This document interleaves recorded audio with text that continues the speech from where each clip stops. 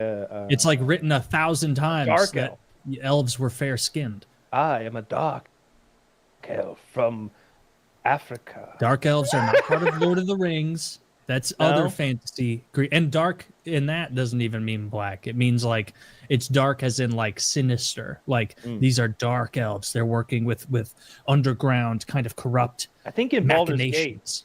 there's like a dark version of like the gnomes and the dwarves. I think they're the Dwagar maybe, but they're like sort of a blue It's called tinted the people. Dwemer. Yeah. The Right? Dwemmers and they're both. I think they're both things. I get a little confused with all the made up nonsense that I have to remember. Speaking of made up nonsense, Woody, Invincible season finale, season 3, episode 8, came out today. I have not watched it yet, but I was so fucking pumped after episode 7 last week.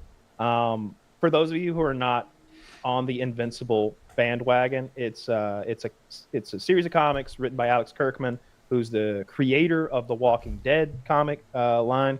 I know like superhero fatigue is a thing, but this is a little different, and it's animated. It's voiced by forgive me for not knowing his name, but the Asian guy from Walking Dead. Is it Steve He's Mark. Young?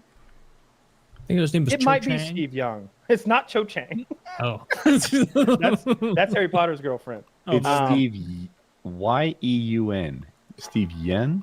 That works. And then J.K. Simmons, of course, who I'm loving in everything I see him in recently. He's become one of my favorites. I watched him in Juror Number 2 last night.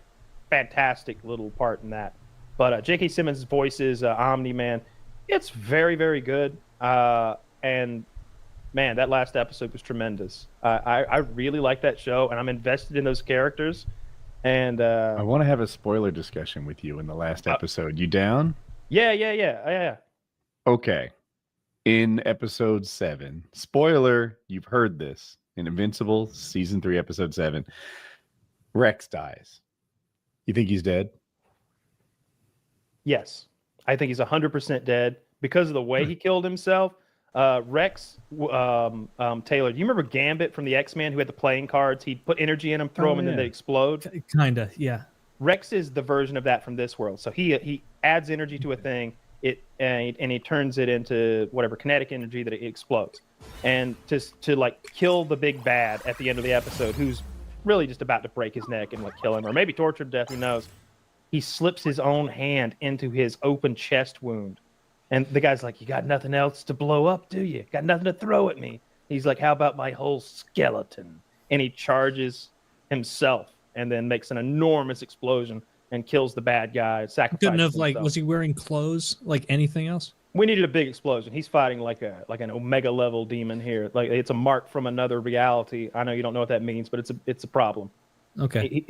He's I'll already believe you. he'd already thrown the kitchen sink at him before this, and Yeah. the guy's just shaking it off like it's nothing. And did he die from the skeleton explosion? Yeah, he's 100% dead. That's what Woody's asking me. They don't really show it. He's come Because back a from the lot quasi-dead before. of characters have died and come back already. Like they show you them. Like there's one person who duplicates themselves. So the trick is to always have one duplicate What's her name? still alive. Duplicate. And her name is Kate. Oh, I love it. that's So- brutal. Anyway, duplicate. Like we've watched her die, but there's one more left. There's always one more left until this one fight where there wasn't.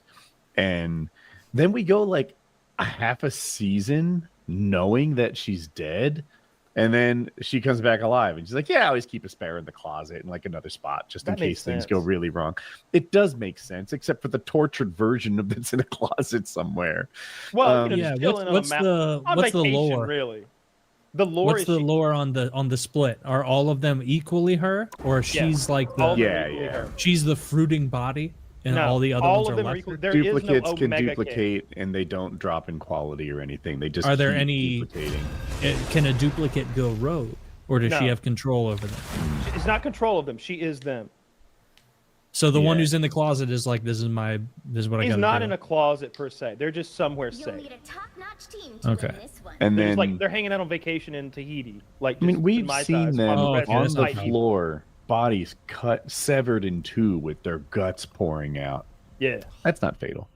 And by like their bottom half and top half That guy's an alien, though. He's are a on Martian. different sides of the.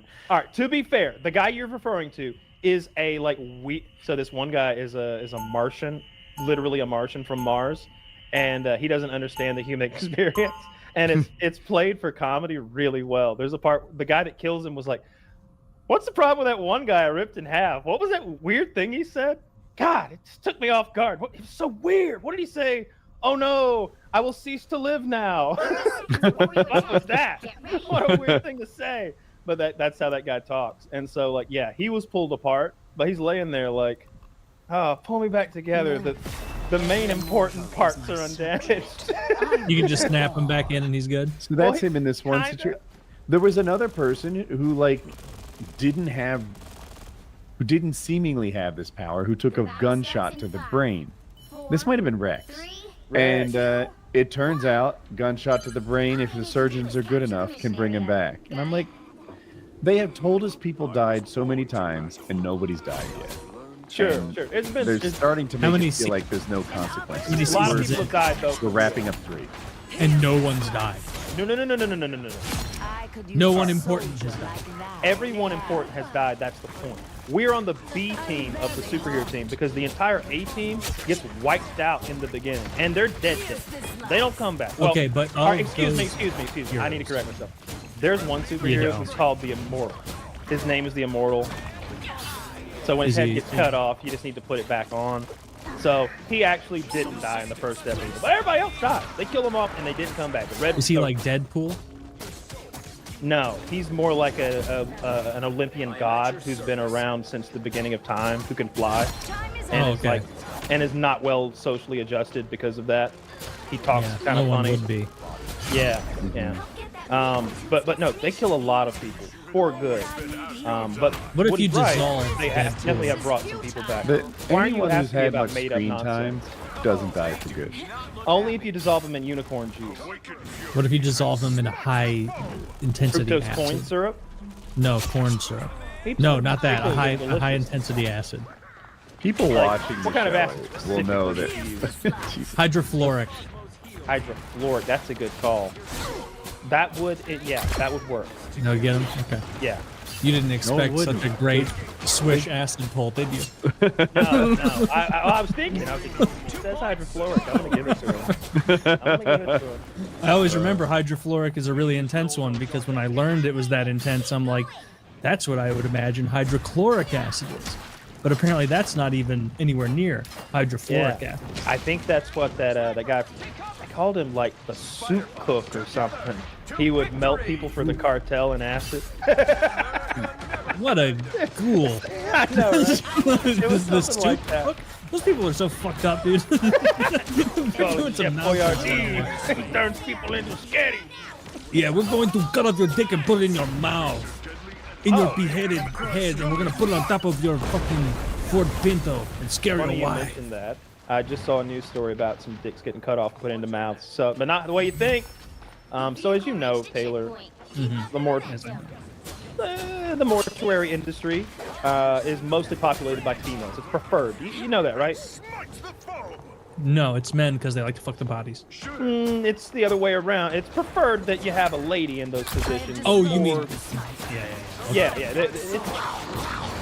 They're not hiring men. They don't want to because men fuck the body. That's a good call. And look, you're all picturing some gross body and some weird dude. Like, what if Zendaya overdoses and they bring her in like 5 minutes later? She's still a little warm, Taylor. She's still a little warm. That's all I'm saying. Tom Holland's outside. Who am I even hurting? Tom Holland said it was okay. He gave me the nod. He even went, well, then, I mean, what are you going to do? You know, you play the hand yourself. Life just gave someone lemons. I'm probably cut a little bit of her hair and keep it. You keep it? No, dude, I need a that's like to remember. Serial. That's like how you get caught. Whoa. Let's not use that word. Well, that's how you would get caught. You'd have a bunch of Zendaya hair in your fucking end table. Well, I'm not going to do a crime that I'm going to be. I'm just going to look. Tom Holland gives me the nod. Get in there. You know, she's been. Woody will back me up on this. I figured, a little finger banging, take some hair. Nobody's the wiser. It's not going to be a big investigation. What's the problem? Anyway, Yeah. well, I was just talking about how you don't want to hire men if for morgues, mortuary positions, anything around a dead body, because they want to fuck the bodies automatically. And then I was describing a scenario in which I was working in a morgue, and then Zendaya overdosed right outside the morgue, and they brought her right in. She's still kind of warm with it. She's still kind of warm. And then Tom Holland, I bump into Tom Holland down the hall. I tell him he kicks. He's the best Spider-Man ever. He says, "Oi, brother, give her a final shag, innit?" Yeah, I'm like, hey, I'm gonna go in there. You mind if I, go knuckle deep in Zendaya? She's gone, and he gives me the Spider-Man nod, and I get after it. I'd be down for that, and I'd take a little hair as a souvenir. That's all I was saying. But that aside, I heard a news story this week where this lady found out that the body in her mortuary was a sex offender. Now I think she was supposed to cremate the body unmolested, if you will. Just slide him in, cook him up, burn it up, ashes to whomever. That is not what she decided to do. Can you even guess what she decided to do with the body of the sex offender? I don't know what sex offenses she had to have castrated him. She had to have burned him at some point, because otherwise you wouldn't have the ashes, and you couldn't just deprive some other family of ashes to split them up. It's possible she's burning him for the county, Potter's grave type situation. I don't know about all that, but I'll tell you what she did. She cut the man's penis off, and then, plot twist, put it in her own mouth to own him. She pulled a Cartman. She put his dick in her mouth to own him. She's like, ha ha! Now you fucked an ugly chick. That's literally what he would have wanted. It's exactly what he would have wanted. One more sex assault to go out with. All right, she needs to be fired just on grounds of total retardation. She was let that's go. Insane. It's yeah. And guess what, Hitler? When I cremate your body, I'm gonna punch a Jewish guy while I do it. And it's like, why? I'm gonna use your hand to throw a Torah in the microwave for whatever the fuck. It's like, what? That doesn't make any sense. That woman's an idiot. I'm not even if it takes men to get a better quality mortician than that, then we just have to let them in there and just take the risk that some of them are gonna fuck you. I just don't like that Zendaya and Tom Holland get in the same movie. It just, what are the odds that they were both the best person for each of their roles? And they zero, to be dating, probably. You know what I mean? You know what I mean? And it's like, look, I like. Wait, we talking about Spider-Man? Tom Holland. Yeah. The movie you're talking about. Boy, bro, why she webs out my hand? That guy. Yeah. I know which guy. You said, what are the odds that they both get in it? Yeah, they're both in the new Christopher Nolan movie or whatever, the one Odysseus, about Odysseus. Okay. They're both. I thought you were talking about Spider-Man, the movie. What are the odds they were both in there? And I'm like, they met on that set. Yeah, he's safe with that one. That casting, that's where I misunderstood. Although, is she Mary Jane? Did they just make Mary Jane black, or is she a different character? I'm not positive. Damn, Tom Holland is a real little fella. He's a smaller guy. Is that why is Spider-Man supposed to be a little guy? Is that part of the lore? He's a slight. He's a nerdy guy. I always think of him as tall and lanky, but my version of Spider-Man, that I grew up with, is the animated version where Mary Jane's a fucking redhead too. So I don't know what's going on these days. Okay. So she's not Mary Jane exactly. Her name is Michelle, and her initials are MJ, is kind of a nod to a similar character, but she's not. Fair.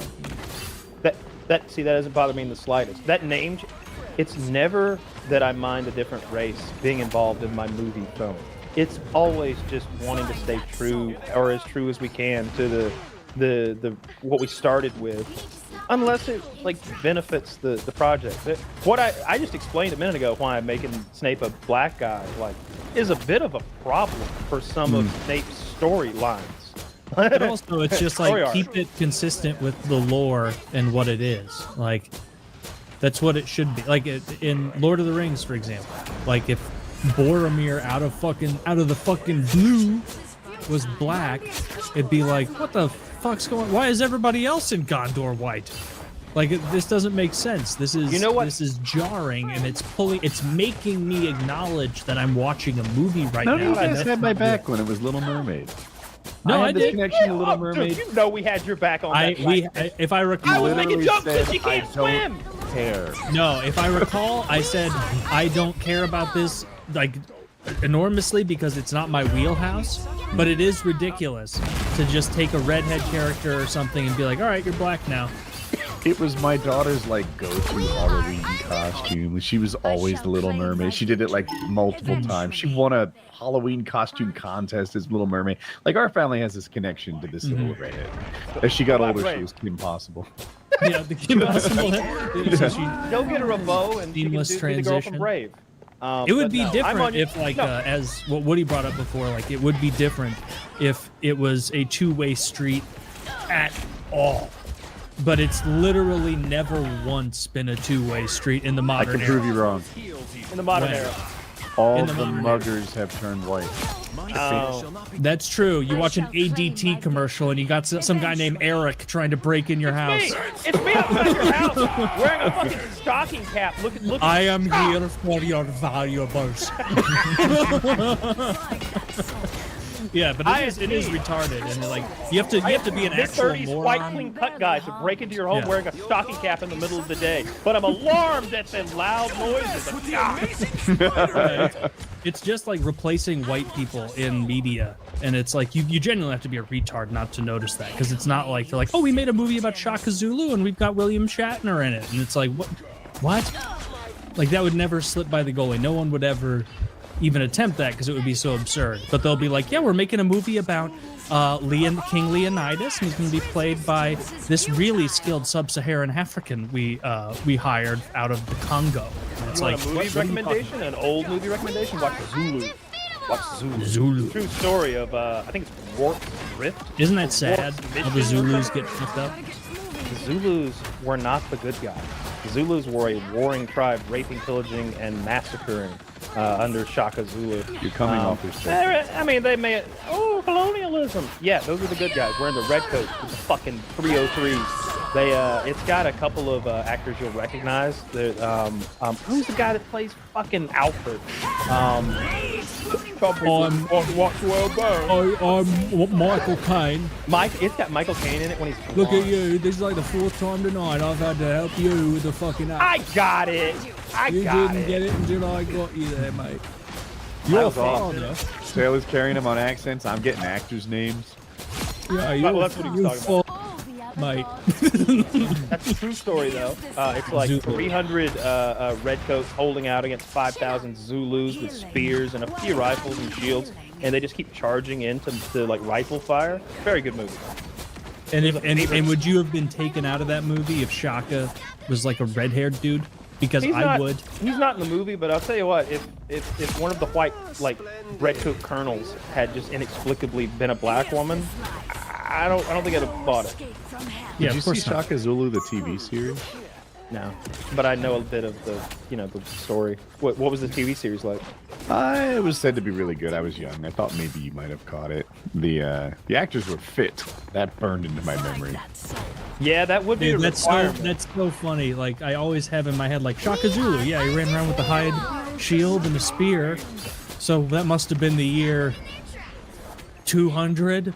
And then you look it up, and it's like, born a little after the signing of the Declaration of Independence. like I'm surprised he's that old. 17. Yeah, I thought he was going to say like 1930 or something like that. Like there were TV shows coming out. I don't know when the Warp's Mission thing happened, but my guess would be like 1875 to somewhere around there. Because they had rifles with bullets, with cartridges, but not muskets or anything. But it's crazy the amount of them that they killed defending that mission. They lined up in like rows of three, like one row kneeling and one row above them and one row above them, and it's like fire and then reload and then fire and then they're reloading. How would you have done better if you were a Zulu? Like left? They're down Yeah, there. there's no They're way down. to win. Leave them right there. Wait till their water runs out. Why are we going down there? siege Why are we tech. going down there? Yeah, I wouldn't go down there. They got So they had the height advantage? Yeah, they got them completely surrounded. Oh, literally 5,000 men, if I remember correctly. If it's not 5,000, then it's way more. It's not a case of one of those overcounting in history thing. This was a massive, overwhelming force that had them surrounded with the high ground, and they're down in this. You can see every inch of this. There's no slinking away in the darkness through the tree line or something. Don't picture that. They're down there in a mission There's a church. There's a medical building. There's some stockyard stuff like animal livestock, but there's no fortress to be had. They just dug ditches and built little lean-to walls and held out. The siege is a great idea. I was wondering how to close the distance. Like a bamboo shield's not going to get it done, right? Bullet will tear right through that. A thicker log shield, can you carry that? And then I don't know. They were really married the only to way a to tactic. win would be siege, like that. The Zulus were really married to a tactic that was based on the horns of a bull. You'd have a central force and then 2 flanking forces, and they kept attempting that. At parts they would have guys crawl. There was a lot of tall grass, so they wouldn't just start at you from 300 meters and close to 0. They might crawl within 100 yards of you and then out of nowhere pop up and start sprinting at you with a spear in one hand and a shield in the other. And the rifles they have, you got a shot, and then the next shot's real hard to get in there. It's like pull back and then put a bullet in and then close it back together and then shoot. You can close with that guy and start fighting him with a spear real quick. So they're bayoneting people too along the way. It was a crazy, it's a good movie. It sounds like a reload takes like 3 seconds. Maybe if you were 3-4 seconds maybe. You gotta have the bullet ready to go too. It's gotta be I don't know, something like that. Yeah.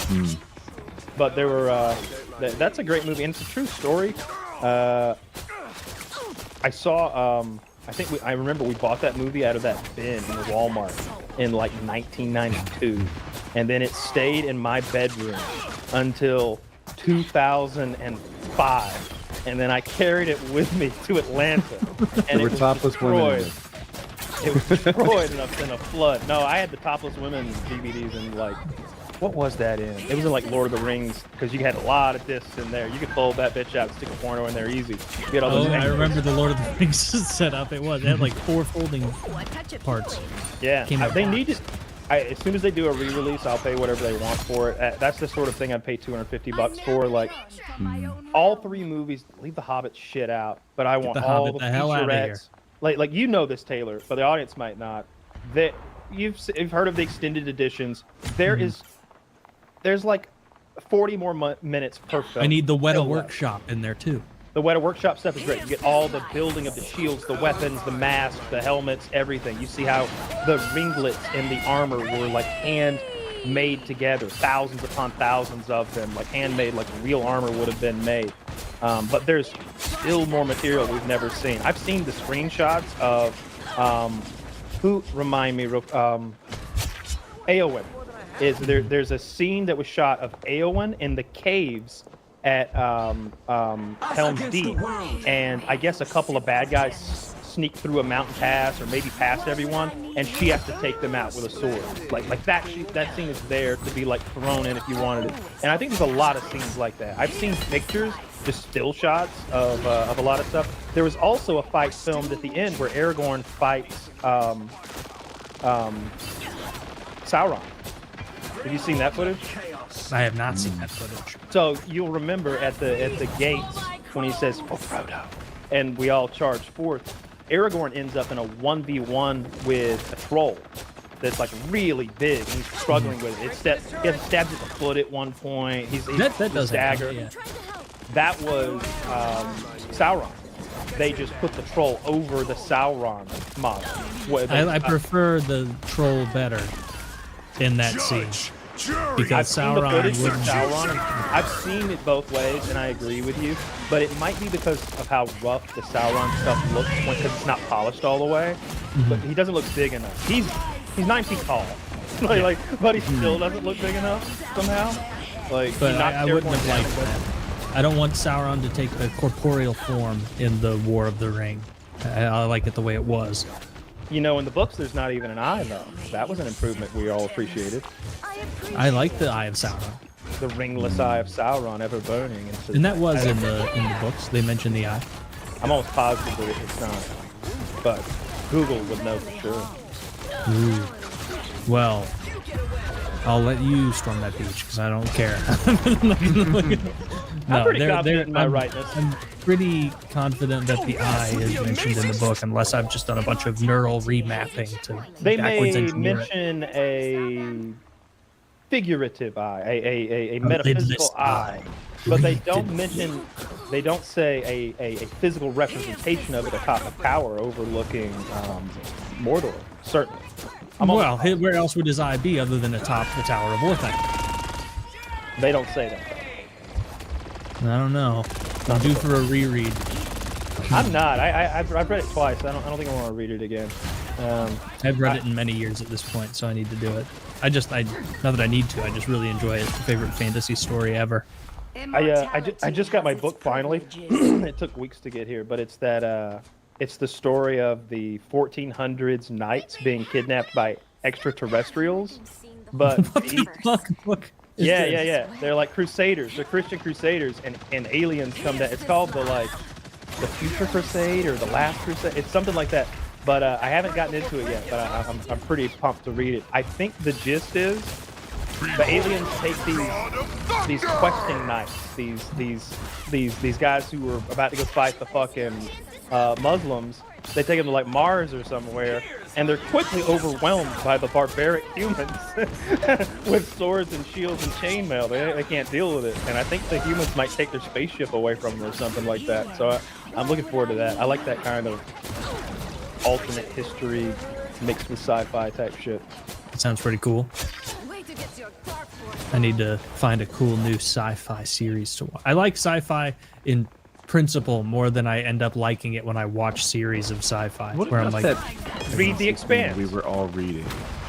The Expanse? Is that the one you're thinking of? No, you're talking about the one with the silly magic. You sent me all those books, and then I put them in my closet. Oh, the Stormlight Archive. That really went off the Read the new rails. No, I haven't read it yet. I've bought it, and then really? I heard a friend of mine's also really into it, and knowing how into it he was like, dude, I read the first like 80 pages and I lost interest. This has really gone off the rails since that. Because the fourth book was not excellent. It was still entertaining, but not top of the game. Books 1, 2, and 3 I liked a lot. 4 tapered a little bit, and now 5 I just haven't mustered the motivation to start it. Chat says book 5 is Return to Form. Okay. So, I'll have to do it then. I've got it on my... no more reliable source than internet strangers. That's true. They're often, and they wouldn't mislead you to fuck with you. They would never do that. They wouldn't give you incorrect information on the hopes that you waste your time in pursuit of it.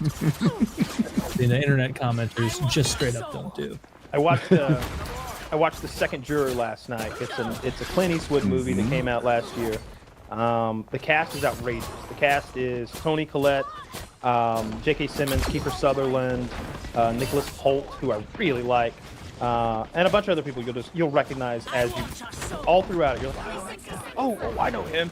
And the premise is our main character, clean-cut guy with a baby about to be born, gets picked for jury duty, and he's selected for it. It's a murder. They think a boyfriend killed his girlfriend, and right away, as he's viewing the evidence and the circumstances of the crime, he realizes, spoilers for juror number 2, a little bit, again, he realizes that he committed this crime. Last year, October 25th, he remembers being at that same bar where this happened, and then he remembers driving down that same road, and he remembers hitting a deer but not being able to find the body. He wasn't drunk, but he used to be a drunk. He's a recovering alcoholic. And he was at a bar and he ordered a drink, but he looked at it and left. So he can't come forward with his story. He can't say, I'm a recovering alcoholic before DUIs, but I went to a bar, ordered a drink, didn't drink it, and then vehicular manslaughtered a woman accidentally, but I didn't know it was a woman. See, it's a year later, and he's on the jury. It really looks like the boyfriend did it, because they just had a fight, and he let her walk home in the rain. It's a ridiculous thing to do, to let your girlfriend walk home in the rain, but he did. He didn't kill her. He's not a good guy either. So he's trying to influence the jury he's on to get the guy off, because he's the only one who knows for sure the guy didn't do it. J.K. Simmons is an ex-detective who's also on the jury, and he's like, sounds like a hit and run to me. Sounds like a hit and run to me. I don't know. And he's like, well, don't think that. Just don't think guilty. So it becomes this real problem where like he doesn't want to get found out, but he doesn't want to send this man to prison for the rest of his life, and he's stuck in the most stressful scenario imaginable with unruly jurors. You know, you can imagine what the jury room is like. They've got a great cast in there: old white lady, young punk kid, black guy who's like the hammer of justice needs to fall on this white boy. Y'all's turn now. Like if there's some of that going on. It's one thing. It was a good movie. And 1 to 10. Was, 6.5. Oh well, that's not enticing. I mean, I'm glad I watched it. I thought it was good. I was interested all the way through. I found Yeah, the but ending you to be, watch all sorts of stupid shit. I mean, I don't want to think it's going to be an Oscar winner or anything. I don't know what the Rotten Tomatoes look like, but just going off of what I watched last night, I enjoyed it. But a 7 is high praise from me. Okay. I guess Rotten Tomatoes was 93%. So it rates it higher than Kyle did. I didn't like a particular leap forward. There's a part where it's like, whoa, what happened? We just skipped forward like through some stuff, and I'm having to catch up now, and I didn't like that. I think that's why I take a point away. If that hadn't happened, I would think maybe a little higher, maybe a 7. But anyway, Clint Eastwood movie. That dude's 94 years old. He's not doddering around a house, dying of malnutrition, unable to find his meds. Yeah, Gene Hackman needs to step it up. He's making 94% on Rotten Tomatoes movies. That's incredibly impressive. Clint Was Eastwood, it a fairly new movie? Last year. It's brand new. I imagined it being much older. Okay. No, brand new. Really good. Loved it. 6.5. Ready to wrap? I'm ready to rap. I'm peckish. I'm a little peckish. I think I should have a soft pretzel. When you pass the trial Ooh, of your wish I had a soul. fucking soft pretzel. You know, dip All my right. pretzel in mustard. Get some Call mustard. it. I'm gonna go eat the closest thing to a I soft have her pretzel. put the can find. mustard on before it arrives to me because I don't like dealing with that while in bed. That rules. That's so good. I love that. All right, let's wrap. Woody gets to his pretzel. All right, PKA 743. Check out the link.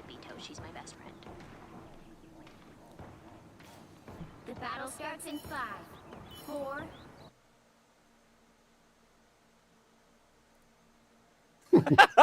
Painkiller already, episode 500. Deception always defeat the clenched fist.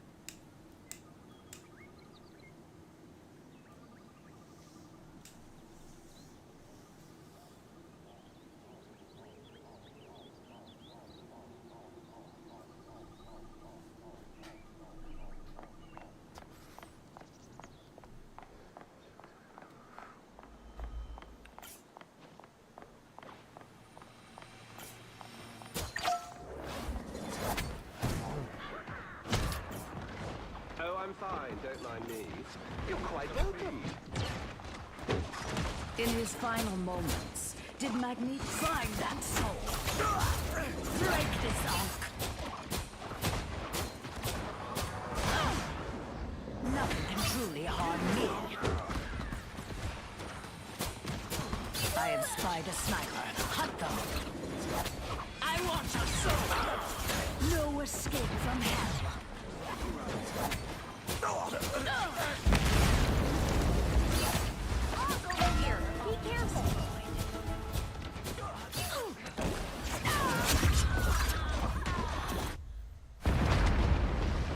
Someone scratch my back.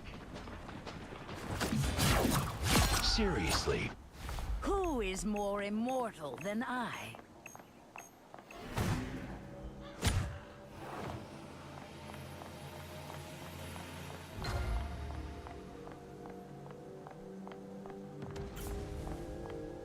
I hate onks.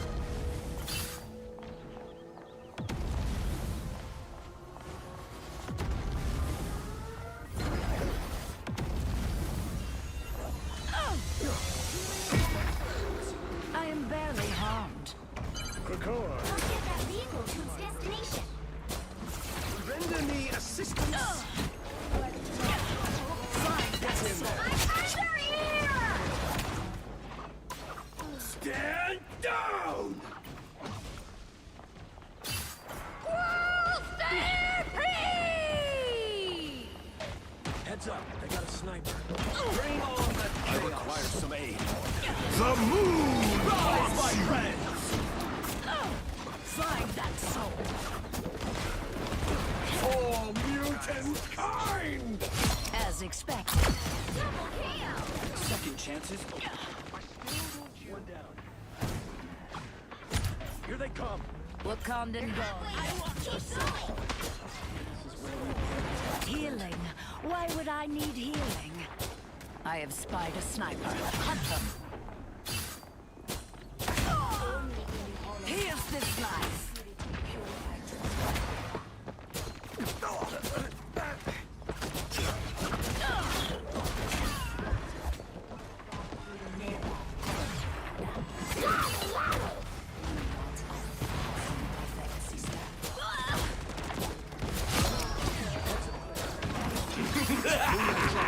This is real firepower.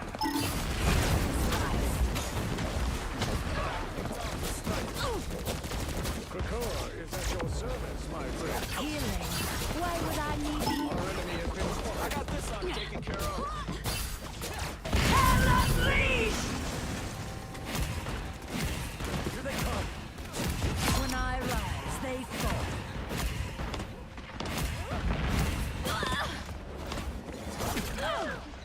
Oh, I'm fine. Don't mind me. Don't let them get a beat on you. Our enemy has Pounce the adversary. There, sniper. I got your back. Your soul. That's it. Don't let anything stand in your way. Healing. Why would I need healing? someone has us in their sights. I suggest you do not disappoint her. I still need you.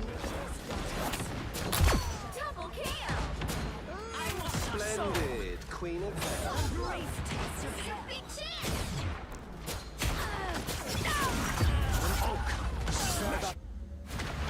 This time I.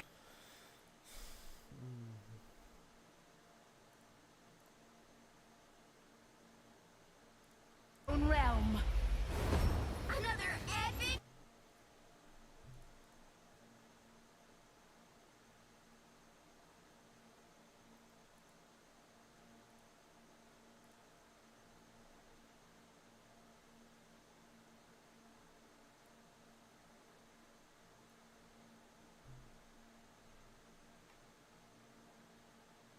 Fuck, did that screen just go?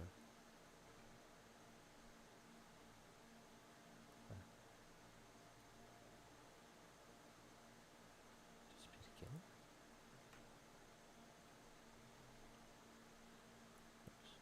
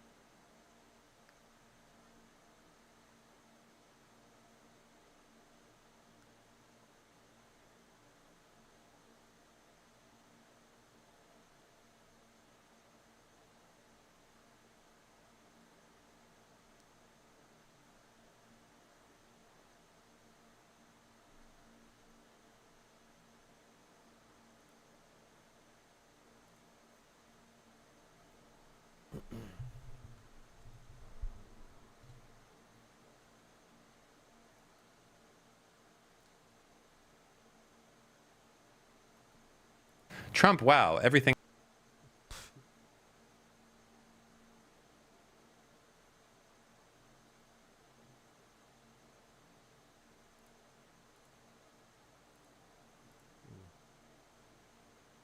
Not a lot of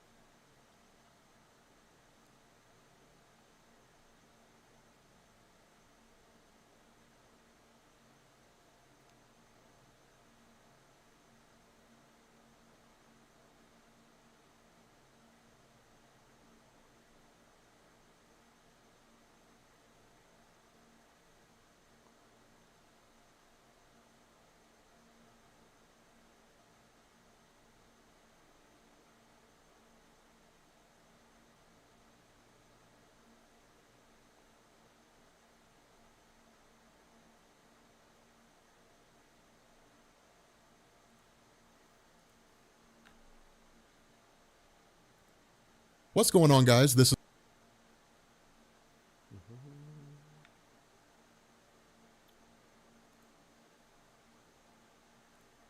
What's going on, patrons? How are you guys doing that we are interested in? So, Invincible, as you guys know, is a story, or at least some of you guys may know, is a story written by Robert Kirkman and is just kind of an alternate take on superheroes, right? Which is par for the course when it comes to indie comics, just different takes on superheroes, just kind of seeing where they go. But the great thing about Invincible is that it starts out as just kind of your pretty basic comic book story, but it gets amazing as time goes on. It gets really good. But it's kind of a slow build, right? It takes a little while to get up to the point where things pop off. A lot of you guys probably know that from reading Kirkman's The Walking Dead. So initially this kind of picks up about 4 months ago. There is a small little tidbit of a prelude, but it basically shows Mark, once he becomes invincible. But we can kind of pass over that for a second. And so it jumps back about 4 months ago with him basically reading a comic on the toilet. What a great way to start a story.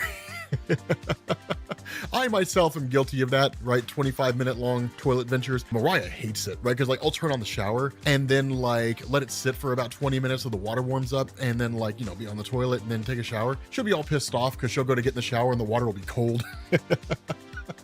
But yeah, so of course, he's kind of yelled at by his mom, and the reality of kind of the opening of this first issue is really just sort of setting the stage. And Kirkman crafts this.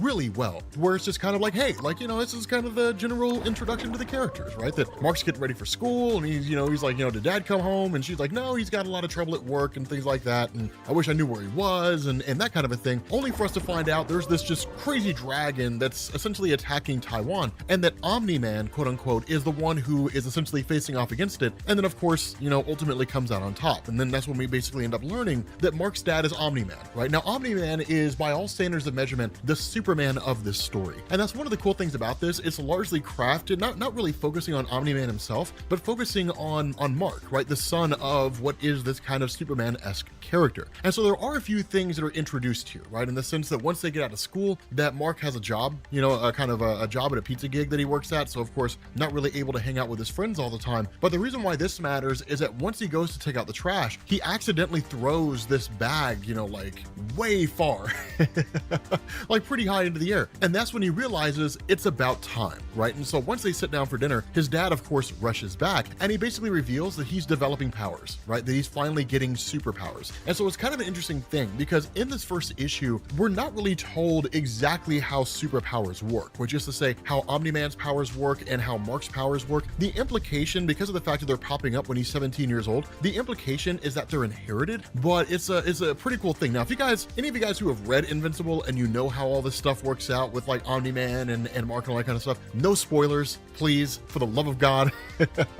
Don't spoil anything. But the cool little tidbit is that Mark is initially told off panel by his dad that his powers are basically the result of a reaction. Now, what this reaction is, it's not really done by Kirkman in the sense of X-Men, where it's a reaction to a high level of stress or adrenaline or something like that, or a pubescent coming of age situation. And so it's a little murky when it gets to that. But the truth about this is that, if he has basically inherited his dad's power, powers, then that means he has everything that his dad has. And so what he ends up doing is basically jumping off the ground, and as a result of this, he basically learns that he can fly. And so you get these cool little moments, right? Because you jump forward by about 2 weeks, there's a couple of guys who engaged in this heist from a local diamond place, basically. One of these guys, of course, has powers, and then as they go through and as they're trying to make their escape, that you end up having Mark show up and just pummel these guys, right? Just start pummeling these guys and then essentially knock them out and leave them for the cops, right? Now, this is a very important moment here because what it reveals is that Mark and his dad are not the only people out there with powers, right? Now, there is like the Justice Globe, right? What is basically the Justice, the Justice League of this story. So we haven't quite seen them yet, but there are other people out there with powers. And so it's a little bit more expansive. And so for first issue, it is, as you guys can tell, pretty tightly confined, right? Pretty small in terms of how it compares to everything else. But the cool thing about this is that you have Mark, who's basically taken by his dad to a tailor shop, which is kind of like a secret lair where these different suits and so on are developed. And the initial belief by,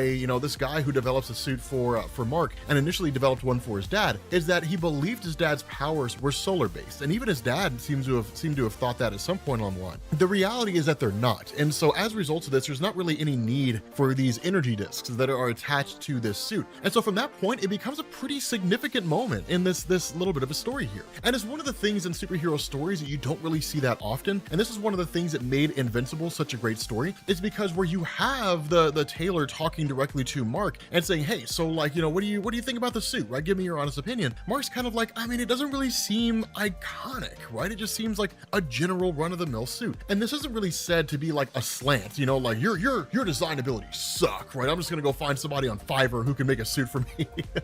That's not really the point. The idea is, much like getting a new pair of shoes, right? Or putting an outfit together or something along those lines, a superhero suit is a significant thing because it's going to be your brand, right? It's how you're identified. You look at Superman, for example, you could show that outfit to anybody. You could cut it off at the head, right? Where you never see Superman's face. And you just show that outfit to anybody, people immediately know who it is. The same thing with Batman. The same thing with like Wonder Woman, or if you look at like the Iron Man suit or something along those lines, right? Unless you reveal to a person the person inside the Iron Man suit is not Iron Man, they're going to assume that it's Tony Stark. Spider-Man is the exact same way. And so because of the fact that the costume is part and parcel to the heroes themselves, it has to be something that just pops. You know what I mean? Like the Buddy Christ, any of you guys ever saw Dogma? I don't know if any of you guys ever saw Dogma, but like there's this amazing moment when George Carlin is talking about how like the Catholic Church is viewed as like old and archaic and behind the times. And so in order to make them look more progressive, he came up with this idea called Buddy Christ. And so it's like, doesn't it just pop? It's literally Buddy Christ just pointing at people. He looks cool as hell. But the cool thing here is that, of course, you have Mark in school, and kind of switching over to him in his class. He's kind of left with this bit of a homework assignment for himself from this tailor, which is like create an identity for yourself. And once you create this identity, then I can tailor a suit around this idea of how you identify yourself as a superhero. And so, where the teacher kind of dismisses them, of course, he ends up holding back Derek, who's like the football star, the jock. And then Mark kind of goes forward and does his thing. Now, this is when you get into one of the hallmark moments of comic books. And it's usually kind of a coming of age thing for younger superhero stories. Spider-Man had it, and it's one of these things you just sort of see, right? The bully who's giving everybody a tough time, and the young kid who has newly realized powers who confronts the bully. And so of course this guy is picking on this young kid, picking on this young guy, whose locker is next to Mark. And Mark of course stands up the way that you would expect him to. Like, hey man, like back off, right? And this is the moment that everybody loves, right? The cool moment where the bully starts giving him crap because the bully doesn't quite understand his place in the bigger picture. And so Mark helps him to understand his place in the bigger picture, right? That he's just not as important as he thinks he is, right? That he's not that special. Mark basically shoves him into the lockers, right? I mean, he doesn't like pummel him to death, where like Mark beats him to death and then becomes a villain. It'd be funny if that happened. But that's not really what happens here. Instead, it's just, him shoving this guy into a locker, and then ultimately he's sent to the principal's office, right? Now, one of the cool things is that Mark's kind of given a bit of a pass here by the principal, not so far as saying, hey man, like that guy definitely had it coming, good on you, hint, hint, nudge, nudge, more of that around here and you'll be going places. Instead, he takes the standard administrative approach, which is don't stand up for yourself or other people in that way. Go and get a teacher or go and get a security guard, right? Now, we as people who live in the real world, we know this doesn't work, right? That like, if you rely on other people to fix your problems, then you're never going to be able to develop the wherewithal to be able to solve problems on your own, right? So we know this kind of isolated standard of teaching kids problem-solving skills doesn't really work because you're you're not actually teaching them problem solving skills. And so, it kind of gives them the standard explanation. Hey, look, like you're a good kid. I don't want you to go down the same path as that guy, keep your nose in books, that kind of a thing. And makes this offhanded remark that it's not your responsibility to protect all the other kids around here. You're not invincible. And that's when the name kicks in, right? That's when he's like, that's the name, right? That's the name. Like, that's the one that I have to go with. And so you end up having this robbery that goes on at a savings and loan. And of course, these guys end up making off with a whole bunch of money and taking off. And as soon as they turn a corner, there's Invincible, right? With their getaway car lifted into the air, and it's just and literally just kind of like throws it and just says, like, if you guys are looking for this, then that's fine. And when one of the guys like pulls a gun on him, he's like, I wouldn't try that. I'm invincible, right? So like fully coming into his own as a superhero. It's a really, really, really good first issue. And it only gets better from here. I mean, like any comic book story, it's got its lulls, it's slow moments where it's, a bit of a dredge to try to get through. But it was like that with The Walking Dead, where it's just kind of like, all right, whatever, I'll read it because I'll probably need to understand what's going on later on, but like, Kirkman, let's beef it up a little bit. You guys know what I'm talking about, right? Like, no comic book run is 100% perfect. The only exception to that is Jonathan Hickman's Avengers Invincible. All right, what's going on, patrons? This is Rob, and we are continuing part 2 of Invincible. God, this series is really, really good. Okay, so this starts really kind of gives us this origin of Omni-Man, or this origin of Omni-Man, and it's depicted here. And it's kind of this opening segment that's told to his son when he's really, really young. But Omni-Man basically says that, like, it kind of revealing his origin story here, he says he's basically from a planet that's called Viltrumite. And the idea was that Viltrumite had kind of achieved this perfect utopia, right? There was no illness, there was no war, no famine, no nothing. And so the initial idea was to kind of keep themselves contained in their world and almost to kind of cut themselves off from the rest of the universe. But ultimately it was decided that was a poor idea. That because they had achieved such a high level of enlightenment, that they wanted to basically spread that throughout the rest of the universe, to kind of come across these worlds where they were advanced enough that the members of the Viltrum community could actually help them achieve a utopia in and of themselves, because their future was not really guaranteed, right? And so the result of this is that what ended up happening is the High Council had approved this idea where it was called the World Betterment Community. It would essentially send individuals out into the universe for the purpose of visiting these various worlds and then helping them to achieve higher states of enlightenment. And so ultimately, Omni-Man was one of these individuals who emerged and was old enough to join it, a few years after it was created, and had essentially become interested in Earth, right? After observing Earth and looking at its history and all that kind of stuff, he became wildly intrigued by the nature of humanity, the things that we've done, the things that we could do, what our potential is, and ultimately wanted to join it. The problem with this is that the Betterment community had determined that the Earth was simply just too primitive, right? Too primitive, too crude, that we as humans were too far of a warring community, and that there was no real interest in trying to make humans better. And so ultimately, Omni-Man basically volunteered to go here on his own, right? To go here by himself, to visit the world, and then to potentially even become its protector, to kind of help move humanity into a higher stage. And then potentially, at some future point in time, the Viltrum community would reconsider their offer and then possibly, kind of full on allow Earth to become part of the Betterment community. And so ultimately, he's basically told that if he goes to Earth, because it's so far and so remote, that there may be no chance of him coming back, but he accepts the mission anyway. And so when he arrives here, that his work is basically cut out for him, right? By virtue of the various threats that the Earth faces, and even, with Earthlings themselves, right? The fact that, humanity wars and conflicts consistently, that it would be a tough job to kind of lead humanity into becoming better. When his son's exceedingly young, he tells him this story because he's like, a time will come when you will develop powers, right? You will develop super abilities. And when that time comes, it'll be my job to train you and to teach you on how to use your powers and to go forward accordingly. And so picking up in the modern day, Invincible is just kind of like, like, I can fly, man. And so like, he's kind of laying in bed trying to figure out what to do. And he does what any of us would do. He just takes off and he's just like, I'm gonna go fly. I'm just gonna go do stuff with my powers. And then comes across a guy who's basically stealing boxes of toys. Now on the surface, it seems pretty childish, right? Facing off against a guy who's stealing toys. There's a little more to this than that, but an initial fight kind of breaks out between the two, and then while the two of them are fighting, suddenly there's a bit of an explosion between them. And what we're met is by a guy named Rexplode, who's very similar to Gambit in terms of his abilities, right? He's like, like I did that with a BB, right? Imagine what I can do with a golf ball, right? I can take down this whole building. Imagine what he could do with like a beach ball, right? He could take down the whole city block. But they're basically called the Teen Team, right? They are by all standards of measurement like the Teen Titans, kind of for the Invincible line of comics. But what you have here are individuals like Robot, Rex Explode, Adam, Eve, and Duplicate. And they've all got their own individual powers here. Now, of course, this guy, Mauler, is basically taken, you know, he's busted and that's it. You know, his scheme is more or less over. But what Invincible finds out is that Adam Eve is actually one of the girls from his school. They're like, they go to school together. And he's kind of, okay, so like, please don't tell anybody that I have powers. I won't tell anybody you have powers. And it's one of these things where the teenage superhero community, at least as it's given to us as the team, seems pretty well organized and pretty well structured. And I dig that, right? I dig the idea that like they kind of have their thing together, right? And so ultimately, you know, Invincible's kind of taken to the base where the team operates, and Robot basically reveals that what he had done is he had essentially wiped the mind of Mauler of that night's events, and he'll just kind of wake up outside that toy store. He'll be kind of confused, and the hope is that in his confusion, he'll lead them to his base of operations, which is exactly what he does, right? And we end up finding out that like their leader, right, this guy that's creating these robots, is intending to do so for some nefarious purposes. And the reason why they were stealing these video game machines is because inside those are microchips that this guy needs, little processors, in order to help him kind of activate his robot army and then do whatever it is that he intends on doing here. Now, of course, the team busts in to the whole place, and it's just kind of like, we've heard enough, right? And literally the fight is on, right? And initially the guys kind of show, you know, these henchmen show to be a little much for the team, but not for Invincible, right? He's able to like take these guys out, right? Able to just absolutely pummel these guys, and things are over pretty quickly. And so he has this conversation with them, right? He has this bit of a conversation here, and they're like, man, like that ended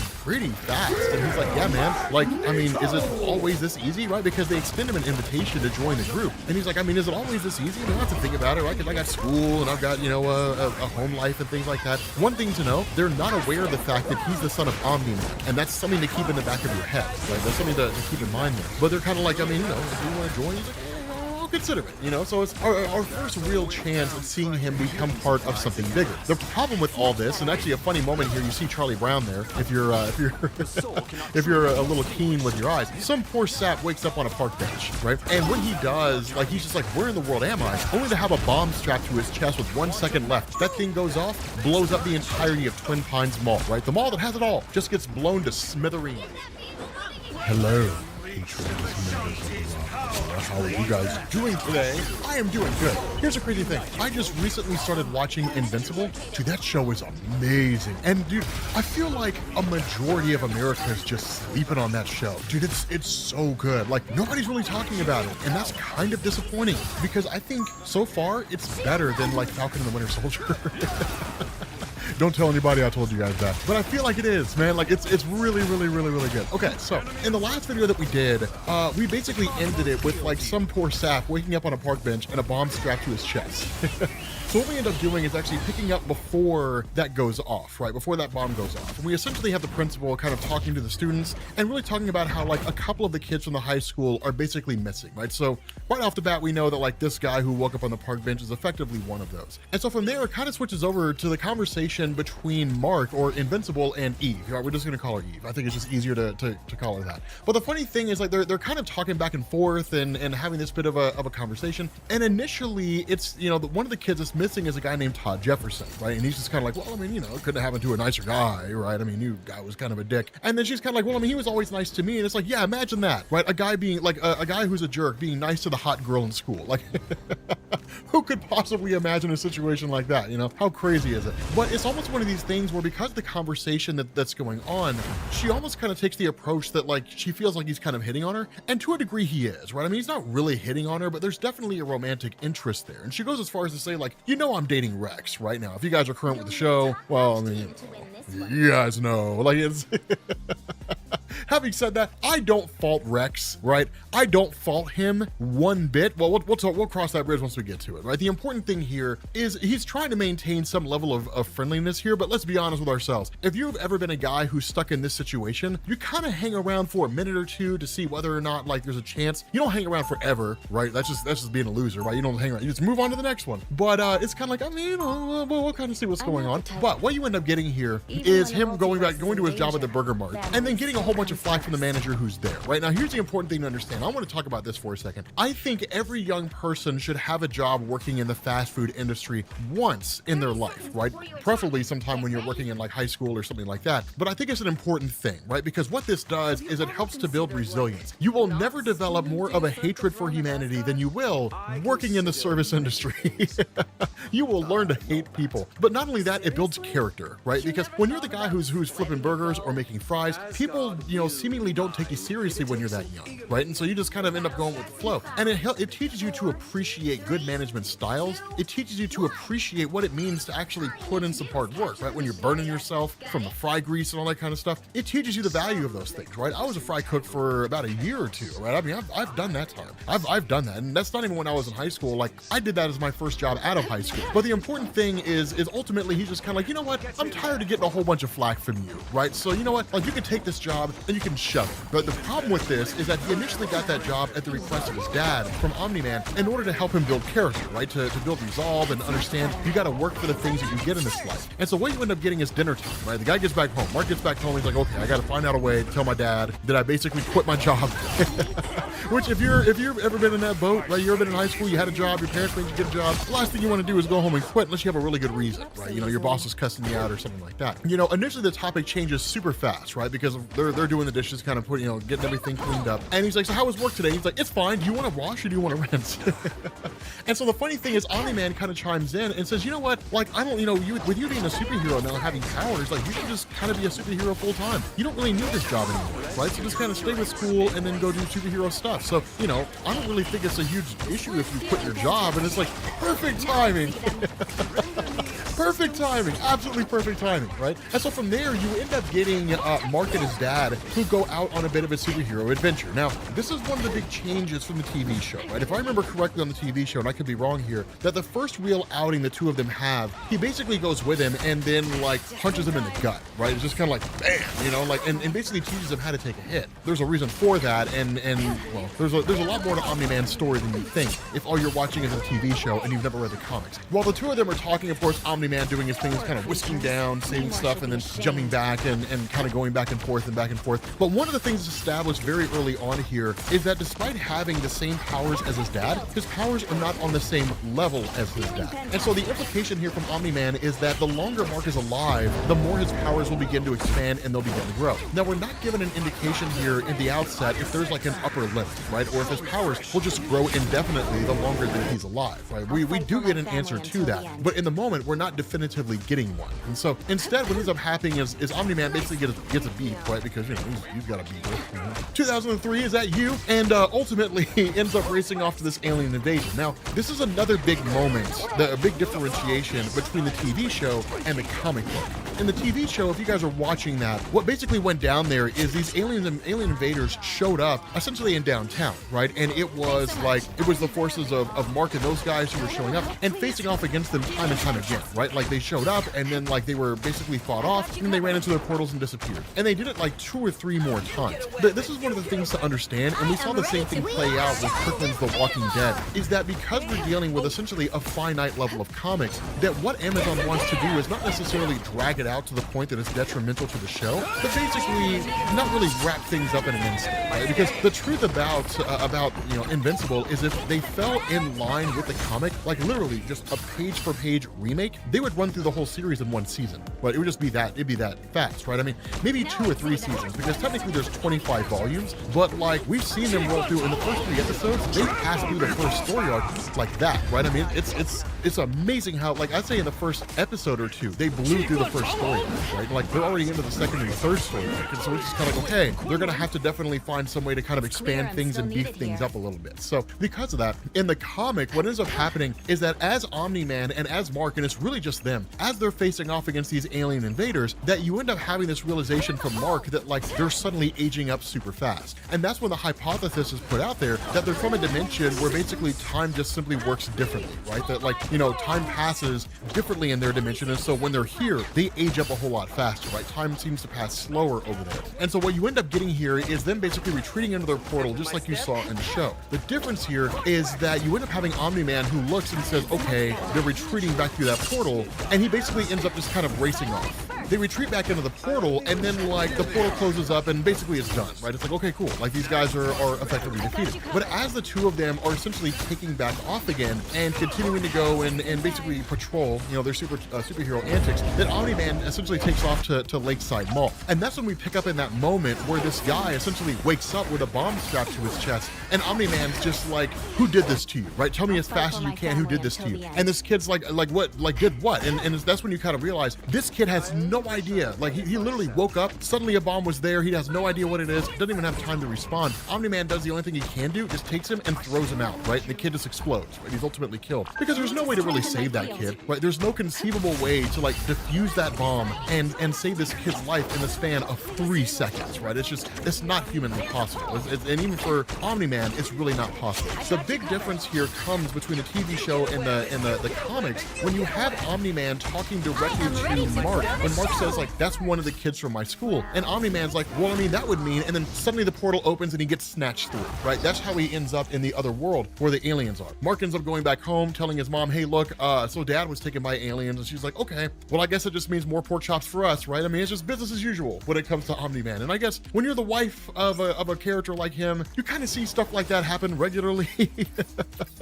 You know, that kind of stuff happens, and he usually always ends up coming back, right? The cool thing about this, and this is something that I want you guys to keep in mind, Omni-Man has an amazing story. It's so good. I'm excited to get to like the big reveal for Omni-Man. It's mind-blowing. What's going on, guys? This is Rob, and we are back, and we're settled or getting settled into our place here in Colorado, still unpacking a few things, but we are back on our normal schedule with our videos regarding Invincible. So I apologize for the delay, but you know, can't really record audio when I'm driving across the country. So in the last video that we did here, we basically had these kids who were going missing at Invincible School, and then ultimately were reappearing with bombs strapped to their chest, right? And so kind of the big mystery that was going on here is who in the world is doing that? While all that happened, you had a kind of extra-dimensional alien invasion that was taking place, and then Omni-Man basically chased after those guys and then disappeared, right? And so at the moment, we're largely just focusing on Invincible and what's going on here. Now, of course, he ends up traveling to meet with Robot, who's part of like the kind of Invincible universe style Teen Titans type guys, so kind of like their own little version of Cyborg. And essentially he's kind of like, okay, so I have no idea what's happening here. All I know is it's like kids are missing and like they're reappearing as bombs, and I don't know what to do. Now ultimately he was basically trying to get a hold of Eve, and of course when he hits up Robot's like, hey, you know she's dating Rex, right? And he's like, yeah, man. Like every time he asks anybody where Eve is, that's the response they get. And he's like, hey, I don't know if you know this, man, but it's okay for like a guy and a chick to just be friends. That doesn't necessarily mean I'm trying to bang her. I mean, he is. Like, come on. And that's exactly what he's trying to do. You know, he's trying to get her between the sheets. But at the moment, he's kind of pawning it off, right? They're just friends, which they kind of are. Now, ultimately, Eve shows up with Rex, and one of the things that's kind of given to us here, and something that you probably figured out from watching the show already, is that Rex is kind of a borderline narcissist, right? He just kind of really cares about himself, doesn't really seem to care about much else. And so you have this thing where when he shows up with Eve, and Invincible's kind of like, I think the kids that are going missing in our school are the ones who are basically being turned into bombs. Rex like, man, that's awful. Okay, I'll catch you guys later, and then leaves, right? As opposed to sharing or showing any real measure of concern to what's actually happening. And so ultimately, you end up kind of picking up the next day, and there's this kind of idea between Eve and Invincible, which is to, at the very least, keep their ears out. Now, I love the way that Kirkman does this, because he doesn't really treat the Invincible comics the way that Marvel or DC treats their characters, which is, you know, Batman is kind of walking down the street and he finds a stick, and when he finds that stick, he realizes it comes from a tree, and that tree belongs to a place that's near a guy's house, and he's like, oh my god, it's that guy, right? It's just not like, you know, just kind of spur of the moment because the plot needs it to happen kind of thing, right? It's one of these things where like they're young kids and they don't really know what they're doing, and they're trying to be heroes as best they can, but they don't have all the answers, right? We're not dealing with like super smart people. They just have abilities, right? And they're just trying to do good in the world. And so all they can really do is keep their ear to the ground and just kind of keep a lookout for things that seem a little suspicious with regards to the kids that are missing in their school, potentially other kids going missing. So I don't know, somebody throws one into the back of a van with no windows, flies off. I mean, something like that, right? I mean, that's kind of what they end up having to look out for. And so it's a little bit of a cool thing, because when that happens, you kind of pick up with Invincible in class alongside Eve. And once they, you know, by the time they get to this class, they're kind of like, I mean, we haven't really seen anything suspicious. Like, I don't really know what in the world is going on here. Now, this cues their teacher, who basically just starts yelling at him, right? Just literally just starts screaming at him. And it's just kind of like, look, like, you know, just because, you know, I allowed you to switch seats grades does not mean that you can just kind of talk to your boyfriend anytime you want to during your lectures. And hey, Mark, just because of the fact that like you don't really leave a lot of time to talk to your girl, you spend most of your time just making out with her or whatever, and you want to make up for that time here, doesn't mean it's okay, right? It just immediately jumps off, kind of snaps at him, right? Now, it's not like he's freaking out and throwing stuff at him, right? It's not like the teacher, Mr. Crab, I had in middle school who would call us stupid. It's not really anything like that. And I really did have a teacher who would do that. In reality, he's just, he kind of jumps to the idea that they're kind of together.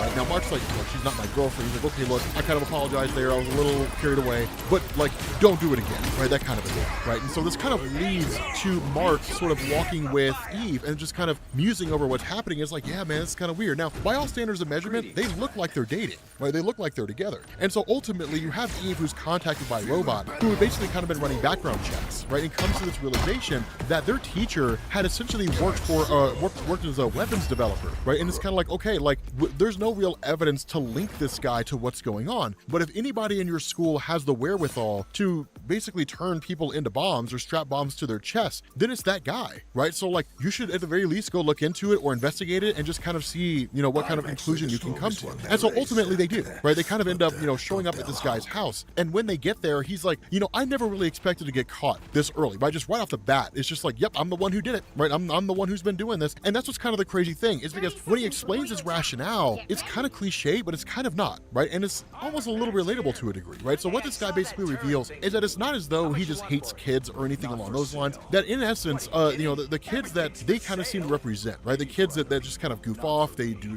drink alcohol and they go party all the time and that kind of stuff, right? What you would define as like quote unquote the cool kids as far as Hollywood depicts them, that those kids basically drove his son to kill himself. And so as a result of that, his wife left him, he lost his job, and essentially his whole life came crumbling down, all because, as he blames it, those kids. And so in essence, he's kind of gone on this bit of a crusade to basically take out those kids. Now, why it is he's strapping them to bombs and that kind of stuff really only makes sense to him. But at the end of the day, like, that's his motivation. And he's like, what better way to make an example and to get society to realize that, like, those kids, like, those types of kids are a problem than to basically kill a couple of superheroes, right? To get the world to know what it is that I've done here, the reason why I've done here, and to get the world to listen, right? To get the world to pay attention. And so, of course, the Invincible kind of sees this and is like, no, that's not going to happen. That's not going to take place. It's kind of nuts, right? And so, of course, Mark's just like grabs him and just flies him into the air and really ends him the same way his dad did, which was grabbing him and then just throwing him, right? And just allowing the bomb to explode. Now, that's a very important point. Mark handling things the same way he sees his dad handle things, that's exceedingly important. And that's something that you need to keep in mind, right? Because it'll become very, very, very important later on down the line. But at the end of the day, this is more or less solved, right? And so he goes back to meet with Eve, and ultimately she's like, robots coming to do a sweep and to make sure everything's all clear, and we're going to kind of call it a day, right? So the situation's been resolved quite readily, right? So Mark comes back, and it's just, he's like, is Dad back yet? And she's like, no, not yet. Go upstairs, get yourself cleaned up so we can eat, I have dinner, for us. And then, like, Omni-Man just appears out of nowhere. It's like, I need to shave. And then and his wife's like, thanks God. That's one of the things I love about this is that, like, you do have these moments, like this moment right here, where, Omni-Man's wife is, and obviously you would expect her to be legitimately concerned, but you see her express emotion in this way. And it's not meant to say that she's an emotionless person, but it is meant to highlight the idea that, like, the various escapades that Omni-Man gets up to, where, like, he almost dies, or gets the crap beat out of him, or some crazy superhero antic, that is business as usual. But the fact that, like, he disappears, and she doesn't know where he is, and doesn't know what's happening to him, while she does have hope that he'll come back, it's good to see that it's like, thank God my husband returned, right? It's a great concept. It's a great idea. So she's kind of like, okay, so, like, did anything interesting happen to either of you guys today? And Mark's like, yeah, so it turned out that my physics teacher was basically turning kids in school into organic bombs and then blowing them up in order to get revenge on the kids that he felt were the ones that drove his son to commit suicide. And his dad's like, well, I mean, I spent 8 months enslaved in an other dimensional prison, and I helped to lead a revolt, got my powers back, and the science team finally managed to find a way to get me back here. So, yeah, that's kind of what we've been doing. And she's like, who's ready for dessert? I love how it's just, everybody's just so cavalier about the kind of things that happen, right? Because it makes sense, right? Like, when you have a family of superheroes, it's like, yeah, this is the kind of stuff that happens when you're a superhero. All right, what's going on, guys? This is Rob, and I'm a little late to the party here, but it's been a super busy day today. But we are picking up with more of Invincible right now. This part that we pick up with here is a part that already aired with regards to the TV show. But we basically end up kind of joining with Mark when he gets a call from his dad, right? When Nolan calls him up and says, hey man, you know, I got to go do a thing with the Guardians of the Globe, but there's going to be an alien showing up here. He's a pretty bad guy. Make sure you deal with him. And so Mark ultimately ends up picking off in his face. Now the funny thing is this is the first time we learn that Nolan can actually hold his breath for like 2 weeks. Mark can hold his breath for like an hour or something along those lines. Once Mark gets to space, then suddenly he's met by the arrival of Alan the alien. Now, here's the cool thing. Alan the alien is probably one of the most important characters of Invincible. But initially you don't get that. Instead, he's just kind of here, and there's a bit of a fight that breaks out between the two of them. Now, Alan also uses telepathy, which is how he and Mark are able to communicate with each other. And for the most part, Alan demonstrates a pretty good amount of proficiency in fighting, right, in hand-to-hand combat. Certainly more so than Mark, because Mark's still pretty much brand new to the whole thing, but ultimately Mark takes him into the moon, right, just like crashes him into the moon, and then they kind of start talking things out. And that's when Alan reveals that he's part of a group called the Coalition of Planets, right, and the whole idea behind this is basically when these individuals are sent off into space for the purpose of, like, safeguarding planets. Now, the Coalition sends what is basically somebody like Alan to kind of test them, to see how capable they are in terms of protecting various worlds. So he's what's called a champion evaluation officer. Now, the funny thing about this is that he is actually at the wrong planet. that in essence, he basically says that he's here to visit a planet called Urak, and in reality, he's actually at Earth. Now, the crazy thing is he's kind of like, okay, definitely the wrong world. And that they kind of go through like these 50-year rotations more or less, and that he's up for like a new rotation or really an evaluation in like 20 years, and he's been basically coming to the wrong world for the last 15 years, right? So it's kind of nuts. He's basically been doing terrible at his job, and then ultimately kind of takes off, right? Once he realizes that he's basically in the wrong place, and he and Mark more or less, I wouldn't say become friends, but they have kind of a familiar relationship, right? Where it's kind of like, okay, cool, you're a cool guy, well, you're a cool guy too, awesome, you know, let's kind of call it a day. From there, when Mark gets back, he kind of tells his dad about, you know, everything that had gone on, and the fact that this guy Alan the alien had been showing up to the wrong planet for the last 15 years. And initially Nolan kind of takes it in a funny way, and then he's like, okay, well, I'm pretty impressed you were able to handle it that way, you know, that kind of thing. And so, you know, of course Mark has homework and stuff to take care of, but from there things actually get particularly interesting here. And the reason why is because William, of course, as most of you guys know, a friend of Mark, is coming to see Mark the next day because they're actually going to Upstate University to kind of check out, you know, the college campus, right, where he's going to be going to school at. And so the funny thing is that while they're doing that, basically Nolan and his wife are kind of like, all right, I mean, you know, time to touch naughty bits, right? It's just, you know, kind of, you know, it's time to do the damn thing because the kid's gone. While that's going on, Robot basically calls together the remainder, or really the other members of Team and kind of says, look, I've been, you know, kind of moved up to the Guardians of the Globe, right? I've been, like, you know, promoted to their ranks, but I'm also disbanding this team because I cannot efficiently be a part of both, right? And so it's really kind of a last goodbye to Robot, where they're kind of like, cool, you know, go on ahead and do your thing and sort of call it a day. And then you also have a guy by the name of Sanford. Now, Sanford is a guy who had powers at one point in time, and by whatever manner and whatever means, which we won't reveal here, basically lost them. And the result was that he was essentially kicked off the Guardians team, right? Because he didn't have any powers. They didn't really have any use for him. And he's basically waiting on like a replacement suit, right, from the tailor, a guy who can kind of give him a new suit that'll essentially give him his powers back, or at least some measure of powers, and he can regain his rightful place on the Guardians, right? So that's where it's kind of given to us that Robot is essentially taking the place of Sanford on the team. It's more or less what's happening. And it's going to be 2 days until it happens, which is really more than just Sanford seems to be able to wait. Now, at this point, he seems to have been out of the team for a little while, so what's 2 days, right, in comparison to all that? And so kind of jumping on with Mark and William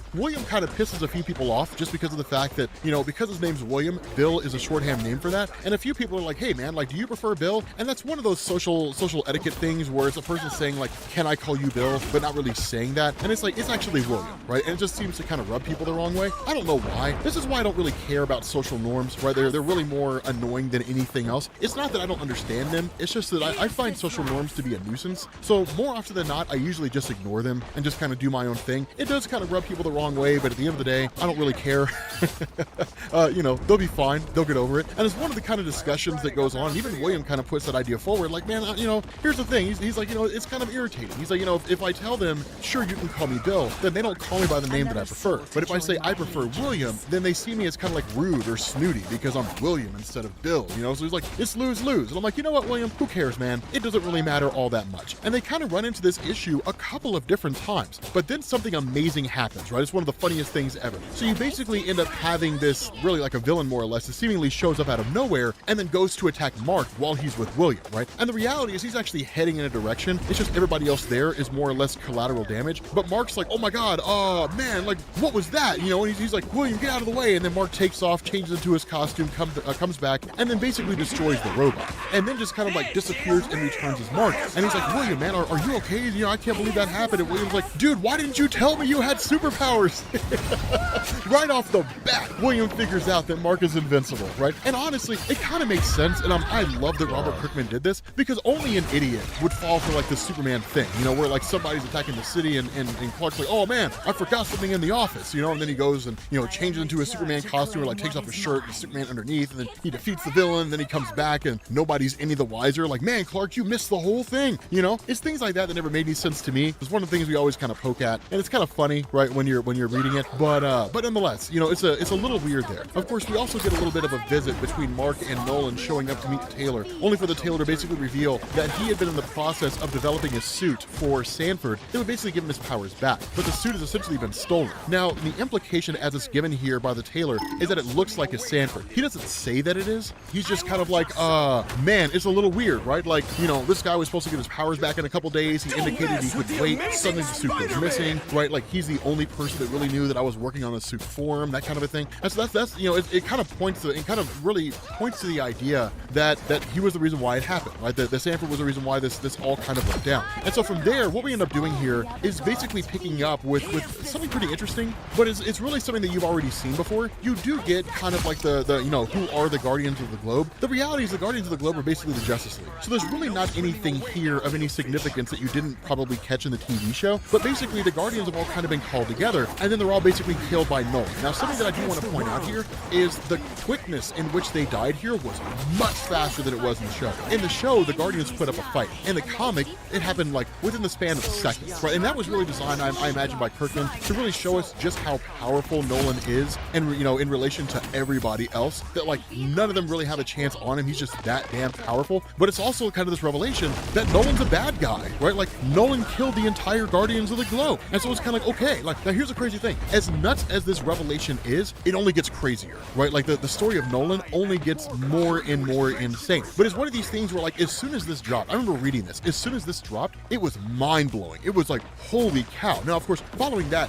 Nolan, of course, doesn't tell anybody he killed the Guardians of the Globe, and he kind of lets everybody go on the operation that, like, man, the Guardians have been taken out by somebody, and it's kind of nuts. He sort of plays into it, and he's like, you know, I'm still kind of in shock, you know, by knowing that happened. That's absolutely bonkers, you know? And again, it's a little bit of detective work going on, trying to figure out how the Guardians die, but one of the things that I want you guys to notice here is nobody suspects Nolan, right? And that's something that we're going to find later on, but you end up picking up with Mark when he gets back home and finds Eve in his bedroom. And I mean, she's crying, right? So obviously the circumstances could be much, much better. And that's when you basically end up finding out that Rex had cheated on Eve. As soon as Mark's mom shows up in the bedroom and realizes Eve's there, you know, Eve's like, is basically laying her head in Mark's lap. So like from behind, it looks like the worst case scenario, right? It looks like Mark's getting some dome. And so she calls him downstairs and really kind of starts reading him the riot act. And it's like, look, you don't understand, right? Like, we're not banging.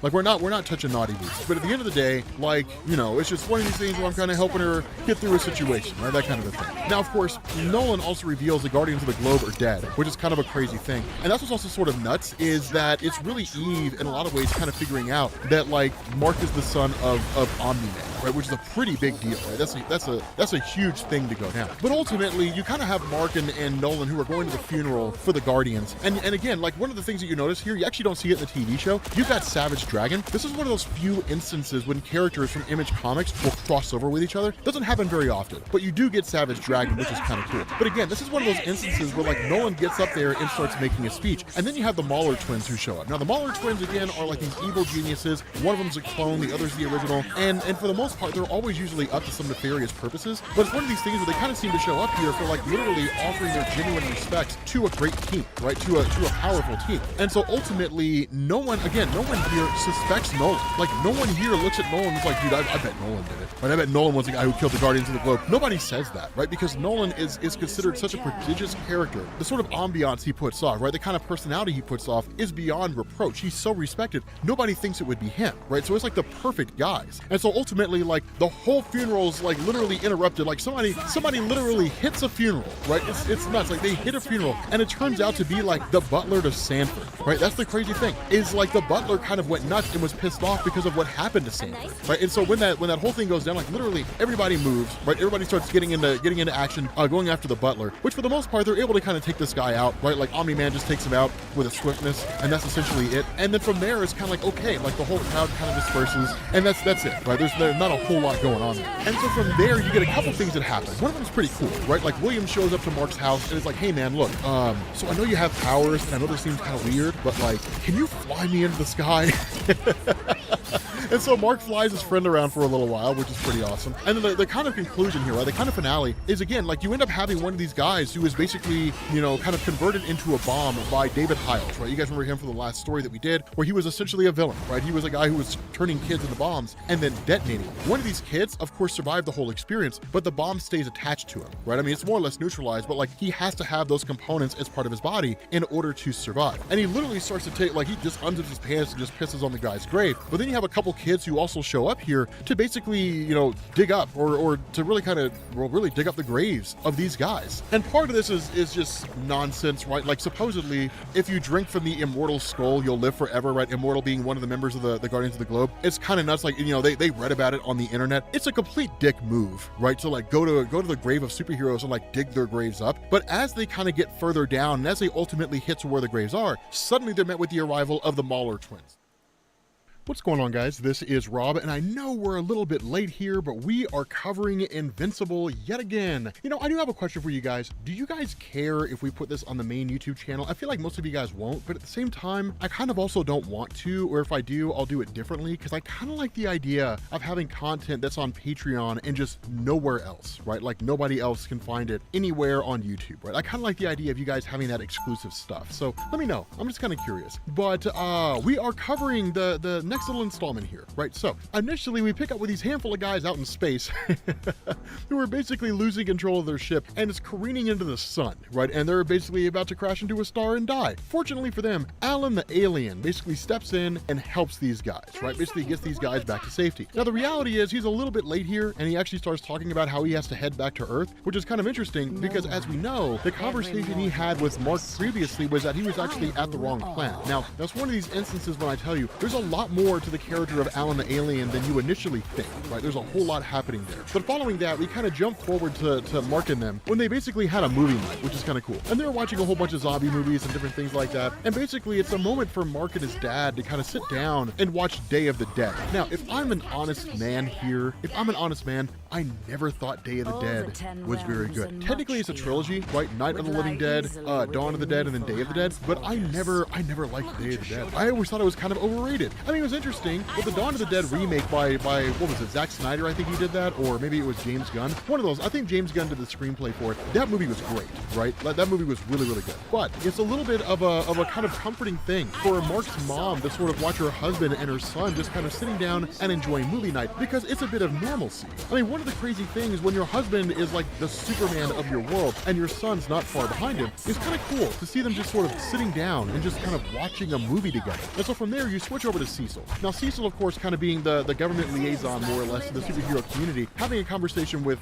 Robot. And one of the big talking points here is that the intention was to have Robot join the Guardians of the Globe. But now that they're all dead, there's no team for Robot to join. So instead, it's one of these things where it's kind of like, we basically want you to launch a new team, right? Like, we want you to kind of create a new team, you know, that can be as effective, if not more effective, than the Guardians of the Globe were. And that's kind of the crazy thing, because you ultimately end up having Donald, who's basically going to be the kind of contact point between the Guardians of the Globe and the U.S. Pentagon. But it's kind of cool to see things sort of continuing on and picking up as they previously did before. And so what you end up doing is you end up kind of joining up with Eve and Mark. Now here's the big thing about this, right? The idea of Eve and Mark, we all kind of knew that there was sort of a romance blossoming there, right? We all kind of knew that was going to happen. But the funny thing about this is that it wasn't one of those situations that Kirkman kind of throws out fast and loose, largely because it's too easy. And Kirkman, I don't care what anybody says, Kirkman, this guy knows how to write comics. It's just the way it is, right? Kirkman's an amazing writer. And the whole thing behind this is he kind of does the slow burn here. And so one of the funny things that you get, especially when it comes to the age of high school, where we were all just like super angsty, we all knew how we felt, but we were terrible at communicating it, right? Just like teenage struggles. You end up having this situation where you have Mark, who's kind of talking to Eve, and they're kind of doing their thing. And once everything settles back down, where they're kind of talking and they're doing their thing, and it's one of these things where they're kind of being a little flirty with each other, right? You know, and ultimately they kind of get into their costumes and go to do some patrol, right? Nothing too spectacular there. But then you have this moment where you pick up with them, and you've got like what's called the Lizard League that'll strike again, right? That's what they say, like the Lizard League will strike again. I love the Lizard League. I'm not even gonna lie, these guys were amazing. But of course, the Lizard League is done in pretty well. This is one of the things that I love the most about Invincible, is because the way that this is done here, it's kind of given to us in this circumstance where it's kind of like business as usual. Like if you go and you read Marvel comics, or you go and you read DC comics, there's like a whole lead-in to this conflict with the Lizard League, right? You get like the origin of the Lizard League, and then somehow they made their way to Earth, and then like now they're here, and they're facing off against the superheroes, and there's like what the superheroes were doing at the time, and then how it all led into this. I like how Kirkman's just like, meanwhile, with Mark and Eve, they're fighting the Lizard League.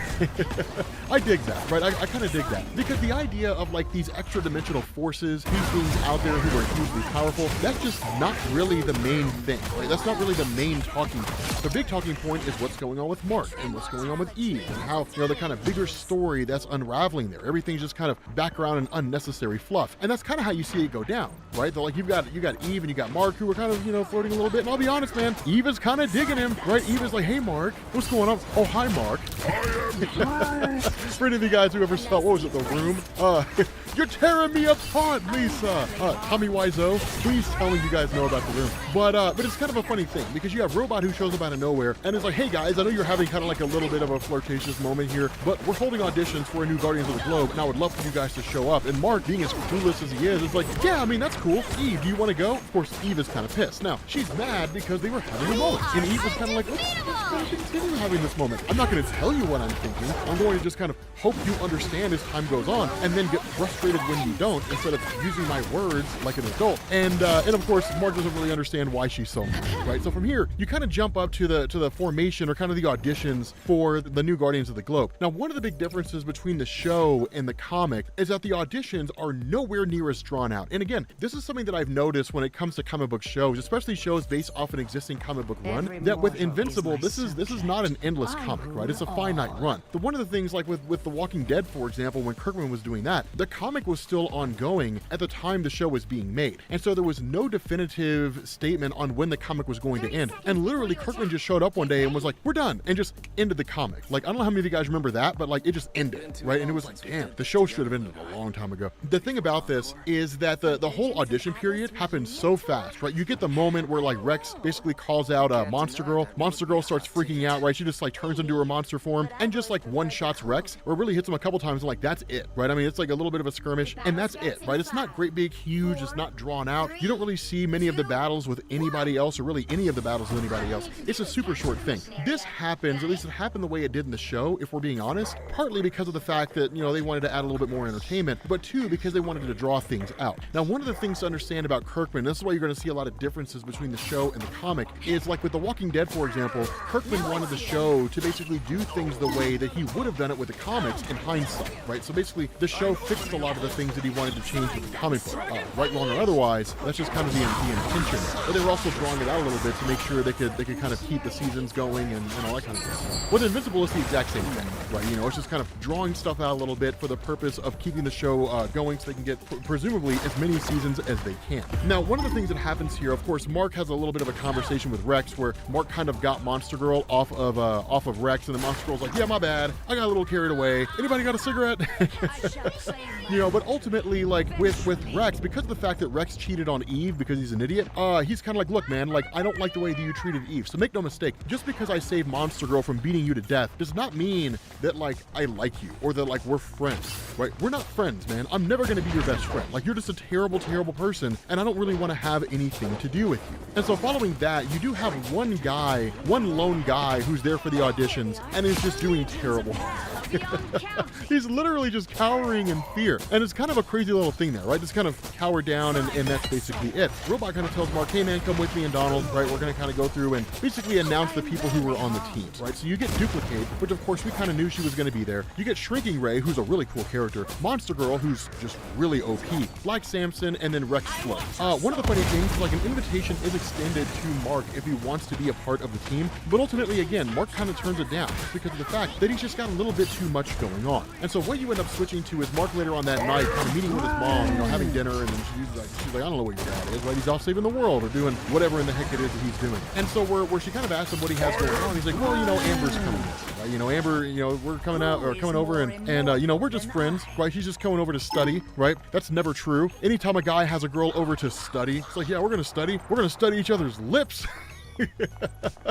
But that's exactly what happens, right? Like him and Amber start making out. Now, of course, Eve shows up, and Eve is, of course, kind of sees the two of them getting together. Which Eve, if you'd been a little intelligent and actually told Mark how you feel, you'd be amazed what happens when you use your words. But of course, she flies away, realizing that Mark is kind of with another girl, and that's kind of it, right? And so ultimately, we kind of pick up with the Mauler twins here. This is a really cool moment with the Mauler twins, and it's really significant when it comes to the character of the Immortals, right? So the Mauler twins, again, this is the body that they basically took out of the grave when it was dug up by a couple of those crazy kids. But the Mauler has a great big huge harness around his neck. And the reason why is because while we don't really know anything about the Immortal's origins, like really, we don't really know much of anything about his origins. We just know like at some point along the line, something happened and he's effectively immortal. He's the closest you get to like an Eternal in the Invincible comics, the Eternals from Marvel. He's basically like that, or an External rather from Marvel Comics. It's the closest you get to that. But the overall gist here is that so long as his head and his body remain in contact with each other, then he'll always survive. The issue with this is that he does have a healing factor, and the idea behind the Mauler twins was to basically use this harness to essentially keep his head attached to his body and then install like obedience controls so that over time his head would basically heal and reattach to his body, and then using the obedience controls they could essentially control the Immortal, right? The problem with this is it doesn't work. The Immortal wakes up, right? Just snaps up, and it's just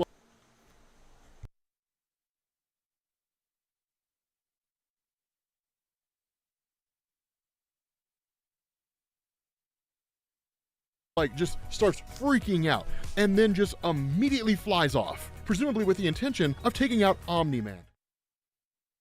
Okay, so the second video that we did on Invincible actually did pretty well, or relatively speaking, right? Like I usually use 100,000 views as a litmus test or really as kind of like a benchmark to determine whether or not a video performs well, right? If it breaks 100,000 views, we do it again, right? If it doesn't, well, we maybe try a different version of it, or we just kind of drop it, right? It sort of depends. I know it's a high number, but if you're a YouTuber, that's how you grow your channel. Would you guys believe me if I told you that with this video, it'll be the end of season 1 in the TV show, right? Like that. It happens so fast, right? That's one of the crazy things. Like the TV show was what, something like 8 or 9 episodes in the first season, and like we're already caught up. 12 or 13 issues in, and like you're caught up with the end of the show, right? It's kind of crazy. But one of the things that happens here is you pick up with Mark during his birthday, right? And like all his friends are out kind of, they're like, hey man, it was a cool party and all that kind of stuff, and they basically leave. And Mark sits down and watches movies with his dad. Now, the reality is that Debbie absolutely loves this, right? And the reason why is because it's one of the first real instances, or at least one of those kind of reminders of normalcy, right? One of the things to kind of keep in mind when you're looking at this from Debbie's perspective is that she's dealing with a husband who is, by all standards of measurement, what would equate to like a Superman-esque character, and a son who's almost as strong as his father is, right? So literally it's just superhero antics all the time, right? They're always here and there, and they're always off, and they're always doing things, and so on and so forth. And so the notion of having like a normal family is long gone, right? That was gone before they even had their family in the first place, right? As soon as she started banging Omni-Man and they popped out a kid, like that normalcy went right out the window, right? And so because of that, to kind of see this small little moment where like a father and son are watching Day of the Dead is kind of cool. I will say this, I said the same thing on Patreon, I think Day of the Dead is overrated. Night of the Living Dead, honestly, I think the 1990s version of Night of the Living Dead with Tony Todd is much better than like the Day of the Dead, or even like the original Night of the Living Dead. But nonetheless, one of the other things that comes out of this is that because the Guardians of the Globe were destroyed by Omni-Man, that you have Cecil who meets with Robot and basically says, we need you to form a new team. Now, one of the big things that goes on here, and this is one of the most important things that I think you got a glimpse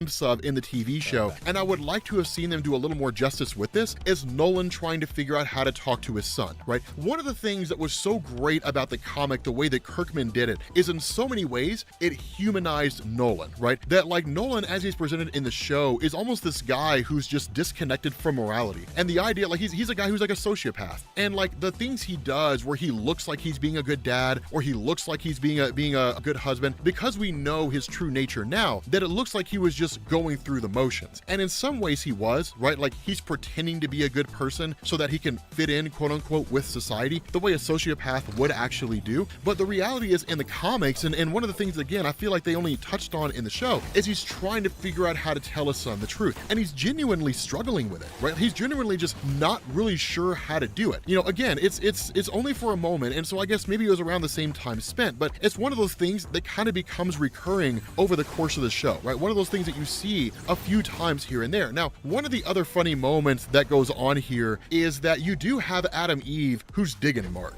right? Like she's kind of like, I mean, you know, here's the thing, man, right? Like she's about Mark, right? I mean, we all kind of know, right? You know, she's kind of like, hey, you know, like I'm gonna do the girl thing and play hard to get, right? Which is kind of a hassle, but like, you know, she's like, I'm gonna do that stuff where I'm not gonna make it easy for you, so on and so forth. I'm not gonna tell you what I'm thinking, right? I'm just gonna hope you get it right when you assume. Like it's one of those weird things. But when you have this kind of shared moment between the two of them where they destroy like this crazy lizard group, which is kind of funny, but when you have this shared moment where they're kind of talking about superhero escapades and how they work well together as a team, Robot comes by and is like, hey guys, I'm doing auditions for the new Guardians of the Globe. Mark, I'd love it if you did it. And he was like, yeah man, I'll be right there. And he's like, Adam Eve, what do you think? Right? And then she just gets pissed and flies off. Right? Now the whole reason why that happened is because she was kind of enjoying the moment, right? And instead of saying, actually, I think it'd be kind of cool if we stayed here and talked some more, instead she just kind of runs off in a huff, right? With nobody knowing why she's upset. So it's one of those funny things. Now, the funny thing about the TV show is they went a lot more in depth into the audition ceremony than Kirkman did in the comics. Now, again, I think a lot of this is kind of Kirkman's philosophy coming out of The Walking Dead, that if you guys ever saw any of the interviews that he did when he was talking about the TV show versus The Walking Dead comics, is he wanted the show to fix a lot of the things, or to expand on a lot of the things that he didn't really like or didn't really care for the way he originally did it in the comics. And that kind of seems to be the theme here, right? The auditions don't really happen, you don't really see much going on there. The only thing you really see is Rex and Monster Girl get into a fight with each other when he starts mouthing off and she helps him to understand his place in the bigger picture, which is exactly what he needed because Rex is a dick. But like when all you really get is that, right? That's the only thing you really get. Mark steps in and like pummels Monster Girl because seemingly she's losing control and she's gonna kill Rex. And then that's it, right? That's literally all you get, right? Now, one of the things that kind of goes on is Mark is given the offer to join the team if he wants to, but this is kind of an important aspect of Mark's character is he turns it down. One of the big differences between Mark and Nolan is that Nolan took on the role of becoming the world's superhero because it was the easiest way to gain the trust of humanity, right? To make it easier and more malleable for him to basically invade the world, right? To actually conquer the world, or at least to set the stage for the Viltrumites to invade the world and conquer it. That's one of the reasons why he kind of took that role unto himself. I imagine there also might be a little bit of narcissism involved in there, but for Mark, he's a far more humble person than his father is, right? Partially seemingly because of his upbringing, but also because of the people that he spends time with and the friends that he has. And so that's why he kind of prioritizes everything else that he has going on over the notion of like being a superhero and part of the Guardians of the Globe. So ultimately you end up getting Duplicate, Shrinking Ray, Monster Girl, Black Samson, and Rexplode as the official roster of the team, with Mark kind of having an open slot to join up whenever he's ready. Now, one of the other things that kind of happens here, and this is kind of an important moment that'll become significant much later on in the comics, is when Adam Eve shows up and then sees Mark kissing Amber, right? It's not a super significant moment, it's a relatively small moment, but it's kind of important nonetheless, right? And so what you end up doing here is basically transitioning to essentially the arrival of the Immortal. Now, the Immortal had basically been brought back by the Mauler twins. Of course, the idea was that he'd been dug up by a couple of kids, and then the Mauler twins essentially stepped in with the purpose of bringing the Immortal back, and that's kind of the nature of his character, that so long as the Immortal's head is reattached to his body, that he can be reanimated, right? He can come back. We don't really know much about his history beyond that. We don't know the exact way in which he gained his powers. We simply just know that he has them, but it is kind of an important little tidbit here, because what you end up having is the Immortal kind of, initially the Mauler twins looking to use the Immortal for their own ends and planting like a mind control device. It doesn't work, right? Immortal wakes up seemingly, as far as he's concerned, the moment that he died, right? So kind of basically experiencing this rush of memories and watching all the other Guardians die, only to find out in these final moments that it was was Nolan who did it, and then dying himself, and then immediately goes after Nolan. Right now, this is incredibly important here, because the fight that takes place between the two is one where you could easily misconstrue it and see as it being something that's evenly matched. And to a degree it is, but one of the reasons why it looks like it's evenly matched is because it's Nolan trying to figure out what's going on. If Nolan's desire was to kill the Immortal, he'd be dead, right? We saw him do it before. We saw him kill him in an instant. And it wasn't one of those things where he caught him off guard. I mean, I guess at the time that he did, but what'll happen here in a minute will basically lay that to rest, in the sense that the Immortal is exceedingly pissed off. Now understand, it's not just rage here, it's hurt, right? It's betrayal. It's the feeling that like he had this guy who he thought was a friend that turned against him and then killed him along with the rest of his allies. The problem with this is that once the Immortal is killed by Nolan, that Mark is right there, right? Mark sees the whole thing happen when he's kind of hearing about his father being caught in a fight, and that's when his dad's like, we need to talk, right? We need to have a conversation. And that's the important thing, is because what you get is this full-on origin of the Viltrumites, right? Or at least most of the origin of the Viltrumites. Now, most of this you guys already know just from watching the TV show, right? That the Viltrumites themselves essentially turned into like a planet-conquering race. And so it wasn't one of these things where they would go to a planet, wholesale slaughter it, and then they would call it conquered. Instead, they would go there and then they would basically expand their empire.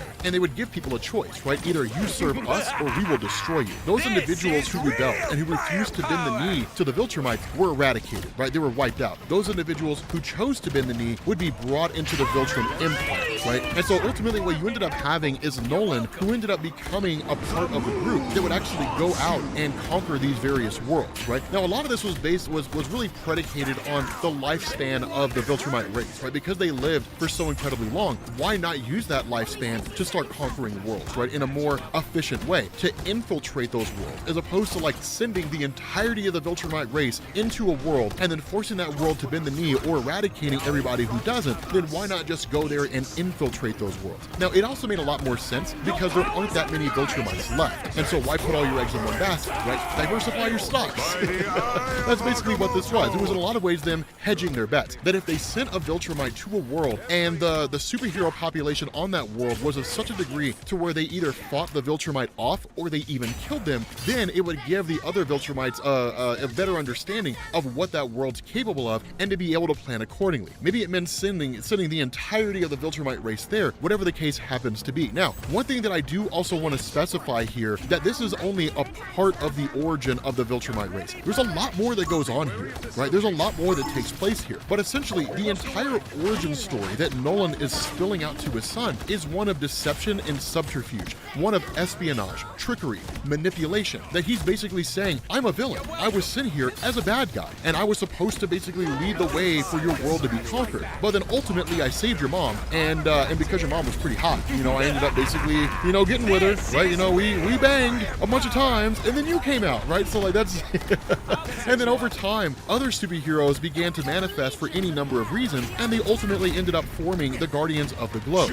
But regardless of how it was sliced, no matter how this origin is told here, the entire thing was predicated on the idea, on the notion that Nolan was sent to infiltrate the world and to basically set the stage for it to be conquered. But something changed, right? Things switched. And what ended up switching here is Nolan fell in love. And Nolan began to realize that, what it means to have a meaningful life. I mean, up to this point, he was a hammer, right? So everything was a nail. But then suddenly he was kind of woken up to this idea that there's something bigger out there than just arbitrarily conquering various worlds in the name of some empire and not giving it any real credible thought. By having a child, by having a wife, having a family, he found a greater meaning in his life. He found value in his life. And that's one of the things that he kind of hit on, is that even when he was serving as part of the Viltrumite race, he always kind of felt like something was missing, something was off. There was a kind of hole in him that he couldn't quite fill. But despite what he's gained, and despite the life that he has now, and the love that he feels for his wife, and the love that he feels for his son, at the end of the day, he still holds true to his Viltrumite convictions. And the one thing that really keeps him separated from being able to truly connect with his wife and turncoat against the Viltrumite Empire in favor of his family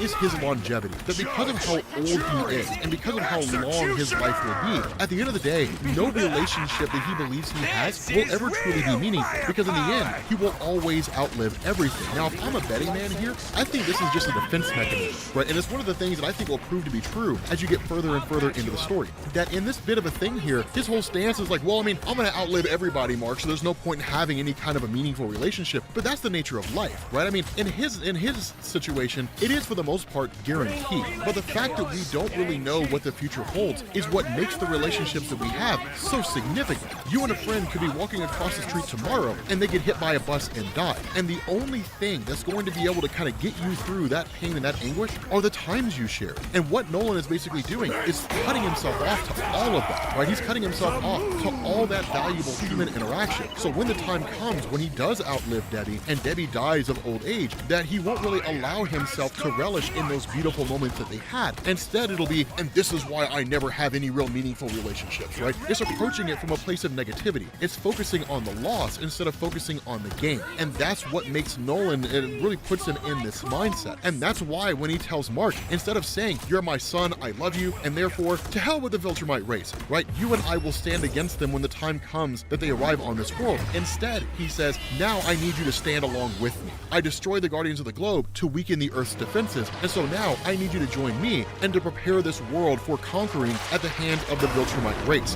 What follows is Mark, of course, standing up to his father and basically saying, no, right? I don't want to have anything to do with that. And for Mark, it's a massive betrayal, right? Because this comes from a variety of places, right? Under normal circumstances, you and I and anybody out here in the real world, assuming that we have a positive relationship with our fathers, we look up to them, right? We look to our fathers as kind of the standard on what a man should be. And in a lot of ways, they're the guiding force on how we operate as men through the world. We've talked about that in a multitude of different videos, right? That we're born into the world, that we are taught by our parents the moral compass that they use to see the world, and then eventually we graduate out into the greater tribe. And the moral compass they gave us comes into conflict with the moral compasses of the people around us. And that in turn, we adopt and we take on different moral viewpoints from other people and combine it with our own. It's what keeps us from being stagnant, right? It's what keeps us or allows us to grow as human beings, to grow beyond what our parents originally taught us. For Mark, his experiences over the course of his life have taught him his father is an admirable man, that his father is a great man. His father is a champion of the world. His father is a great man, even just on a personal level. And now he's being confronted with the fact that secretly all of it is a lie, right? His father's a terrible person. His father's a villain. He was sent here for to conquer the world. And now he wants his son to conquer the world too, that he's telling him none of his relationships matter. That none of Nolan's relationships with his friends, with his allies, even with his own wife, none of them are relevant. That Debbie's some kind of a pet, right? She's just a thing that's there. And a time will come when she will die and Nolan will not really care all that much because again, he focuses on the loss instead of on the gain. Mark refuses to accept that, right? That in the end, he sees himself as a human. He sees himself as a champion, a true champion of the people. And ultimately, in the end, he says like, this is my world, right? This is my home. These are my friends. And I'm not going to let you destroy any of it. And ultimately, Mark gets into a conflict with his father. Now, here's the thing. What follows is probably one of the most spectacular ass whoopings in the history of comic books. And I don't think that the TV show did it justice. It really, really, really did. It was amazing because literally, like his father sends him pummeling into the building. This entire building collapses and all the people inside of it die. And he's like, this is like, do you not understand now? This is not your world, right? One punch from one of our people and thousands of people lose their lives. It's one of these things where it's kind of like we are on a much higher level of power than they are, right? If anything, it's pride and it's hubris. Just because you've achieved a certain station in life does not mean that you're better than those individuals who are below your station in life. At the end of the day, you still put your pants on the same way, you still need water, you still need food. I guess in Nolan's case, it's a little bit different here, as again, it's kind of reaffirming this betrayal in the eyes of Mark. How could you on one hand claim to be a champion of the people, and then on the other hand, seek to stab them in the back, right? Like you're shaking their hand with your right hand, and then stabbing them in the back with your left, right? Like that's a terrible thing. More so than that, in a lot of ways, it does kind of flip the traditional superhero mythos on its head in an interesting way, right? Because if you were to take this principle that one punch can destroy thousands of people, that applies to Superman. The difference between Superman and Nolan is that Superman chose to be a good guy. Nolan chose to be a bad guy. But what happens when a person with that level of power uses it for nefarious purposes? And that's what you get here. The power of Nolan and Mark, even with Mark being as young and as weak as he is, and his strength, of course, will increase over time. Even being in that state, he's powerful enough to level cities. And there's really nothing anybody can do here to stop him. And that's what's kind of nuts about this, is because one of the things to notice here is the fight between Mark and the fight between Nolan is a lot more drawn out here in the comic than it is in the show. In the show, it's a huge conflict, right? And you've got Debbie watching everything unfold when she was taken to a command center by Cecil, hearing everything it is that Nolan's saying and all that kind of stuff. But the fight's pretty intense, right? Mark is just getting wrecked. Now, one of the big differences here, and this is a huge thing to focus on here, it's a huge thing to understand, despite all the experience Mark has in being a superhero, he is still woefully unprepared. And the reason why is because Nolan, if you notice, is not really fighting with emotion. He's not fighting out of anger. He's not fighting out of wrath. Mark is. His emotions are getting the better of him. And when you fight in an emotional state, you're almost guaranteed to lose, unless you're just that much better than your opponent. But Mark is not. Mark is not that much better than Omni-Man. Instead, he's getting absolutely decimated because he's letting his emotions get the better of him. And so again, like, that's when Nolan, even himself, starts to become emotional, screaming at his son, like, why do you resist, right? Like, why do you fight on behalf of these people whose lives don't matter, right? Like, these people's lives will be a blink of an eye in comparison to your life. Most of these people that you know, you will not even know that they were alive in the first place. You will have forgotten about them. Like, there'll be some name on the tip of your tongue that you can vaguely remember in 200 years, right? Like, there'll be a thought that might creep up in the back of your head and dismissed just as quickly in 300 years, right? No one in 500 years, no one here is going to have any significance to you. So why do you stay here and fight? What are you fighting for? Why does any of this matter to you? And at the end of the day, when he says, like, what are you going to have after 500 years? Mark's response is, you. I would still have you. When it's all said and done, I would still have you, Dad. And ultimately, because of the emotional toll, because of everything that's gone on here, and because of the fact that Mark was just kind of so open with Nolan and really treats him as a dad, it opens Nolan up in a way that he hasn't really experienced before, right? It makes him feel vulnerable in a way that he hasn't really experienced. So ultimately, Nolan bails. Now, the big question everybody has to ask here, which of course is, this is the end of basically season 1, what happens to Nolan? Where does Nolan go? Where does all this end up taking off to? Like, how does all this come together? What's going on, guys? This is Rob, and we're picking back up with Invincible, and this one kind of answers the question that I think a lot of people have, which is, what happened to Omni-Man at the end of the series, right? I know we're like super late on this, right? You know, it's just kind of the way it gets played. So honestly, I don't really expect any of the Invincible videos that I make to get any real traction or to be successful, probably until the second season of the show, right? So for about a year or so, which I don't really mind. But here's the thing, right? There are a couple volumes that take place, a couple story arcs that takes place between the one that we left off on and the one that we're in right now. That's why we went from volume 3 and just jumped to 6.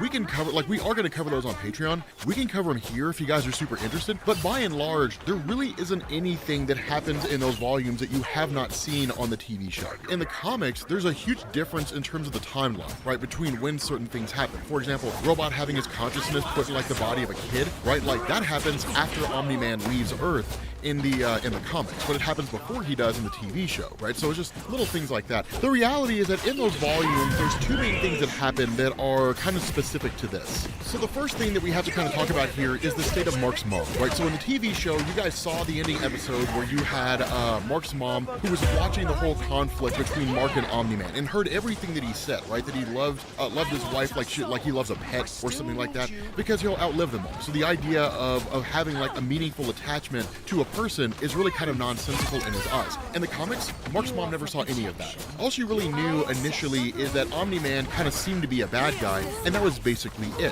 What ended up happening is a couple different things. One, she started falling into the realm of alcoholism because of the fact that Omni-Man had essentially taken off, and even to a degree, kind of blamed Mark, right? There's a moment in the comics where she asked Mark, why did you drive your father away, right? That kind of a thing. Now, she does it when she's in a drunken stupor, but she does it nonetheless, right? And it's like they say, drunk actions are sober thoughts. And so, because of that, the next big thing that happened, and the way she found out the truth, is that while there wasn't really a broadcast of everything happening with regards to Mark and Omni-Man, that it was more or less being recorded by like Cecil and those guys and the government. And so what ended up happening is the entire recording was leaked to the press. And that's how Mark's mom found out that Omni-Man never really cared about her, that he loved her, quote unquote, like a pet, that kind of thing. That sent her further down into alcoholism. And so that's kind of the big thing about Mark's mom, is she becomes like a full-blown alcoholic. Like literally, Mark comes home pretty consistently and she's drunk like all the time, right? That kind of a thing. But the other big thing here is that Mark revealed his identity to Amber. And so ultimately, that's where things get a little crazy, is because there comes a point where she's kind of like, okay, she'd more or less kind of figured it out, but nonetheless, right? Those are the two big things that we kind of need to discuss going into this little tidbit here, going into this story here. So what ends up happening here is he's basically met by the arrival of a character named Science Dog. Now this right off the bat seems ridiculous because Science Dog is a comic book character that Mark reads, right? So like he knows right off the bat Science Dog is real. And that's why like a fight immediately breaks out between the two of them, because he refuses to believe that Science Dog is an actual person, right? That is an actual character. That somebody somewhere is more or less messing with his mind. Now one of the things to understand here is under normal circumstances, Mark wouldn't react this way. But coming off the heels of everything that happened with his dad, he's kind of on edge, right? So like he immediately freaks out and goes after Science Dog. And then of course things more or less calm down. And then Science Dog reveals that he's not actually Science Dog, right? That instead he's an alien called a Thraxan. Now he put on the guise of the Science Dog because it seemed like it would make the most sense to approach Mark and to be able to talk to him. But in effect, the idea is like, you know, we essentially need you, right? To basically help us save our life. And the leader of our planet has requested your presence on our world, right? And so it takes something like 2 weeks or some odd amount of time to get there. But when Mark arrives, the Thraxans are basically like these grasshopper looking people, right? And it's kind of wild. But the idea is that like, you know, again, like the leader of our world needs you. And as soon as Mark gets to the throne room, his dad is standing there. Omni-Man is essentially on this world now, right? And that's kind of the big question is, where has Omni-Man been all this time, right? Like what happened here and why is Omni-Man on this world? So the way this explanation goes down, and this is pretty cool, is initially they're pissed off and they go to attack each other, but they ultimately don't. Instead they embrace, right? Which is a pretty cool and interesting moment here. Now at that point it turns into, okay, where have you been?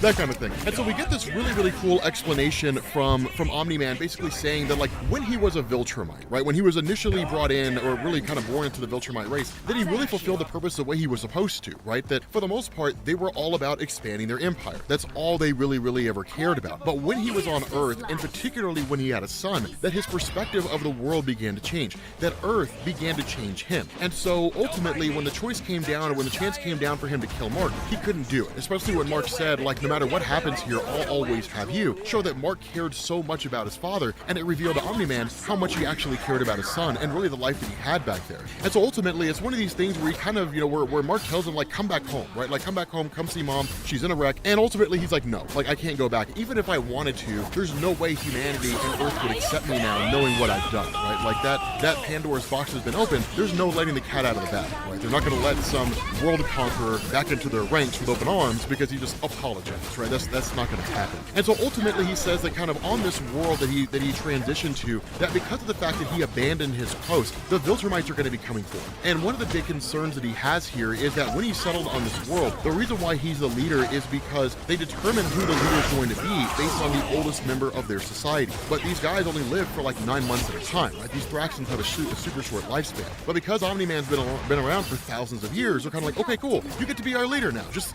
right off the bat, right? Just like that. I mean, it is kind of implied that he had to do a few things to earn their trust, that he saved their world from different threats and things like that, right? It wasn't just, how old are you? It's like, well, I'm a few thousand years old. Cool, you're our leader, right? They didn't just appoint him sight unseen, right? It didn't really happen. But he's also basically formed a family here, right? He's got a wife, which is a weird alien thing that he's kissing, a giant grasshopper. He's married to a praying mantis, and then he's got a son, right? Now, the caveat about his son is that he basically has purple skin. And this is really the big concern that Omni-Man has here, is that the Viltrumites basically stand against anybody that they consider to be quote-unquote genetically impure, right? And so if a Viltrumite has a child with somebody else that's not considered to be a pure-looking person, then the Viltrumites will kill him, right? They'll kill that kid. And under normal circumstances, Omni-Man never would have done this in the first place. Or if he did, it would have been part of the process of infiltrating the world, and then he wouldn't have cared if his kid was killed, right? All that would have mattered was the success of the mission. But ultimately, he's just kind of like, no, right? Like, you know, I need my son to survive, right? Like, I cannot let the Viltrumites destroy my kid. So it's only a matter of time before they get here, and I need you to help me get my son to safety, right? The big problem with this is that the idea is to have Mark essentially be here and help his father defend this world against the Viltrumites when they arrive. The Viltrumites are already here. Now, there's only a few of them, right? But this is really kind of Robert Kirkman speaking to the power of this race, that there's like 3 of them here, and that's really it, right? That's really all you need. There's only a handful here. When the Viltrumite war kicks off, that's when things get crazy. And let me tell you something, man, with all the power you've seen from Omni-Man and all that kind of stuff, it's nothing in comparison to Freddie Mercury, right? To Thrag. You guys call Thrag Freddie Mercury, so I'm going to call him Freddie Mercury, but it's nothing in comparison to the power of Thrag, right? Like Freddy's just, he's got a whole different level of power. Now, when this all kicks off, immediately Omni-Man tells Mark, get my family to safety. There's a couple reasons why he does this. The first is because of the fact that one, Mark is not experienced facing off against the Viltrumites. All he knows is facing off against his dad. Two, it's implied that his dad is more or less on the same level as the other Viltrumites. So if Mark couldn't topple his dad, what chance does he have against 2 or 3, right? I mean, he would just get decimated so fast, it wouldn't even be a contest. And two, Mark's he's the second most powerful person on this world outside of Omni-Man, right? So he's the most capable person of being able to keep this family safe and get them to what are called the caves, right? Now the caves are kind of this hidden location that's out there somewhere.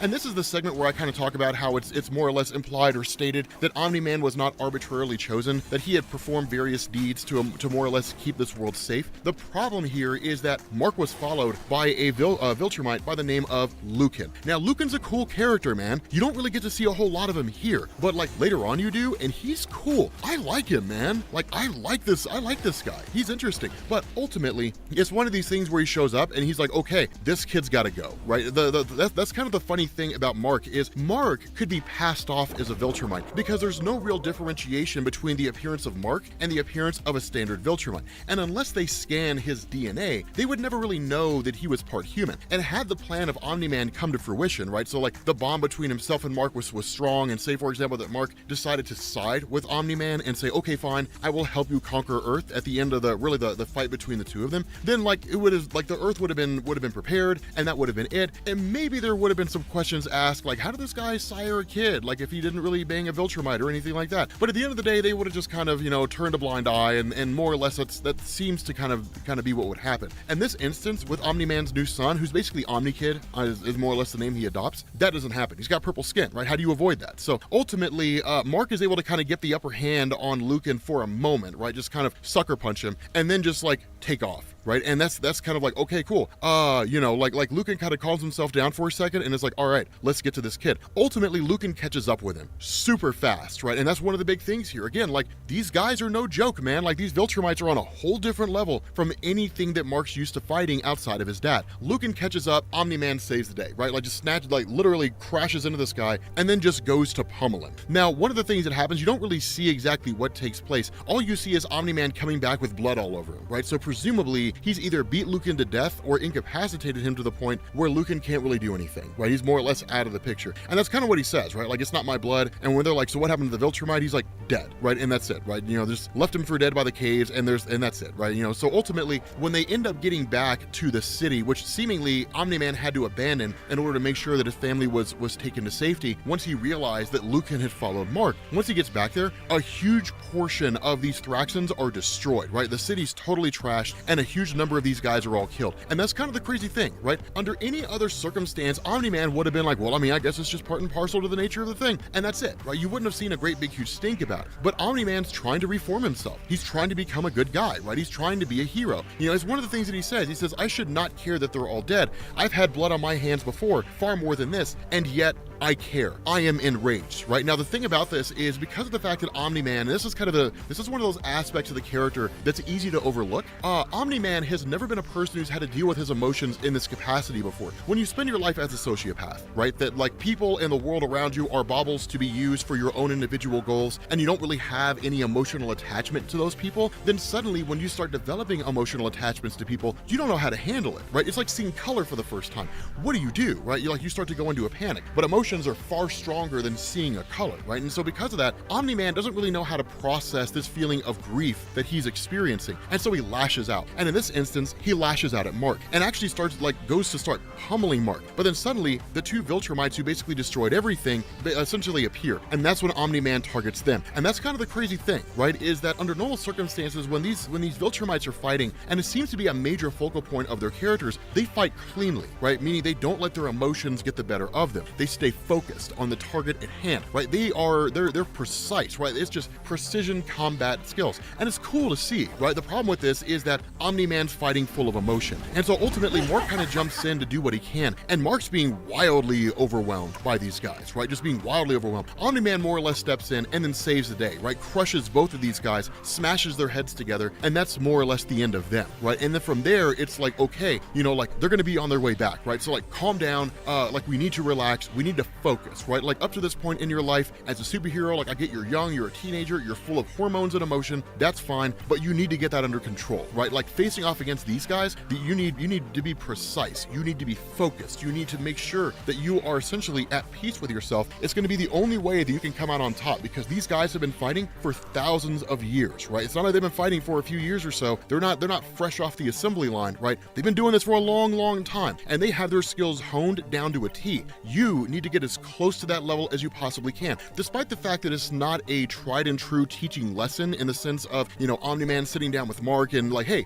here's a couple of spar buddies that I know who are going to help you hone your skills. It's about as real of a lesson as Mark is ever going to get. And so ultimately you end up having like Mark, who's totally overwhelmed, right? Omni-Man gets the upper hand on his, and then Mark starts calling out for help and literally just like crushes this guy, right? And is like, you're gonna die for this, right? Like that's it. And just kills this guy, literally headbutts him to death. He headbutts him so hard, his eye pops out of his head. It's kind of nuts, right? But Mark is just absolutely decimated. Now at that point, Omni-Man goes to kind of help Mark tend to his wounds, and then here comes Lucan out of nowhere, right? Like literally the guy that Omni-Man left for dead, impaled this guy, right? Like disemboweled this guy. Lucan's holding his intestines in, right? He's got his pants held up and keeping his intestines held in place, man. This is what we're talking about. And yet, none of these Viltrumites have anything on Thrag. That's the craziness about it, man. But the guy basically incapacitates Omni-Man, knocks him out, and leaves Mark for dead. Because at the end of the day, the target's not Mark. The target is Nolan, right? That's the whole thing behind this. And so ultimately, the Viltrumites end up, you know, a whole another group of Viltrumites show up. They end up rounding up, like, they kind of tend to Mark. Because to a degree, if I'm being honest, there's probably, you know, Mark's probably earned a little bit of respect here, right? Because it's one of the things that I've kind of said, the Viltrumites are very much like Spartans. And so even if Mark wasn't strong enough to overpower the Viltrumites, the fact that he was able to do some damage and he fought with a lot of heart kind of earned the respect a little bit. Not enough that they're like, hey, you know, you're one of us now, come hang out with us, right? He can't sit at the cool kids table, but they're not going to throw paper wads at him. You know what I mean? Like, you guys understand what I'm saying? Like, it's that kind of a thing, you know? And so at the end of the day, where Omni-Man's taken away, the thing he tells Mark is, read my books, right? My books, make sure you read those. And so that's kind of the cool thing, is because again, like one of these Viltrumites kind of shows up to Mark and says, we tended to your wounds. And when he asks why, he's like, by all accounts, you've proven yourself worthy a member of the Viltrumite Empire. And they almost kind of say, like, you are going to be designated Viltrumite, you know, agent of Earth. Like, you are basically going to serve our empire on Earth. That's kind of the role that we're going to give you. Now, the caveat to this is that if, with Mark more or less being assigned this role, even unwillingly by the Viltrumites, if he doesn't follow through with it, they'll kill him, right? That's kind of the crazy thing about this. And they know they can, right? I mean, the amount of time it would take for him to become strong enough to stop any of them from killing him is lengthy, right? Far longer than the amount of time they would give him to like conquer Earth, right? To prepare Earth for the end of things. And so that's kind of the crazy thing, is because Mark gets back to Nolan's, you know, his grasshopper wife, you know, and she's like, where's my husband? He's like, he's basically gone, right? You know, like they took him, right? That kind of a thing. And so Mark kind of helps them rebuild and all that kind of stuff. And then essentially ends up kind of taking his brother back to the world, you know, back to Earth, if for no other reason than to kind of, you know, help him experience what his family life could be like. Now, something to know, Mark did not initially want to do this, right? He did not initially want to like take this kid back to Earth. And, you know, now that he's doing it, it's kind of a cool opportunity. But the reality is that because the lifespan of these Thraxans is so incredibly short, his mom doesn't have, like, she's not long for this world, right? She's basically almost done with all her living. And the kind of question is, what's going to happen when I die, right? I mean, the Viltrumites are going to try to come back for him eventually. And so at the end of the day, like, at the very least, if he's with you, he's with somebody that has the potential to keep him safe, even if it's getting him somewhere else. And so ultimately, Mark kind of becomes the caretaker for his younger brother. The problem with this is that when he gets home, back to Earth, he's like, hey mom. She's like, oh my God, Mark, you're back. That's awesome. He's like, yeah, I brought a little gift. It's the gift that keeps on giving. A couple things. One, dad sent for me, and that's why I went to that world. And she's like, wait a minute, what was your father doing? And he's like, okay, so like, you know, he'd more or less conquered that, is kind of what he did. And he kind of like reiterates everything that's going on. And it kind of sucks, right? Because she's kind of like, you know, like, did he say anything about me? I mean, I know he said he was wrong and that Earth changed him and that kind of stuff. So, you know, obviously he's trying to turn over a new leaf. And she's like, did he say anything about me? And honestly, if we're being honest with ourselves, one of the things to say here is like, yeah, he said he misses you, right? And that would go a long way towards making her feel better. There is such a thing as being honest to a fault. This is one of those instances when he's like, no, he didn't say anything about you, right? You're going to tell an alcoholic woman who misses her husband that he didn't say say anything about her. And so she's like, I need a drink. And that's kind of the crazy thing, is because at that point, Mark piles on even more. And then he's like, we need to talk about we need to talk about my brother, right? And that's when she learns not only did he go to a different world and not say anything about her, indicating he doesn't really seem to miss her at all, but then he popped out another kid, man. So like literally just moved on like that, right? And it's kind of crushing. But the cool little thing about this is that once she's able to kind of grasp the reality of the situation that she's in, right? And she's kind of like, okay, like it's weird that my son was summoned to a different world by his father who tried to conquer this world, who I miss, but I also have kind of conflicted feelings about. Once she gets past all that stuff, then she's kind of like, I mean, he's kind of cute, right? And so it's this little kid represents hope for Debbie. I think is probably the best way to say it, right? That whenever you're dealing with a person who's struggling with alcoholism, that oftentimes it's not enough to simply just pull themselves up, right? I mean, you can't really pull yourself up by your bootstraps when it comes to alcoholism. You can, right? It's possible, but it's much easier if you have a reason to not want to be an alcoholic anymore. And the reality is, even if she can't necessarily be with Nolan, that at the very least, the son that like needs to be taken care of because Nolan's currently incapacitated kind of gives her a second chance, right? Gives her a kind of second wind, right? Somebody else to care for besides herself. And I know it seems a little strange and it seems a little odd, but in a lot of ways, it really helps her, right? Because it's kind of like taking care of the legacy of her husband. It's as close as she can get to Nolan, even if she's struggling with him, because a time will come when they will meet again and it will not go the way you think it does. It's one of the coolest moments in the whole comics. It's one of the coolest moments in Invincible. But then you also end up having Mark, who shows back up to Amber. Now, the crazy thing about this is that when he finally shows up again, initially he kind of gave her like a quick little explanation, but not a whole lot, right? He didn't really tell her a whole lot. It was kind of like one of those, you got to trust me, everything will be okay, I'll be back, that kind of situation. And the biggest issue is that he was gone 2 months. She initially thought he was gonna be gone for a much shorter amount of time, but ultimately Mark told her, like, I don't know exactly how long I'm gonna be gone for. And so in this situation, Amber is as much a victim of her own expectation as she is the fact that Mark is a superhero and is oftentimes kind of flaky. And so the result of this is that she's kind of like, you were gone for 2 months, man, and it really kind of sits her on a big issue, because what this did is it almost kind of sent her into an existential crisis on the relationship. If Mark is going to be a superhero and Mark is going to be engaged in superhero antics and superhero activities, but at the same time he's going to be going on missions where without any real definitive end date, in terms of when he's going to be back, is that something she can live with? Is that something she can cope with? And that's a question she kind of has to ask herself, right? Like, if my man's going to be gone for 2 or 3 months at a time, or possibly even years, if we're really being honest with ourselves, no definitive end date on when he might return, can I really put my life and my romantic happiness on hold in the hopes that he will come back? There are people who would say yes, right? Like, at this point, like, if the two of you guys ever end up slapping rings on each other's fingers, then yeah, that's part of the bargain, right? Like, you knew what you were getting into, that's just part of it, right? You can't change your mind all of a sudden, but at the same time, you can't, right? Because people change, people grow, right? It's just the nature of things. And what was acceptable and okay at the beginning of things, or at some point along the line, may not be acceptable later on. And this is exceedingly important, because if we're being honest, the relationship is becoming serious. They're at that college age now, right? And college age is, one, either you're partying or you're finding the person that you're most likely going to start settling down with at some point along the line. While you build your career, they build their career, you kind of build a family together, right? And if that's the case, then Amber's most likely looking to the future, right? She's not looking at this as like a fling. She's looking at this like, hey, this could be something serious, right? I mean, sure, I'm not in a position right now where I want to marry the guy, but like, if the relationship becomes serious enough, then maybe we can consider that. If nothing else, it's a fleeting thought in the back of her head. And if the idea of slapping a ring on it is a fleeting thought, then if she's ever considering more of a serious life, that becomes a thought as well. Can you really bank on a person who's going to vanish for months at a time without giving you any real definitive answer, because they don't even know why they're going, right? Can you rely on that? And ultimately, Amber has mixed feelings about it. She's like, look, I don't know how I feel about this. I don't know if I'm okay with it, if I'm not okay with it. I'm not really sure if I can handle that. So at the end of the day, she's just kind of like, I'll figure it out, right? But at the moment, the relationship's on the rocks, right? It's one of these things where it's kind of teetering. Whether or not the relationship survives, it's dependent on whether or not this is something she can handle.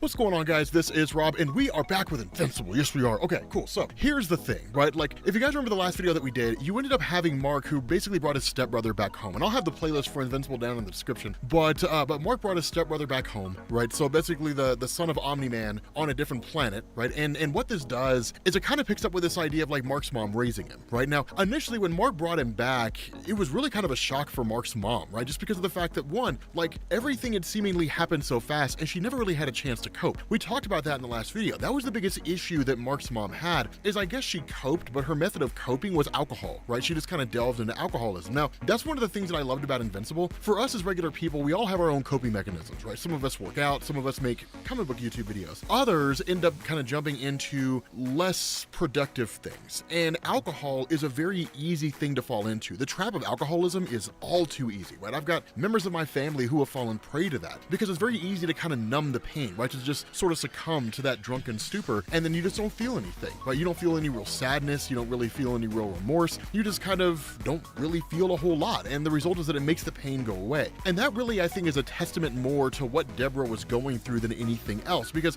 seemingly her entire world came crashing down like that, right? In the blink of an eye. Your husband turns out to be a villain from a different planet who openly admits that he never really cared about you at all, right? Your son is this walking, talking reminder of the man that you loved, you know, that you essentially lost, right? I mean, that's kind of the crazy thing. And so for Mark's mom, having a little kid to take care of here is a great thing for her, because it kind of gives her a chance to sort of start fresh, right? To kind of start over to a degree. And it sort of gives her something to live for beyond herself, right? A chance to look at something and to say, like, I can work for this thing, right? I can build on this thing. You know, I can raise this child into somebody productive and admittedly hold on to a portion of her husband, the part of her husband that she loved so much. And so from there, you switch over to a villain named Mastermind. Not a whole lot doing here. This guy's kind of a dick, and he does exactly what a man with the name Mastermind would do. He controls the minds of other people.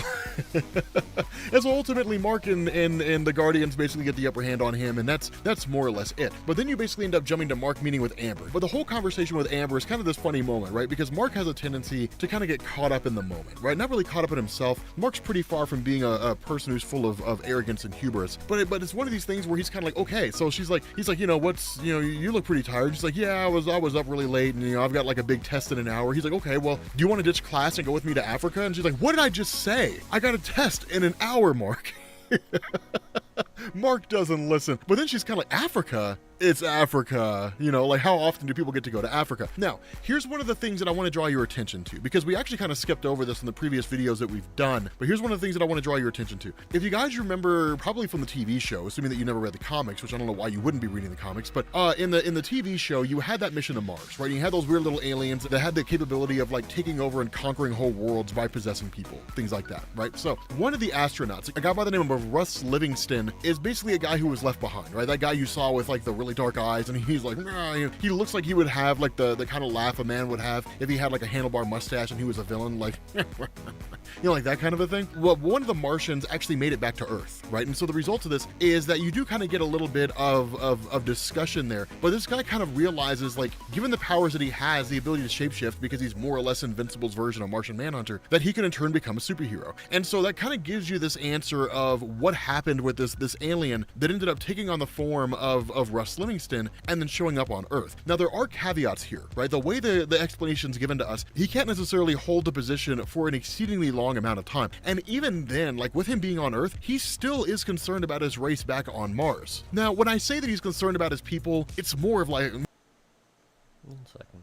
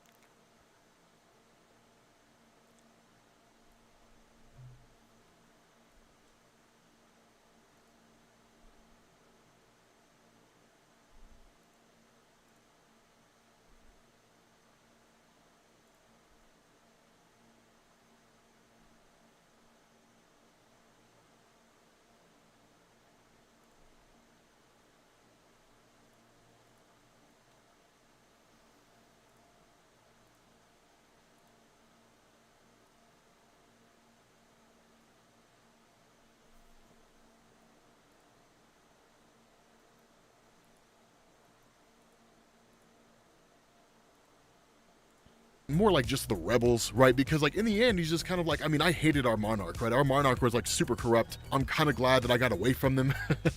You know, I hate this. It is kind of interesting in terms of how he sees his own people. So I imagine he probably only really longs for the rebels. And he kind of goes as far as to say that, right? Like himself and the other rebels hated the enslavement of the squids and so on and so forth. But when you basically transition to Africa, it's kind of this funny moment, right? Because Mark was basically invited here by Eve. That Mark's mom had given him, you know, Eve's number when she was out in Africa, and then he had called her and she was like, yeah, you know, come hang out. So Mark brings Amber. All right, here's the thing, gentlemen, fellas, guys out there who are not very good at picking up on clues, right? One of the most frustrating things with the nature of the game when it comes to the lady folk, to the women folk, is that they never really tell you when they're digging you, right? Sometimes they do, but it's usually dropping subtle hints. And I guess part of the game is if you can pick up on it and kind of build up that tension, right? Other times it's a pain in the ass, you know, it's just like, all right, whatever, man, I got more important things to do. But this is one of those times, man, when a girl that you know digs you is in another part of the world and says, hey, come hang out. You do one of two things, right? Either you're with, like, you're Mark and you're with a girl and you say, look, I'd love to, but like, you know, I'm with a girl right now, so let's table this right now. Or if you're single, you're like, let's go, man. That's all that is. And she's dropping all the hints, man. Like she's literally telling him that she digs him. And it's kind of funny because Mark just seems oblivious to it, right? Like that guy. Like Mark is that guy. And so it's just like, okay, Mark, come on, man. And this is one of the cool things about Adam Eve's character too, though. Robert Kirkman, and he does it so subtly. Adam Eve, I would argue, is probably the most powerful of all the characters that exist out there because she can alter matter on an atomic level. Now, if this was a Marvel comic, Mark would be like, man, like how advanced can this be? And she's like, I can conquer the universe. And then she would just ascend and become a cosmic entity. And then she would just hover in the stars forevermore and then appear every once in a while because she's a plot device now. Like that's what Marvel Comics would do. I love what Kirkman does, right? This is a girl that can control matter on the molecular level. And it's just kind of like, yeah, man, like it's a thing that she can do, right? She can just kind of will things into existence. But it's also a little bit of a learning curve here because not even Adam Eve is fully aware of everything that she can do. And she even says that, right? Like she's learning to use her powers in a more complex way. It's one of the reasons why she came out here, one, to kind of get away from everything, but two, to explore her full capabilities. When Adam Eve reaches like her full potential, which she will, she is a demon. It's insane how powerful she is, right? Like she just gets to this ridiculously OP level. But Mark also does like a little bit of catching up with her, right? Because like he basically tells her like, I've got a little brother. And it's like, what? You talk to your dad? What? Like your dad's married to like a bug? What? Like what is going on here? And so he does like the whole kind of spilling the beans, right? And more or less everything that we've kind of caught up with here, everything that we've sort of discussed here. And then while the two of them are talking, they realize Amber's over there. Now this is a funny depiction of her character because one of the things that Kirkman kind of hits on here when it comes to the various parts of Invincible is he almost kind of portrays people who are superheroes as kind of a higher caste or a higher order. Not insofar as how they conduct themselves, right? I mean, you don't have Mark, flying around, I look down on you. That's not really what the kind of philosophy he has, but that's not really how he operates. It's really more of the depiction of Amber. Like one of the things that Adam Eve really picks up on here is like Amber never looks up, right? She almost never ever looks up to the sky. She's always just kind of looking forward or just kind of looking around, right? Just kind of minding her own business. But it's one of these things where Amber's kind of depicted here as a person that in the grand scheme of things isn't really striving for much in this life, right? She's just kind of striving for just good enough. And I say just good enough in relation to people like Mark or people like Adam Eve. I mean, granted, they have abilities that Amber simply just doesn't have. But with having enhanced capabilities, not just powers, but with enhanced capabilities, enhanced access to things, comes enhanced abilities to achieve more in this world, right? It's really kind of establishing this idea that Amber's just not for Mark, right? I mean, it's just not really supposed to be that way. But it also kind of reflects itself in the conversation that like Adam, Eve, and Mark had. And the sense that Mark was kind of talking to her about how her and Amber have kind of gotten into a few fights here and there, and that's par for the course. When you're in a relationship, you do get into arguments, you do get into fights, you do get into disagreements, right? Because what's a relationship if you're not taking two people who don't know anything about each other, slapping them together and saying, now make it work? Basically what it is. So of course you're going to have some disagreements and so on and so forth. But the various issues that Amber and Mark have been dealing with, a lot of it came from Mark's deception, right? In the sense that Mark didn't really tell her he was a superhero initially. He would just disappear for huge amounts of time and then return home, and she'll just be there with open arms. That in effect, she would kind of put her life on hold to a degree insofar as like what it means to have a significant other because of his superhero escapades. We don't know if that's something that she can cope with. Adam Eve is far more of a compatible person for Mark than Amber is, at least on that level. But Mark kind of counters that and he says, yeah, but like we have a lot in common. There's there's a lot of things that we like, but one of the things to know about relationships, that 1% makes all the difference. You can find somebody who's 99.9% compatible with you, but depending on what that 0.1% makes up, it could be a deal breaker, right? Like it's like that 0.1% could be, I don't want to have kids, and that right there totally tortures the relationship, right? Your deal breakers. And so it's kind of an interesting thing there, because you end up having Mark, who really kind of gets a phone call here while he and Adam Eve and Amber are hanging out, and it's just kind of like, Mark, help, right? She's in trouble, Mark. How fast can you get home? Like, it's his mom, and then somebody basically answers alongside his mom, and Mark bolts. He's just like, Eve, can you get Amber home? And she's like, yeah. And he's like, okay, cool, gotta go. Bam! And then just bolts, right? Just like immediately takes off. When he gets back home, he's met with Angstrom Levy. Now, Angstrom Levy is a character that we haven't really talked about yet, right? And he was kind of covered a little bit in the previous stories that we did. In all honesty, I didn't cover him at the time because I didn't want to mess up the pacing of the story to kind of have this cohesive discussion about what happened to Omni-Man after he left Earth and then suddenly sidetracked to Angstrom Levy. But the idea behind this is that at a previous point in time, Angstrom Levy had actually come into contact with an alternate reality version of himself. And the reason why is because Angstrom can make portals to different dimensions. And so what he wanted to do, or at least kind of look to bolster his abilities and so on and so forth, that he ended up having himself hooked to a kind of machine of sorts by the Mauler twins. The problem with this is that when Invincible showed up, that Angstrom Levy started summoning all these Mauler twins from other dimensions, and then Mark was actually on the verge of being killed, right, being beat to death. And so Angstrom took the harness off his head, and it created a kind of feedback where it basically turned him into the version of himself that you see now. But Angstrom is a wildly powerful character. It's one of these things where his powers are kind of unique in that way, right? I mean, it's not as always powerful because he can just look at Mark and disintegrate him or like beat him to death because of his astronomical strength. It's just one of these things where he can just kind of open portals. And that's what he tells Mark, right? You know, ultimately, the whole reason why he comes after Mark for this is because, one, the whole experiment or the whole, you know, kind of situation that led him to becoming who he was, it ultimately kind of erased portions of the entire incident, so he doesn't really remember things as they happened. Instead, all he really remembers are kind of like the big picture, the big chunks, but missing the nuance. And so it's, you know, I was a regular guy, and then Invincible showed up, and then Invincible faced off against the Mauler twins that I brought from other dimensions, and then like something happened, and then now I'm like this, right? So Invincible caused this. When Mark goes to attack him, he opens a portal and then sends Mark to a different dimension where dinosaurs have more or less become sentient, where they can actually talk. And he escapes by the skin of his teeth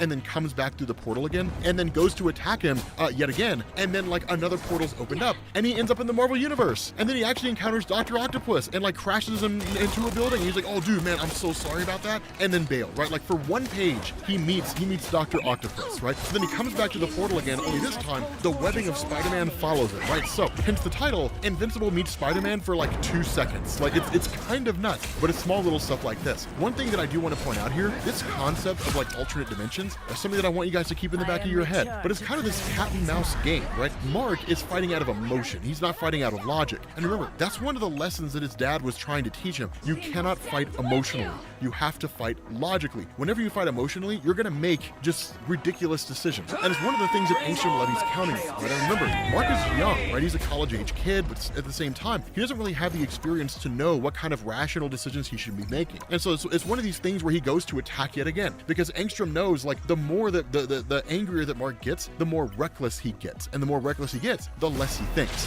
And so it's one of these things where he's just kind of playing games with him. And so he sends him into a dimension where there was a zombie breakout, right? And like everybody in that world was essentially infected by zombies. And it happens like that over and over and over again. Every time he goes to attack, he's sent to a different dimension. Now, he's beaten, he's not necessarily broken, he's kind of tattered. He comes across Batman. Like literally, he's like, I mean, you dress like a bat and your name's what? Like, isn't that kind of lazy?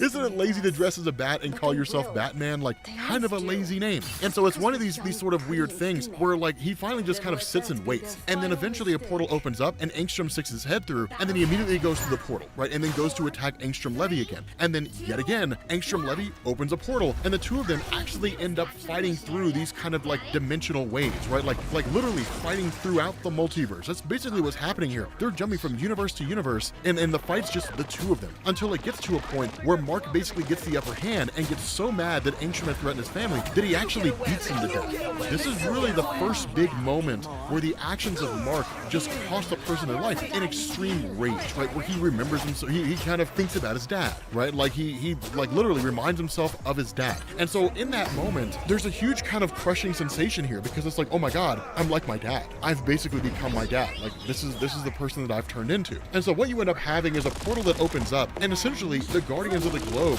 end up popping out, but it's a future version of their characters, including Adam Eve. Now the conversation here is not overly lengthy. Instead, what had happened is that in the main universe, right, the main dimension of Invincible, that Mark had just vanished, right? So as far as he's concerned, it's been virtually no time at all, right? Within like a few hours, right? All this stuff's going on for him. For these Guardians of the Globe, they've been hunting for Mark for 15 years. They've been trying to find him for 15 years, and they were finally able to locate him, right? Like they were finally able to pick him up. Now it's one of these things where Adam Eve goes running to Mark and says, okay, here's what you have to do. Go talk to the younger version of me and tell her anything, right? Tell her you love her, tell her you don't love her, tell her you just want to be good friends, whatever. But if you never ever tell her how you potentially feel about her, she's going to forever hold on to this possibility that the two of you will end up being together. She'll never have anybody else. She'll never really be able to live a meaningful life because she will always hope that the two of you are going to get together. So tell her whatever it is you need to tell her. Like tell her whether you love her or not, it doesn't matter, but tell her something. And so that's kind of the crazy thing, is because this sort of sets the stage on what we saw in this issue, that Amber is not the best fit for Mark, that Adam Eve is. And it's going to seemingly, at least it kind of appears to, go in that direction of Mark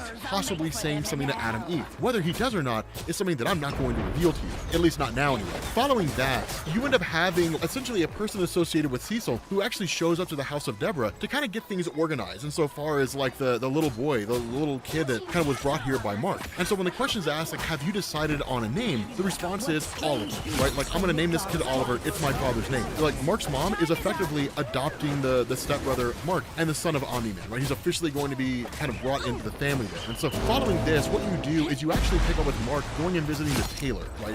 You guys know him, Arthur Rosenbaum. But it's one of these things where the two of them are kind of talking and having a conversation. And Mark's actually coming to terms with this idea of the fact that he had basically beat a man to death, right? And he's coming to terms with a look on Adam Eve's face in the future when she said she loved him, right? Just desperation and sorrow as he describes it. He's kind of like, I mean, Adam Eve is my friend, you know, and I like her, you know, I'm attracted to her, but like at the end of the day, if I did that, it wouldn't really be fair to Amber. And he says he loves it, but here's the important thing to understand. The heart wants what the heart wants, and no apologies need to be made for it, right? That's just the way that it is. I mean, in the game of love, somebody's bound to get their heart broken, right? It's the nature of things. If everybody returned the affections of everybody who made advances towards them, then monogamy just couldn't exist, right? So, in order to fall in love, hearts have to be broken. It's just the way that goes. It sucks and it's not fair, but honestly, the world's not necessarily a fair place. And so ultimately, it's kind of like, what are you gonna do? And so he's just kind of like, I'm gonna stay with Amber at the moment, right? Like, Amber's the one that I'm gonna stay with because she's just been so supportive of him, right? I mean, like all these superhero antics, disappearing for days or even months or weeks at a time, you know, like all the stuff that comes with this package of what it means to be with somebody like me. She's been through it,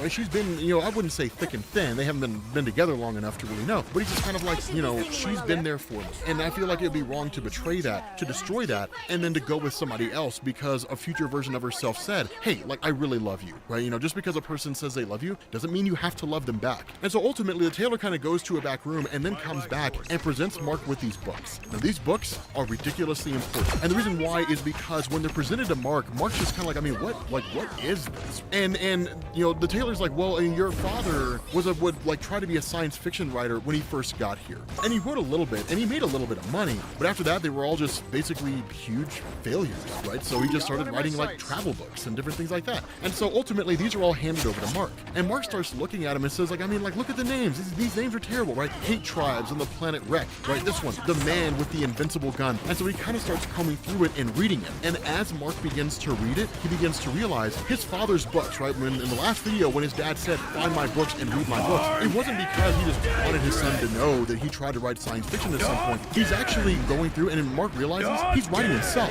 That literally he's just writing his own stories about tracking down individuals and hunting people who were basically enemies of the Viltrumite Empire. But each one of these books deals with like an artifact or a weapon or a person with extraordinary skills. And that's when Mark starts to realize all these things, they're basically instructions on how to destroy destroy the Viltrumites. It's literally a blueprint on how to win. You can't expect to win them all.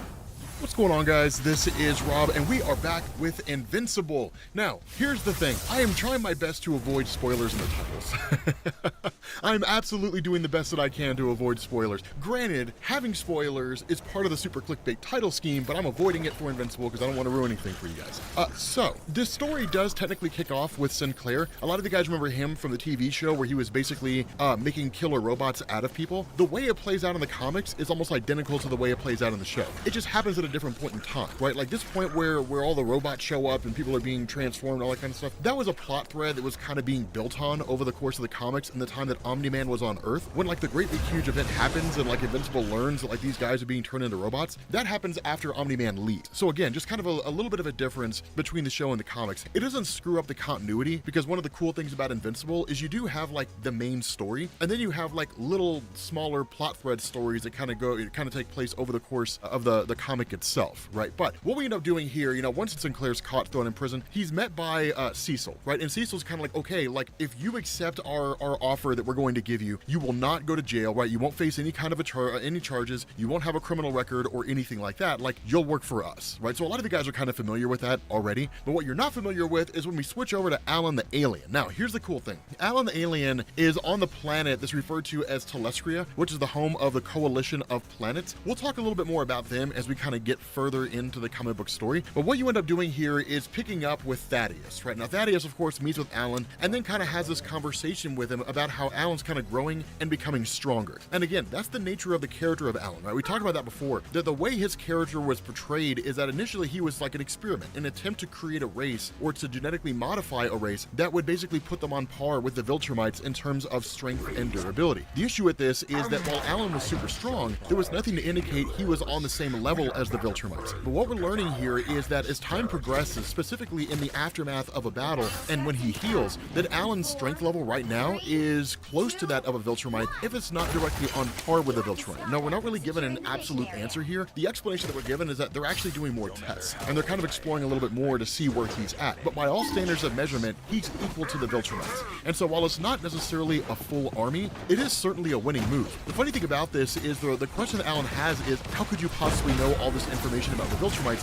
Where are you getting all this information from? And a lot of it's just kind of chalked up to the fact that it's the Coalition of Worlds, right? It's a coalition of planets. They have just information all over the place. Instead, what Thaddeus reveals is that he's actually a Viltrumite, right? That Thaddeus was essentially the first of the Viltrumites to rebel against the Empire, to turn against them and to defect. Now, there is a much more significant story to Thaddeus than what we're given here, but essentially he just kind of establishes that he founded the Coalition of Planets to defend the universe against the evils of his own people, right? To basically face off against the Viltrumites and to really kind of slow them down as best he could. And a lot of that's rooted in the fact that he realized, given the strength of the Viltrumites, you can't really kill them per se, or at least there was nobody else in the universe that seemed to be on the same level in capabilities as being able to kill the Viltrumites, right? They're just far too strong and far too capable. But for the longest time, Thaddeus thought he was the only person that was really able to stand against the Viltrumites outside of those individuals who were executed, right? Because he wasn't the only one. There were individuals who rebelled along with him, but in the end, they were all more or less killed. And so the question is, was there anybody else capable of doing that? And then Alan the Alien showed up with the story of Invincible. And that's when he realizes, even if Omni-Man is kind of defected and more or less taken up his role on a different world, in the end, both Omni-Man and Invincible can be swayed to the side of the Coalition of Worlds, and essentially, they can have a few Viltrumites on their side. Is it enough to win the war? Well, honestly, we'll have to wait until we get to the Viltrumite War story in order to find out. But one of the cool things that goes on here is you get this cool moment when you have Amber talking to her friends. Now, one of the things we've kind of discussed here is the relationship between Amber and Mark has largely been on the rocks, mostly because of the fact, and really only because of the fact, that with Mark being invincible and effectively being a guy who's a superhero, and he's really the first line of defense in protecting the world from the various threats that are there, but there's not really a whole lot of time for a relationship. And this really comes into fruition in the fact that he's always blowing her off. Right? They're always out on dates and stuff like that, and he just gets up and leaves in the middle of it all. The reality is, despite the role that Mark plays, and while his role as a superhero is, in truth, more important than the relationship relationship he has with Amber, she's feeling that lack of importance. And unlike Debbie, who, of course, Mark's mom and the wife of Omni-Man, that Amber can't really cope with it, right? It's just one of these things where she's just kind of getting, yeah, like talking to her friends, like, I'm in love with Mark, I care about Mark. But the reality is she's been spending time with a friend of hers named Gary. Now, Gary is a guy that she just kind of throws away, right? She's like, he's a guy that I know, yeah, he's funny, but like at the end of the day, like, I'm in love with Mark, right? I'm not going to cheat on Mark, I'm not stepping out on him,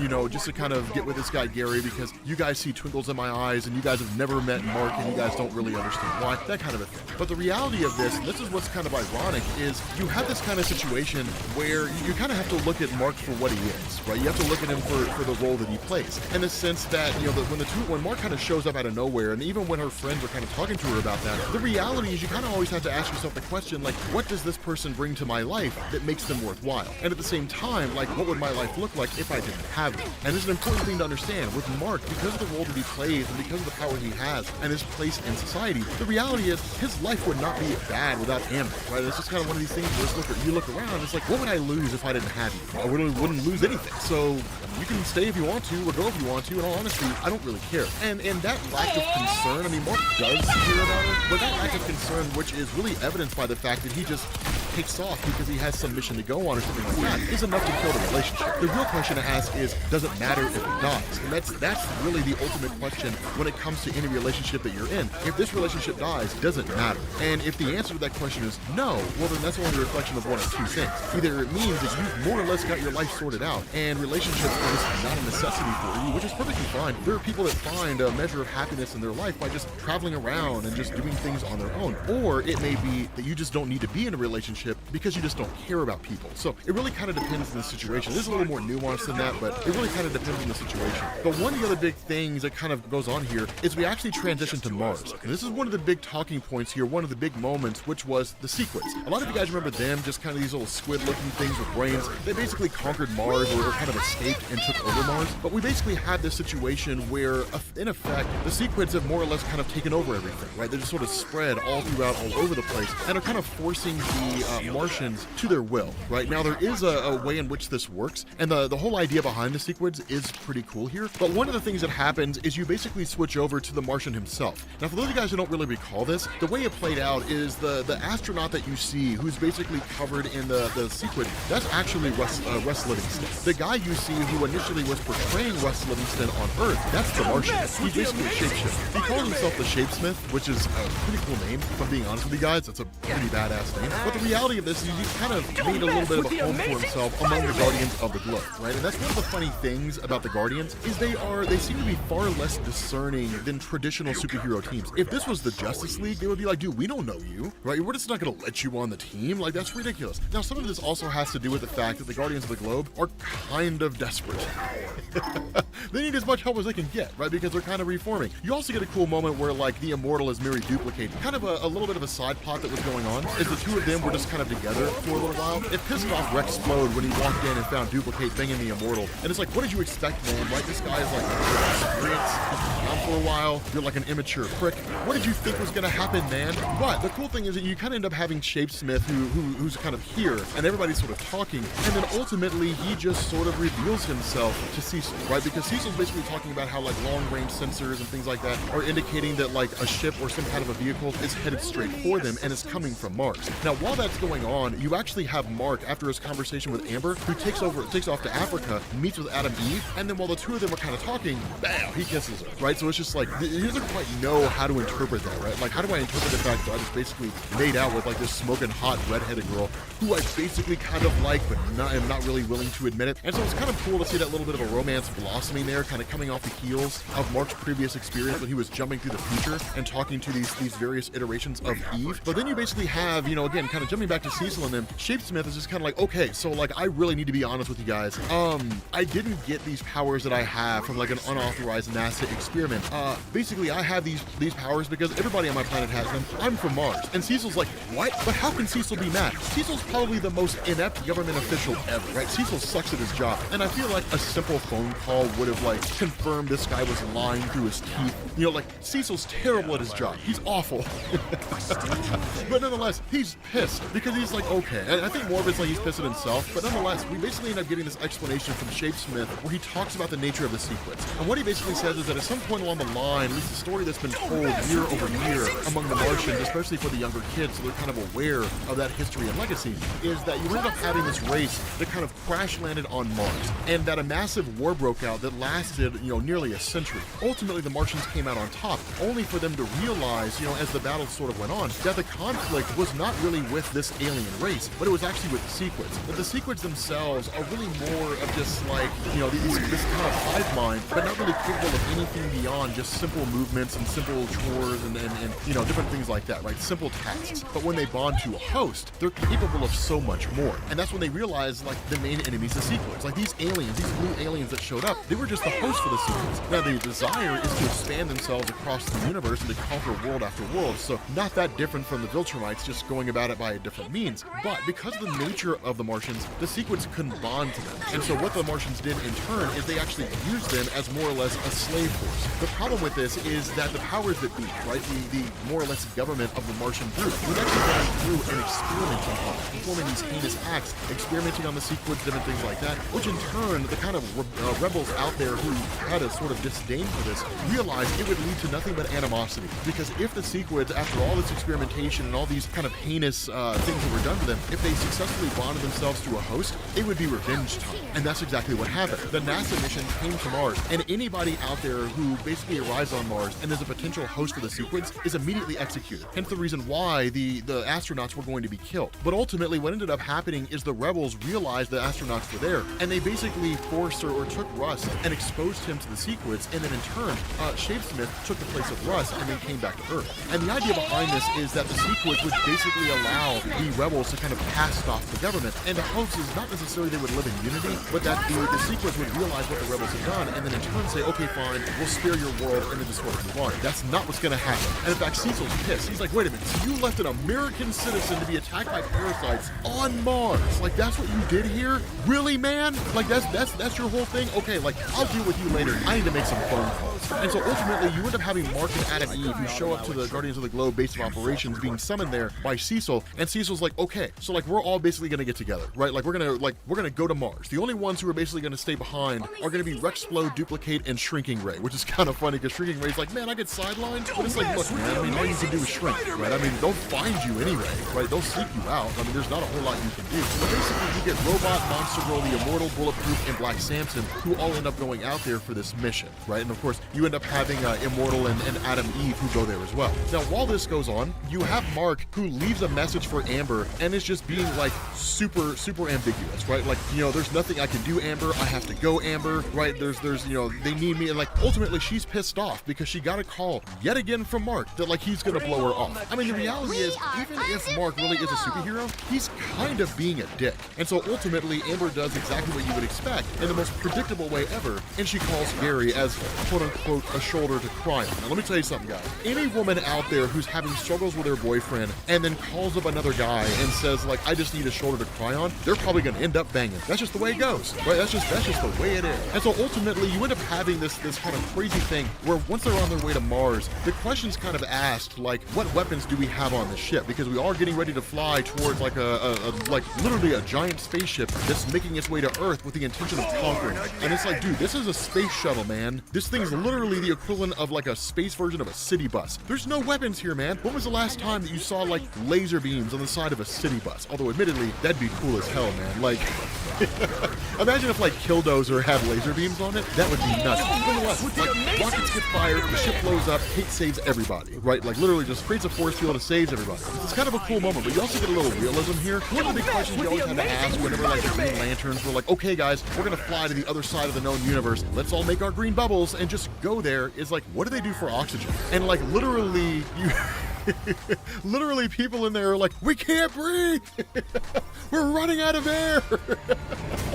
So I love that little bit of realism that goes on there, because it's like, I mean, this is a great idea, but like, we need air to breathe, and there's no air in space, and we're running out of air here, so we need to do something. Now, of course, they end up getting aboard the ship, but as soon as they do, you kind of have the rebels who are in the engine room trying to find some way to overcome this whole situation. Now, ultimately, one of the guys are just kind of like, hey, I found a squid, like they smash it, and it's like, no, they have a hive mind. They're all gonna know you're here now, right? Like, if you'd left it alone, it wouldn't have known. But now that you've done something, they're all gonna know, and literally they all just come pouring in. And so at that point, there's a few things that go on that I kind of want to talk about here. The first is that back on Earth, you ended up having this kind of crazy lizard organization, right? Just these crazy guys. They're more or less modeled after the Serpent Society from the Captain America comics, but they've more or less taken control of like a nuclear base with the intent of just unleashing absolute hell and just kind of showing that like they're a force to be reckoned with. And so you end up having like those who are left behind, right? So like Rexplode, Duplicate, Shrinking Ray, who all basically, you know, kind of jump into the attack and take these guys out. Duplicate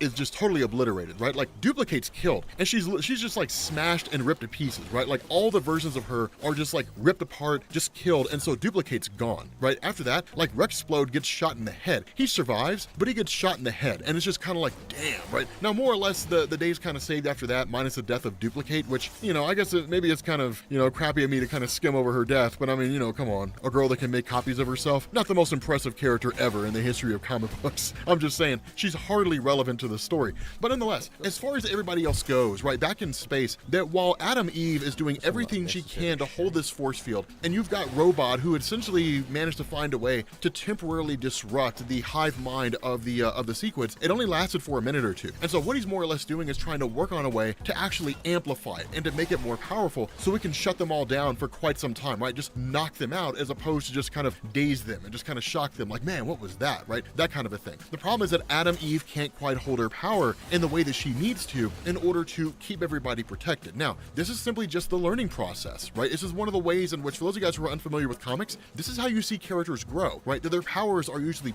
pushed in extreme situations, whether it's agility or something like that, or in the case of Adam Eve, trying to hold up I guess a molecularly structured force field as long as she possibly can. Her powers just aren't quite on that level yet to do it for a lengthy, meaningful amount of time. And so what you end up getting here is kind of Russ Livingston just kind of going nuts and rambling about how like they can't be stopped, you know, and they're ultra powerful and they're going to conquer all of known existence and so on, you know, so on and so forth. Like you end up having Immortal who sort of jumps into the fray and starts, you know, literally going against this guy as best he can, as well as like all the different Sequids who are there. And then Shapesmith has this genius idea, right, where he's like, okay, if we have to protect this guy, then I'll just cover everybody. And that's what he does. He basically covers Robot literally as best he can because he cannot be infected by the Sequids, right? He can't be turned. He can't be forced into one of their own. And so he literally just forms a giant ball around this guy while everybody else fights the Sequids off. And then suddenly he hears Robot basically saying like, I've done it. I've fixed it. And so initially Immortal takes it to go and use it. But the biggest problem Immortal has, and it's one of the things that Invincible seems to hit up on, his ego seems to come into play. That Immortal is an exceedingly proud character. A lot of it's because he sees himself as somebody who's been around for a very long time, the guy who is the leader of the Guardians of the Globe in his previous form, therefore he should be the leader now. But the truth about this, and Mark makes a good point, he's like, I'm faster than you, I'm stronger than you. This is too important for your ego to get in the way. The reality is that if anybody should be doing this, it should be me. And so ultimately, because of the fact that Invincible can move faster than the Sequids can counter, which Immortal doesn't seem to be on that level, he just runs up on Russ Livingston and activates the beacon, and all of the Sequids get knocked out. From there, he basically snatches up Russ and is just kind of like, okay, cool, we've basically saved the day, these guys are knocked out, there's no more hosts, so they're just going to go back to doing, you know, regular meaningless tasks according to, you know, the Martian Empire, and that'll more or less be it. But the problem is the Martians don't want to let Shapesmith go, because at the end of the day, he more or less is the one that caused all this, right? He's the reason why all this happened when he body swapped with Russ Livingston and allowed Russ Livingston to be taken over by the Sequids. The problem is that they're going to execute him, and so like the Guardians are just like, no, that ain't going to happen. So they basically snatch him up and just fly into space as fast as they can. They take off as quick as they possibly can. Now, one of the other things that kind of goes on here, you kind of get a little bit of follow-up to some of the things that we've seen over the course of the story so far. And so one of the first things that happens here is you basically have Mark and everybody getting back to Earth, and you have a little bit of a discussion between Adam, Eve, and Mark, and they don't really know where this is going. Insofar as the fact that they kissed, do they have feelings for each other? Mark isn't really sure. He's just kind of like, I don't know if I really have feelings for it all. And even if he does, there's a few things he needs to resolve. And then he gets to Amber's place, and Gary's in there, right? Like Gary's in her room, and like he's overhearing this conversation conversation they're having where he's like, I mean, you know, it was a good movie, Amber. You know, I had a great time. You know, and that's the thing. She's like, well, I mean, it was cool, but like I have a boyfriend. And then Gary plays a smart move, right? I hear about your boyfriend a lot. Like, where is he? Where exactly is your boyfriend at? And she's like, well, I don't really know. He's like, and where am I? And she's like, you're here, right? Like, you're right here. Now, under normal circumstances, that never would have worked, right? She would have been like, man, come on, and like probably would have kicked him out. But given the vulnerable position that she's in, it works, right? Like he's able to pull it off. Gary read her like a book and was just kind of like, bang, right? Like as soon as like she says, like, you're here, and he touches her hand, boom, he's in, right? Like that door, it's not a foot in the door anymore, right? That door's blown wide open, blown off the hinges, right? Like that guy is gonna be nailing Amber in no time. And so Mark's just kind of like, okay, right? Seeing this whole thing unfold, he actually does really what he should do here, right? Which is going to her and saying, look, like, it's over, right? Like, I mean, there's no reason for us to date anymore. Now he kind of falls on his sword here, which I don't really agree with, where he's kind of like, you know, I mean, you know, I really haven't been the best boyfriend, which is true. He hasn't really been a great boyfriend or anything like that. But the reality is, people date according to their station in life. And the truth about this is that Mark dating Amber, that ain't gonna work, because Amber she's not on Mark's level, right? I mean, Mark's literally a protector of the world. He's got all these capabilities going for him. Adam Eve is a much better match for Mark than Amber is, right? Because Adam Eve is on Mark's level. Actually, she's a little higher than him because she's more powerful than he is. But nonetheless, right? I mean, like, she's more or less equal to him on a societal level. And so that's why it's gonna work, right? That's why, like, it's kind of like those two need to be the ones who get together. Amber, you know, ultimately when he tells her everything, that it's just kind of like, I mean, it was cool when we first got together and I first told you I was invincible, and then you were like, yeah, I'm banging a superhero, right? Like, it was kind of cool and everything. But now that we're really in the thick of it, right? And we're kind of at that point where it's like, where's this really going, right? You know, ultimately it's like, I can't be the kind of boyfriend that you need, honestly, because I got more important things to worry about. And so ultimately, you know, like, he breaks up with her, and she's kind of like, yeah, I mean, I was gonna break up with you, but I'm glad you did it first, you know. So like, ultimately they just kind of stay friends and they go their separate ways. And you kind of have this little bit of a mourning moment with the Immortal where he loses Duplicate. Now, this is a big thing. Like, after they'd had the whole funeral for Duplicate, with the Immortal, it sucks, right? And this is actually a great moment for his character, because the Immortal's been around for a long time, and it's one of these things where and it almost kind of contrasts what's going on with Mark, right? In the sense that with the Immortal having this conversation and just kind of like, yeah, you know, like, it's nothing that I haven't been through before, you know, it's nothing that I'm not used to. At the end, it's just like, you know, she was so young, right? And I didn't know that I'd lose her so soon. And that's kind of the crazy thing, it's an expectation. The Immortal has lived for a pretty lengthy amount of time, and he's been in love and he's lost them. Oftentimes he's had to outlive them, different things like that. But at the end of the day, Duplicate was young, and despite the fact that he's been through this time and time again, he was genuinely in love with her, and he was hoping that even though he would ultimately outlive her, presumably outlive her, assuming that her power didn't keep her from aging, that at the end of the day they'd have a pretty long and healthy life together, likely having kids, different things like that. And then suddenly she was gone. Not only was she gone, he wasn't there. He wasn't there to protect her. He wasn't there to keep her safe. And so it's kind of a crazy situation, because it's like, you know, there's a lot of regret there, a lot of things that he wish he'd done with regards to Duplicate. Now, the truth is, they hadn't been together for all that long, and so there wasn't really a whole lot of time for him to have been able to do those things in the first place. So the reality is, it's more or less him just kind of desiring and mourning the future they could have had, as opposed to the time they had, which the future they could have had could have been fantastic. And so following that, you basically pick up with Russ Livingston returning home, and his life is more or less going back to normal to a degree, in the sense that he was offered his old job back at NASA, different things along those lines. After going through some testing and so on and so forth, he's kind of able to return back to normal. But as soon as he gets home, he starts coughing like crazy. And the reason for this is he starts coughing up sequins. They literally embedded themselves inside of his body. They bond themselves to Russ, and they're like, it's only a matter of time before we conquer the world. Certainly the most corny ending ever to a comic, but amazing nonetheless. What's going on, guys? This is Rob. We're back with Invincible. Yes, we are. And where the last video that we did was kind of, it was okay for what it was, this one's a lot more interesting. Right? This is a lot more intriguing. That's one of the funny things about Invincible is once it kind of starts to build and then you get into like the post-Omni-Man era, there's like one or two stories where things are a little murky and then it just takes off, right? Like I've been saying, especially when you get to the Viltrumite War, that's when things are super cool, right? But there's a couple things that go on here. And one of the things that I want to talk about is kind of the aftermath of everything that happened with Omni-Man. And one of the things that plays out here is that with Mark continuing his role as a superhero, that's kind of out there doing his thing, and because the whole surveillance footage of Mark and Omni-Man fighting was leaked, basically the world being aware of the fact that Mark is the son of Omni-Man, then in turn, it's kind of like this press conference that's basically done here. And it's one of the things where one part of it is information gathering, right? The public's just curious, but the other part is the public's a little bit scared, right? Because like a man tried to conquer the world and his son is still here. They don't know what the deal is. They don't really know what's going on. And so Mark kind of being out here and talking about what his dad did, the fact that Omni-Man was really here for the purpose of conquering the world, the power he possessed, things like that, is really more of just trying to reassure the public and simply saying, like, I'm doing this because I believe I'm doing the right thing. Now, while the public is coming at it from two directions, so is Mark. The first part is really Mark just kind of being a good guy here and just saying, look, like, this is really where I'm coming from. But the second is because, as most of you guys know, fear gives way to terrible things. And human beings are nothing if not a fearful race. And so the response to the fear of Omni-Man and the threat he represented would then turn into other superheroes. Well, can we trust them? Are they inherently good people? Do we have to worry about them trying to conquer the world and things along those lines? So Mark, whether he knows it or not, is kind of doing double duty here and is really kind of standing out in front of the general public and saying, look, like, I'm doing what I'm doing because I genuinely believe it's the right thing. And the hope is that because of who he chooses to associate himself with, they're in the same train of thought as well. Now, we as the reader know they are. I mean, the Guardians of the Globe really kind of solidify that, like, not every hero out there is there to attack people. But, like, the first thing a hysterical person says is,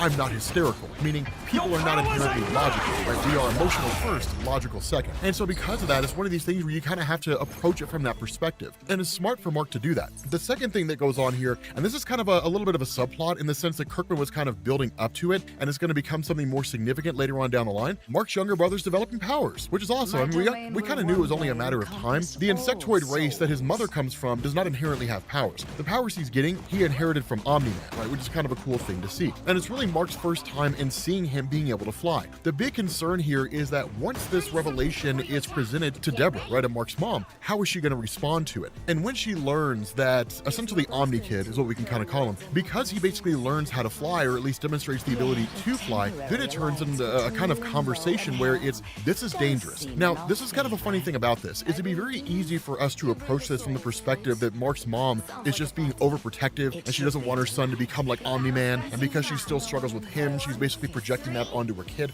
That's not necessarily the case here. One of the things that she kind of talks about is one of the things that's kind of nipped in the bud right off the bat when Mark brings it up, is she kind of talks about how this whole thing is he's so young. And while he is aging pretty fast and he is intelligent, at the end of the day, he's still a kid. And what kid who has powers, or even what kid in general, really grasps and understands what it means to be in danger, right? Like a kid running out in the street to chase a ball. That's a perfect example of that. And so because kids usually just kind of act first and then think second, it's one of these things where she kind of has to safeguard it. And this is important because it's really Deborah kind of looking at this kid very much as her own child. But at the same time, because Mark was older and because Mark had his father to guide him, this kid doesn't necessarily have that. While Mark could offer some sort of guidance here, and in fact he will over time, the important thing is Mark is still learning about himself, and Mark's still figuring his powers out. Mark's not nearly as confident or even as old and experienced as his father was. And so because of that, he can't quite bring that kind of wisdom to the table. And so quite literally, Mark and this kid are essentially flying by the seat of their pants.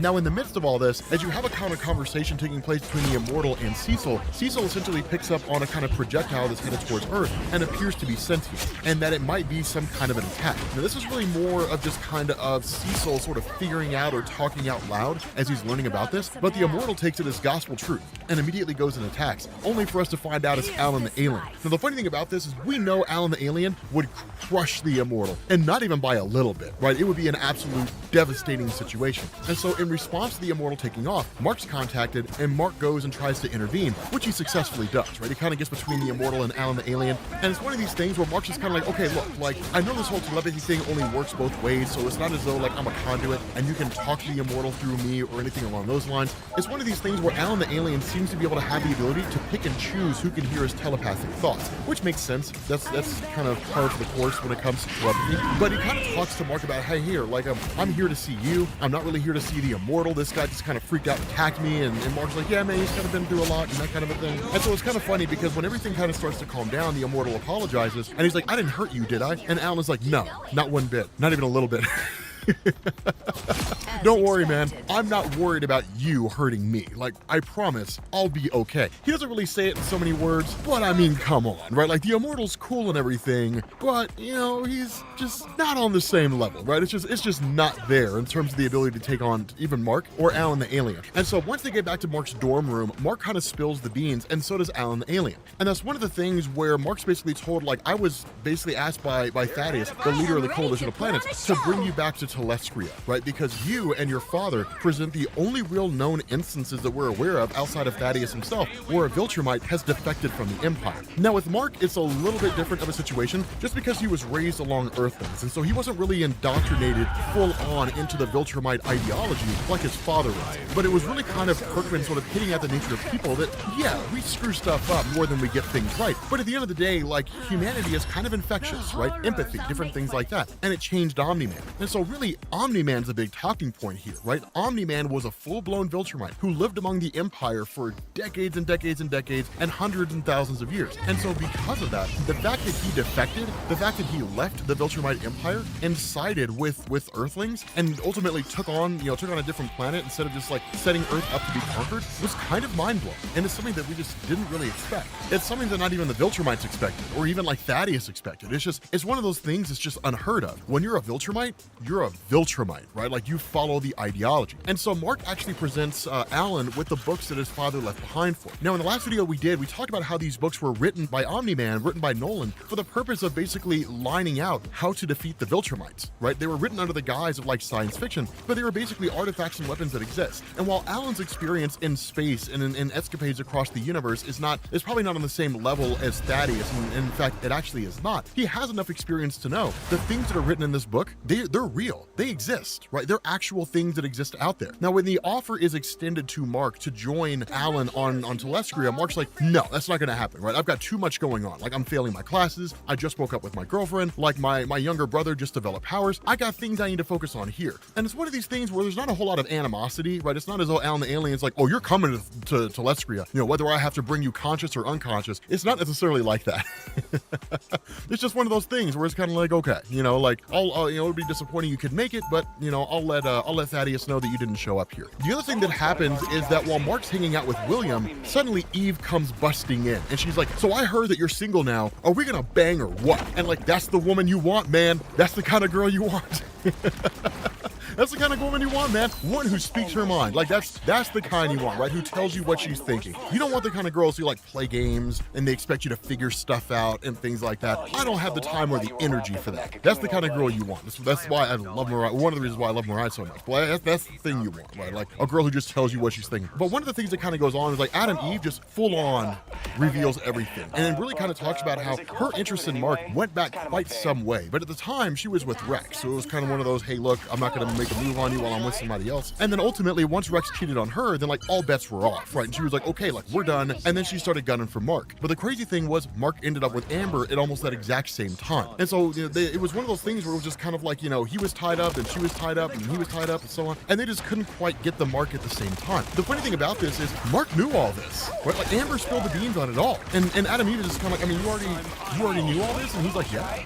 We know Mark knew all this because he saw the future version of Adam Eve, and she revealed the whole thing to him. And so he's kind of like, yeah, like, I saw a future version of yourself, and she'd been obsessed with me, right, all these years, because I never really gave her an answer. I never really told her whether or not we were going to get together. I always kind of beat around the bush, never quite made time for her or anything like that. And that's kind of how he knows. And it's kind of a funny thing, because it's almost like they treat that version of Adam Eve as a totally different person. And so one of the things, like, with that kind of big revelation coming out, she sort of asks, like, are we entertaining this conversation because you feel sorry for me? Because you don't want me to become that old, lonely, bitter version of myself? Is that why all this is happening? And Mark doesn't, I mean, I guess he says no. He's like, I don't think I'm doing it for that reason. And that right there, that lack of certainty is enough to put Adam Eve on the path of believing that's actually the case, right? Mark's like this. He's having this conversation with her because he feels bad for her. And that's not what anybody wants to hear, right? Nobody wants to have like a pity party thrown for them by somebody else, right? Especially when it comes to matters of heart. And so because of that, you kind of switch over to Mark the next day, spending time with his mom, right? He was kind of told that he's guaranteed to fail his classes And honestly, Mark's just considering dropping out of school because he gets paid more working for Cecil than he would ever have working a real job. And the reality isn't really see a necessity for it. The thing that ends up happening though is he's basically met by the arrival of a female Viltrumite. Now she will become very important later on down the line for reasons that are pretty screwed up. And people who have read Invincible are just like, yeah, it was very screwed up. It was very messed up. But like, she becomes important later on down the line, right? The important thing that goes on here is she basically threatens Mark with killing his mom if Mark doesn't go with her, right? So he ends up meeting her about 2 miles up in about a minute, and they kind of have this bit of a conversation. And one of the things that goes on here is it's really her as a Viltrumite almost appealing to Mark's better sense, right? In the idea of saying like, Viltrumites, we as a race are not inherently desiring to destroy people, right? We're looking to expand our empire, but we're not inherently looking for violence, right? We're not arbitrarily violent. We invoke violence when we need to, right? Violence is not always the answer, but it is a answer, and it's a very effective answer, right? Violence gets things done. And so because of that, one of the things she kind of hits on here is this world that you live in, right? This world you live on, this world, Earth, home of humanity, is plagued by like illness and disease and violence and like inequality and all that kind of stuff. Like, this world sucks, and there's literally no reason anybody of your caliber should be here. What are you protecting, right? Like, what are you saving these people from, right? I mean, you're not saving them from anything tangible. I mean, sure, there's a few villains here and there, but in the grand scheme of your race's history, these villains won't really amount for anything. So you're saving humanity for a day, and you're dooming it for a lifetime. So what are you looking to save here? Like, we as the Viltrumites, on the other hand, sure, we'll conquer this world, but we'll also bring a level of peace and prosperity it's never experienced before. We'll make it a utopia. Sure, they'll lose their freedom in the process, but how valuable could the freedom of humanity possibly be if this is where their freedom brought them to, right? To a world of inequality and disease, war, violence. Like, sure, they have freedom and they've used it to screw the world up. So we're going to take that away, right? And it's one of these things where Mark's kind of like, no. And this is the argument that we've had so many times before on this YouTube channel. And it's one of those debates that I love to have, right? Like, I mean, I guess the benefit of freedom is that it gives humanity the ability to look at its past mistakes and correct those without the yoke of oppression, I guess. But humanity in its current form has been around for something like 200,000 years, right? I guess the age of industrialization didn't really begin until the 1800s. The point that I'm making here is we've had time. So if we were going to fix ourselves, we would have. Basically, people don't want to. And so it's one of these things where it's kind of like, yeah, like, she's not necessarily wrong, right? I mean, you know, and that's what makes it so interesting, is because Mark kind of responds to this. So like, the whole point is you would be making slaves complacent until you basically suck this planet dry. And the response of her is, I mean, yeah, we're going to kind of destroy the world, but your humanity will have a few hundred years of peace and prosperity on a level that they've never experienced before. And in turn, maybe they can make something out of themselves.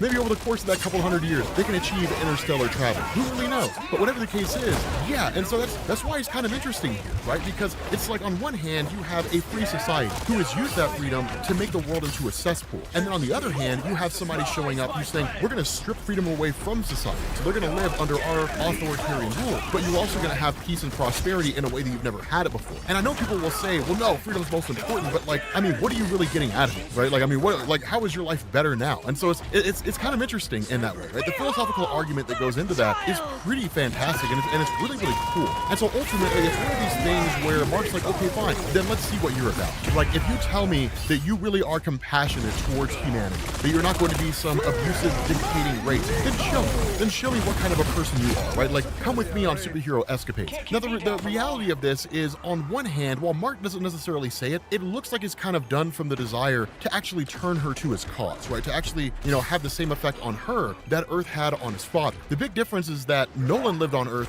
for years, and it took quite some time for it to get to that point. And even then, by the time he got to the final battle between Mark and Nolan, he still wasn't necessarily swayed by humanity as a whole. It was his relationship with his son that swayed him towards basically abandoning Earth and taking up residence on a different planet instead. One of the things to understand here when it comes to Nolan, sure, he left Earth, and he didn't pave the way for the Viltrumites to conquer it, but there was nothing about the conversation he had with his son in that final battle where it was, humanity has changed my view, I believe the Earth is a place to save, I'm going to stay here, I'm going to do everything I can to show that I'm actually a good guy, and when the Viltrumites come, which they will, I'm going to fight side by side with you and protect the world. No, he was like, leave this world and come with me, or help me conquer this world, right? Like, it was only because Mark loved his father so much and vocalize that, and the relationship between Mark and his dad, that Nolan left Earth, right? So that's an important distinction to understand. The point that I'm making when I say that is, this girl's been here for 15 minutes. There's no way Mark's gonna change her mind.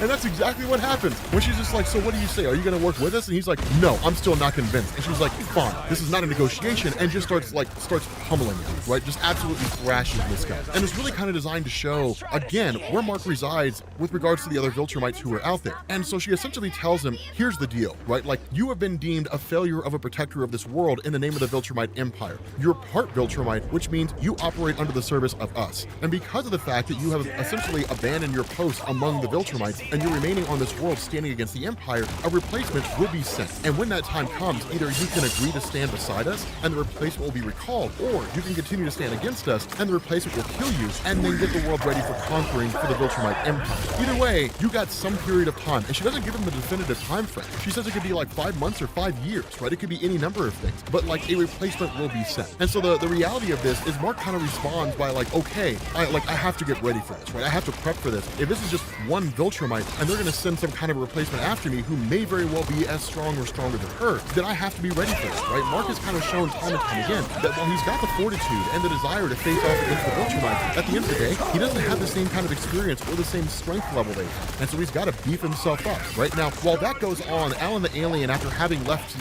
Mark behind on Earth, kind of starts traveling back to Telestria and is passed by a Viltrumite ship. And in hoping that they had noticed him, they ended up doing that. And so he ends up facing off against this same Viltrumite woman that had interrogated Mark, or had met Mark on Earth. Now, the funny thing about this is that as the two of them are fighting, she kind of talks about this idea that because of the power he possesses and so on, because he refused to stand for the Viltrumite Empire, that like so many other people they've come across who refuse to bend the knee, that he'll be executed. And first and foremost, he'll be taken to a Viltrumite prison. And that's when he recalls a conversation he had with Mark, where Mark had revealed his father had been taken and he was going to be executed. And that's when Alan's like, that's my ticket, right? That's my ticket to get a hold of Nolan. And so ultimately he kind of goes in a fight and then plays possum, right? She goes in for a punch, and then he's like, oh my god, you got it, right? And then just kind of makes it look like he's knocked out. She snatches him up, takes him aboard the ship, and he's basically going to be taken to the same place that Mark is. And that's kind of a great thing there, is because what you end up doing is actually transitioning to the Viltrumite prison planet, or really prison asteroid, where you have Nolan, and Nolan kind of struggling and dealing with all these internal emotional issues that he's had to cope with, comes to this kind of realization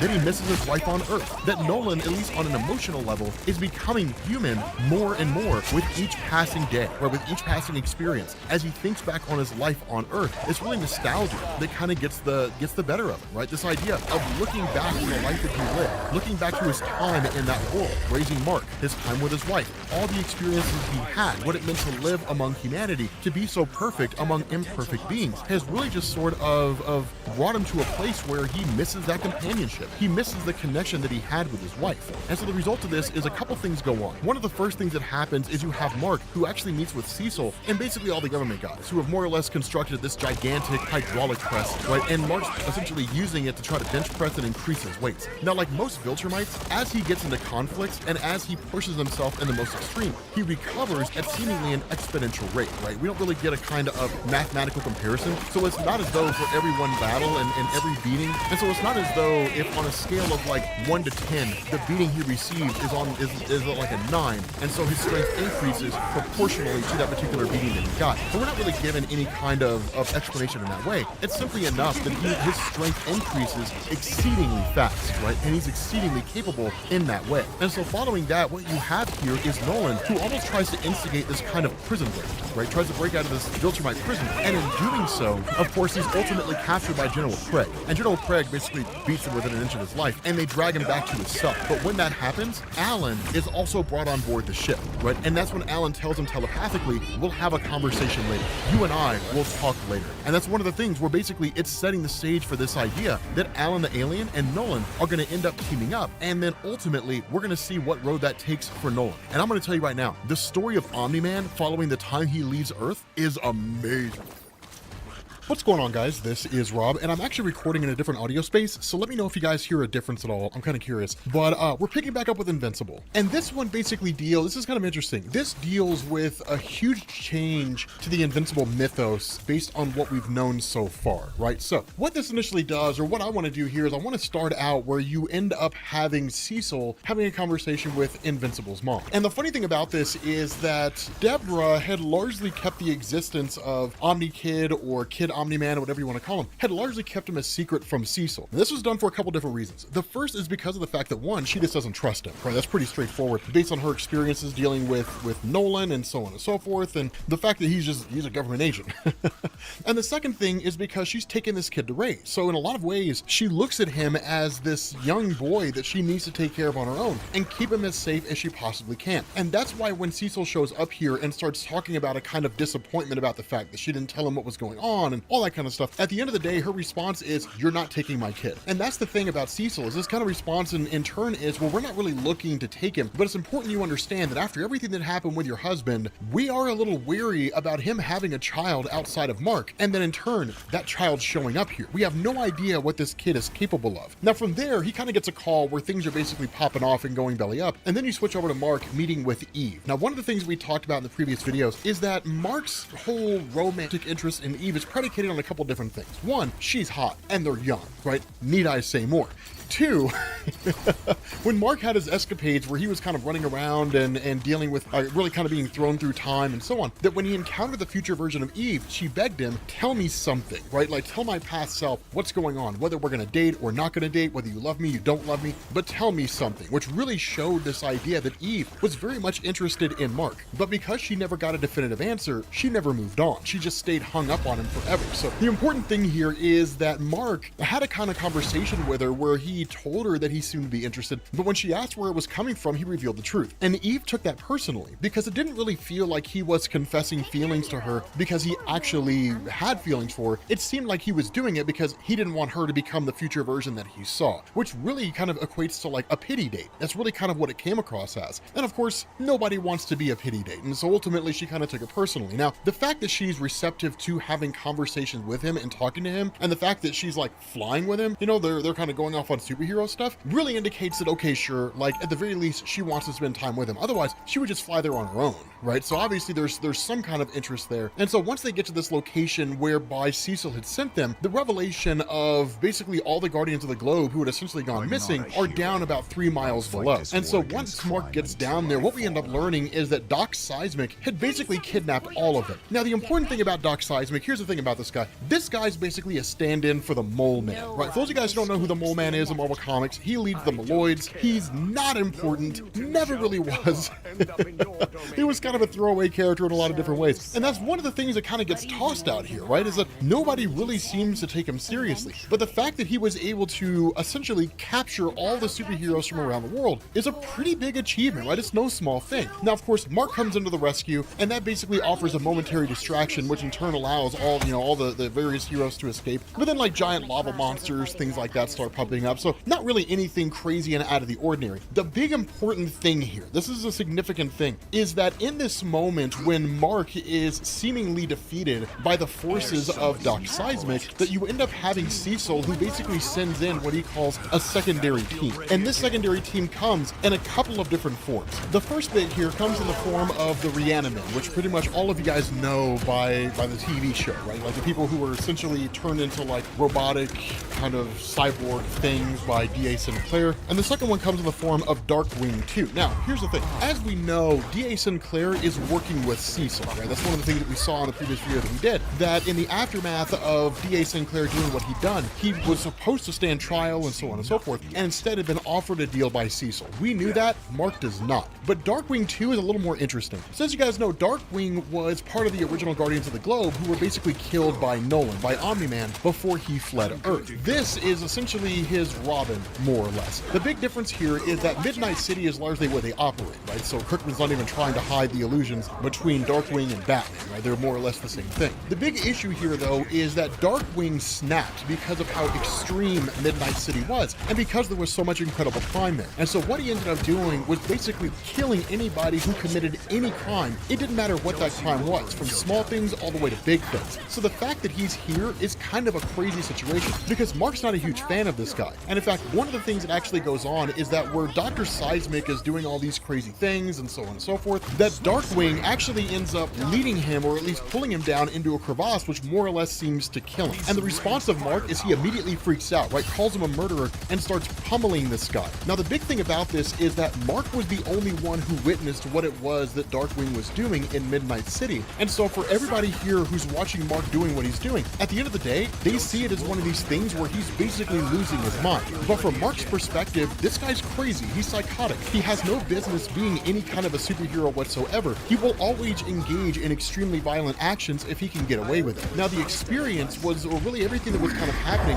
was technically documented, and Mark actually goes as far as to say that, like, you guys had to have seen it. It was on the news and recorded and all that kind of stuff, where there's actually a little more, you know, craziness going afoot. Instead, what ends up happening is Cecil steps in, tells Mark to stand down, things kind of pop off, he tells Mark, we'll talk about this later, and in turn, Mark has a bit of a conversation with Eve, not a whole lot going on there, really just kind of talking about how, like, he knows the whole thing with him and Darkwing was essentially recorded, it should have been on the news, all that kind of stuff, but it wasn't. People don't know about it, which means that it seems to have been hidden, and he really seems to believe that Cecil was the one who did it. And so flying directly off to encounter Cecil directly, as the two of them are talking, D.A. Sinclair walks out, and that's when Mark comes to the realization this guy's working with D.A. Sinclair. In a pretty quick situation, we're basically given this revelation on behalf of Mark that nothing Cecil's telling him has really been true, that Cecil's basically been lying all this time. And so one of the things that happens is that Cecil basically leads him into the White Room. Now, as you guys know, that White Room is basically designed in such a way to where it's fused with, or really messes with eyesight, so that those people who are in it can't actually see what's in there, right? All they see is basically white. And that's one of the things Mark kind of lets loose into Cecil, right? And it's just like, how could you have possibly worked with somebody like D.A. Sinclair, knowing the kind of things that he's done? And something has to be going on here. Like, you had to have gotten rid of that footage, you had to have done something, like you had to have known what was going on with Darkwing, so that now I'm led to believe that you have a hand in the reason why no one's aware of what's going on with Darkwing. Enter all these Reanimen who had basically been built for Cecil by D.A. Sinclair. Now, one of the things that goes on here, Mark just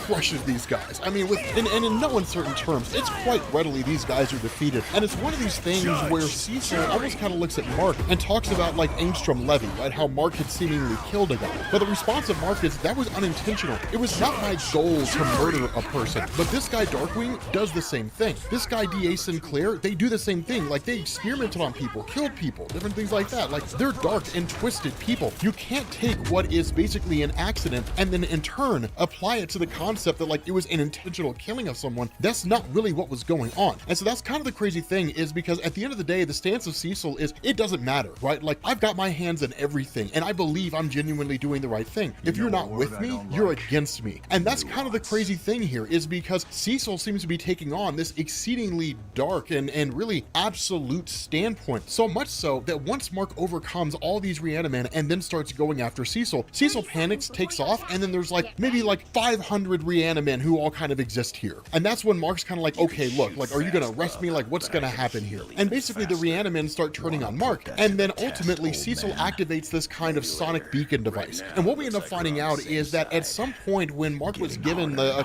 kind of earpiece by Cecil, that it also had a device inside his body that basically threw off his equilibrium and would emit a sonic pulse. And the reason why this was done is because in his time having dealt with and engaged with Omni-Man, even though they'd worked together for so long, the reality of Cecil and kind of looking at this guy was like, equilibrium is a necessary thing. Because unlike a person where you gave them vertigo, they would get a little dizzy and probably have to sit down. But for somebody like Mark or somebody like Omni-Man, being able to screw with equilibrium in their head is a huge deal because it's necessary to fly. The sonic pulse is almost just crushing in terms of the sound that it emits, so much so that Mark is largely incapacitated here. And that's kind of the crazy thing, because following that, Mark actually speeds off, right? He kind of asks like, you know, how strong, how capable is this pulse? And then speeds off, where he actually starts to outrace it. Like, literally Cecil's teleporting, trying to keep up with him, and then ultimately catches him, and then Mark basically lands inside the headquarters of the new Guardians of the Globe, right? Rex and all those guys, Monster Girl and so on, and basically brings to their attention Cecil's the one that's doing all this. And so it's really the first time that you see people in the superhero community who are learning that Cecil's always been sus, man. There's always been something up with this guy. And that's kind of the crazy thing, is because when he kind of makes this case, that when Mark makes this case, that Cecil is employing people who are serial killers or murderers, people who are experimenting on other individuals, somebody like D.A. Sinclair, at the end of the day, it's kind of like the whole thing with like Darkwing, that was recorded. That should have been on the news. But because of the connections that Cecil had, he had it suppressed. He basically made sure that nobody would know that Darkwing was doing that stuff. And he basically blackmailed him and said that if you don't work for me directly, I'll release this to the public. And the whole world will know that you're basically a crazy psychopath. And that's how he seems to basically get people to work for him. And that leads to the rest of the Guardians of the Globe basically going on and confronting Cecil directly. And that's where things get kind of nuts, because in this process, and this is incredibly important, in this process, Mark begins to lose his control. And this is kind of a dangerous thing here, because as that happens, he starts to become somewhat bloodlusted. Now, the crazy thing about that is this is in a lot of ways kind of where Omni-Man was, but the big difference between Omni-Man and Mark is that Nolan was a guy who'd lived for so long that this idea of him just kind of giving into his emotions was very rare. But Mark does not have the experience and does not have the same kind of training that Omni-Man had, and so it's much easier for him to get into his emotions. And so that's one of the things that kind of happens, is that with everything going on with Mark and this kind of sonic pulse that's ringing through his head, it's on the verge of killing him. And that's when everybody's like, you have to shut that thing down. You're gonna kill Mark. You're gonna kill Invincible. And that's not something that Cecil wants on his conscience. So ultimately, he tells DA to basically shut off the sonic emitter. And then when Mark gets that chance to kind of recoup, he almost kills Cecil. Of course, he doesn't. And then Cecil basically fires him on the spot. And you would think that, when it looks like Mark is just kind of like, okay, fine, we're gonna go ahead and let that go, Mark immediately charges Cecil and then basically says, if we're done, then that means we're done. That means you and I have no contact whatsoever. So if you come near my family, my mom, my brother, or whoever, I will kill you. If you send anybody to my family that I know works on your behalf, or I even get a whiff of the idea that they work on your behalf, I'll come back and I'll kill you. And that's one of the important things, is because what Mark's kind of demonstrated here is that at the end of the day, despite Cecil's best efforts, especially Mark knowing this device is in his brain, that was the ace in the hole, right? That was the only thing that Cecil really had to overcome Mark. Now that that's not there anymore, Mark has the ability to get rid of that, or seems to have the ability to get rid of it, then now Cecil has nothing over Mark. And so if he really does piss him off, Mark will kill him, and there'll be nothing Cecil can do about it. Absolutely nothing at all. He's an old man, right? What could he possibly hope to do against somebody like Mark? Having said that, this is kind of a crazy thing, because Mark has this conversation with Eve, right, where she kind of hung around the house, just to kind of keep an eye and make sure that Mark was going to be okay when he got back and different things like that. And Mark kind of spills the beans and says, for a moment there, I thought I was going to die. I guess that was really the test, right? For a moment, I thought I was going to die. And in that moment, the only person that I could think of was you. You were the only person I could think of in the whole wide world. And so because of that, I love you. Like, I'm with you. Like, you and me. Like, that's it. Now, of course, Omni Kid sees it and he's just like, gross. But it's a funny little thing there, right? But following this, there's a couple big things that happen. One of the biggest and most notable things that take place is that Mark takes his younger brother under his wing to train him. Now, as most of you guys can probably guess just from having seen things like Star Wars and so on, this is not going to end well. Mark was as effective of a hero as he is for a bunch of different reasons, the least of which has anything to do with the training that he got from Nolan. We know that just because of the experience the two of them had, and didn't really get any measure of training until his powers developed. The reason why Mark is the way he is because of the time he spent among humanity, right? The time that he spent among people who in almost every conceivable way were weaker than he was. Even before he knew that he had powers, he spent all this time among people and adopted a lot of human tendencies, both good and bad. For somebody like his younger brother, he doesn't have that, right? So it's literally a rush job on training. Taking this kid that has these incredible abilities, who basically gained them, over a decade before Mark did in terms of age relation, and then in turn, taking him under his wing to be his trainer. The other thing about this is that because of everything that played out with Mark and Cecil, that essentially the Guardians of the Globe have split. The team's roster, as we know it for the most part, it's kind of back to its old self, right? In the sense that you've got Monster Girl, you've got Robot, who's now in a boy's body, and so on and so forth, Adam Eve, and those characters, and of course, Mark as well. And then you have the actual Guardians of the Globe, so you've got Duplicate, you've got the Immortal, and so on. But it's one of these things where it's kind of like, okay, like, as far as Cecil's concerned, they're the official team, right? The team is really more of like a stand-in team, right? So it's almost almost kind of an unspoken statement or an unspoken phrase that like they're essentially enemies, right? Like if the team steps in to confront some enemy that the Guardians of the Globe are going to kill and tries to stop them, then now they're enemies, right? They kind of work in that kind of weird capacity there. The other thing that goes on here is, of course, Mark takes his younger brother to meet the tailor, right? And then in turn, the tailor also gives Mark a new costume, which, you know, it looks kind of cool. You know, that's one of those little interesting tidbits there. But the cool thing about this is that you get to this interesting situation where you basically have this kind of nuclear silo that were basically taken over by the Lizard League. And of course, the Lizard League was kind of a laughable team, but the Mauler twins have basically arrived here to kind of do the same thing. Not the exact same thing, but to kind of launch their own plan. Now, this is going to be one of the most important parts of the story because one of the most interesting parts of the story. The way this plays out is that where you have a conversation between Mark and his brother, and the two of them are talking and so on, and he's kind of teaching him the ropes of like, when I tell you to stay, you stay. The threats out here are no joke. This is not a kind of time to mess around or goof off or anything like that. You could get yourself killed facing off against some of the people here, things along those lines. That word basically reaches the ears of Mark that the Mauler twins are attacking this silo, right? And when I say word reaches his ears, I mean like he walks into the room and his mom says like, look at this. And so of course he dons his costume, races off to go face off against the Mauler twins, who have basically defeated the Guardians of the Globe. And so Mark does what he can to step up against them, but then when his brother comes in and he's like, where's Mark at? His mom's like, oh, he went to go do this, and then his brother takes off and joins the fray as well. Now there's a huge difference here, and there's a huge moment here, because ultimately Mark does what he can to face off against these guys, but a nuclear weapon is basically launched, right? The whole idea of the Mauler twins is to basically take over the computer systems of the world, but at the end of the day, like this nuclear missile is launched, which is really designed as a kind of distraction to get Mark out of the scene, and then in turn allow them to complete their goal, but they're totally unaware of his younger brother stepping in. Now, as soon as he shows up, he kind of punches one of the Mauler twins in the mouth, right? They don't really take him seriously. They throw him into a wall. The kid emerges from rubble and then just kind of like flies right through one of them and kills him. This freaks out the other one, right? Because there's this kind of unwritten rule among the superheroes, like you don't kill your villains, right? It's one of these things where the villains are kind of like, I mean, you know how it is. Like we do crime, you arrest us, you take us to jail, and then we get out, and then we do crime again. And it's one of these things where literally one of the twins is like, I give up, I surrender, like please just don't hurt me. And Omni Kid's just like, so you're gonna make it easy for me, huh? And then just like punches his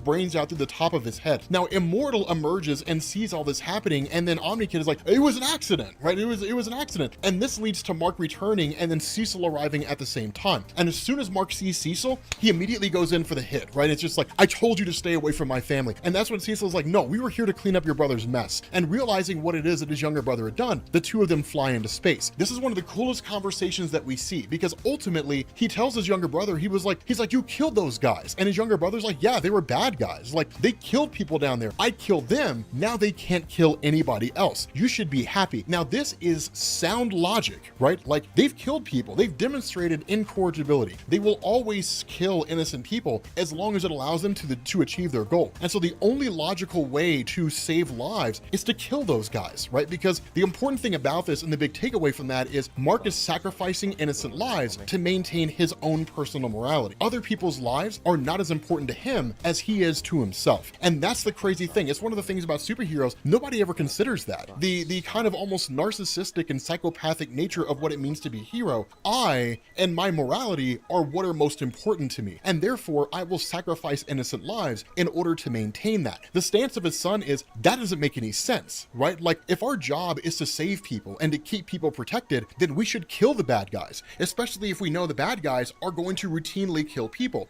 And that's one of the things that he says, you know, when Mark kind of goes on this little bit of a speech and he's like, there are laws and rules, and we can't just take that kind of responsibility for someone else's life, for taking anybody's life. We're not infallible. What if we're wrong and we kill somebody innocent? Well, then what then? And he says, human life is a precious thing. The response of his brother is, no, it's not. And Mark's kind of shocked by that. And his brother's like, precious. Human life is not precious. Not in general, not everyone. People risk their lives every day. They kill each other. If they don't think their lives are important, why should I? Most of them are utterly insignificant. And Mark's response is, you sound like dad. And then his brother's response here is, so? Why is that bad? Why is he so wrong? Did anything he said make sense to you even on a small level? Have you ever thought that maybe our father was right? And that is a mind-blowing moment from this kid, is because at the end of the day, Nolan was right. right? If humanity really wanted to fix itself, it already would have. It would have been on the road to doing that. But at the end of the day, people do terrible things to each other, and other people stand by and watch it happen. And so humanity, as far as Nolan is concerned, and as far as this kid's concerned, and in some level, as far as I'm concerned, I wouldn't say is a lost cause, but is certainly on its death knell, right? And so at the end of the day, it's kind of like humanity needs to be made to be better, even if they don't want to be. And if that means killing criminals in order to save innocent people, then I will do what the average person is unwilling to do. I will do what you are not willing to do. It's kind of it's an amazing philosophy, and it's cool to see it actually said in a comic book because it makes so much logical sense. It makes so much reasonable sense there. It's why I love the philosophy of like superheroes doing superhero things and so on and so forth, because at the end of the day, if you're a superhero, how many innocent lives are you really willing to sacrifice because you don't like the idea of killing bad guys, right? Like how many innocent people would you sacrifice? 100 lives? Would you sacrifice 500 lives? Well, I mean, is that just the price you pay to maintain your role as a superhero, to keep that high morality? When do you draw the line, right? That's the crazy thing about superheroes. That's what makes it so interesting. All right, what's going on, guys? This is Rob, and we are back with Invincible. Yes, we are. Now, this is... Take a break there, I think. I'll write down and we left it off at 2:55:24.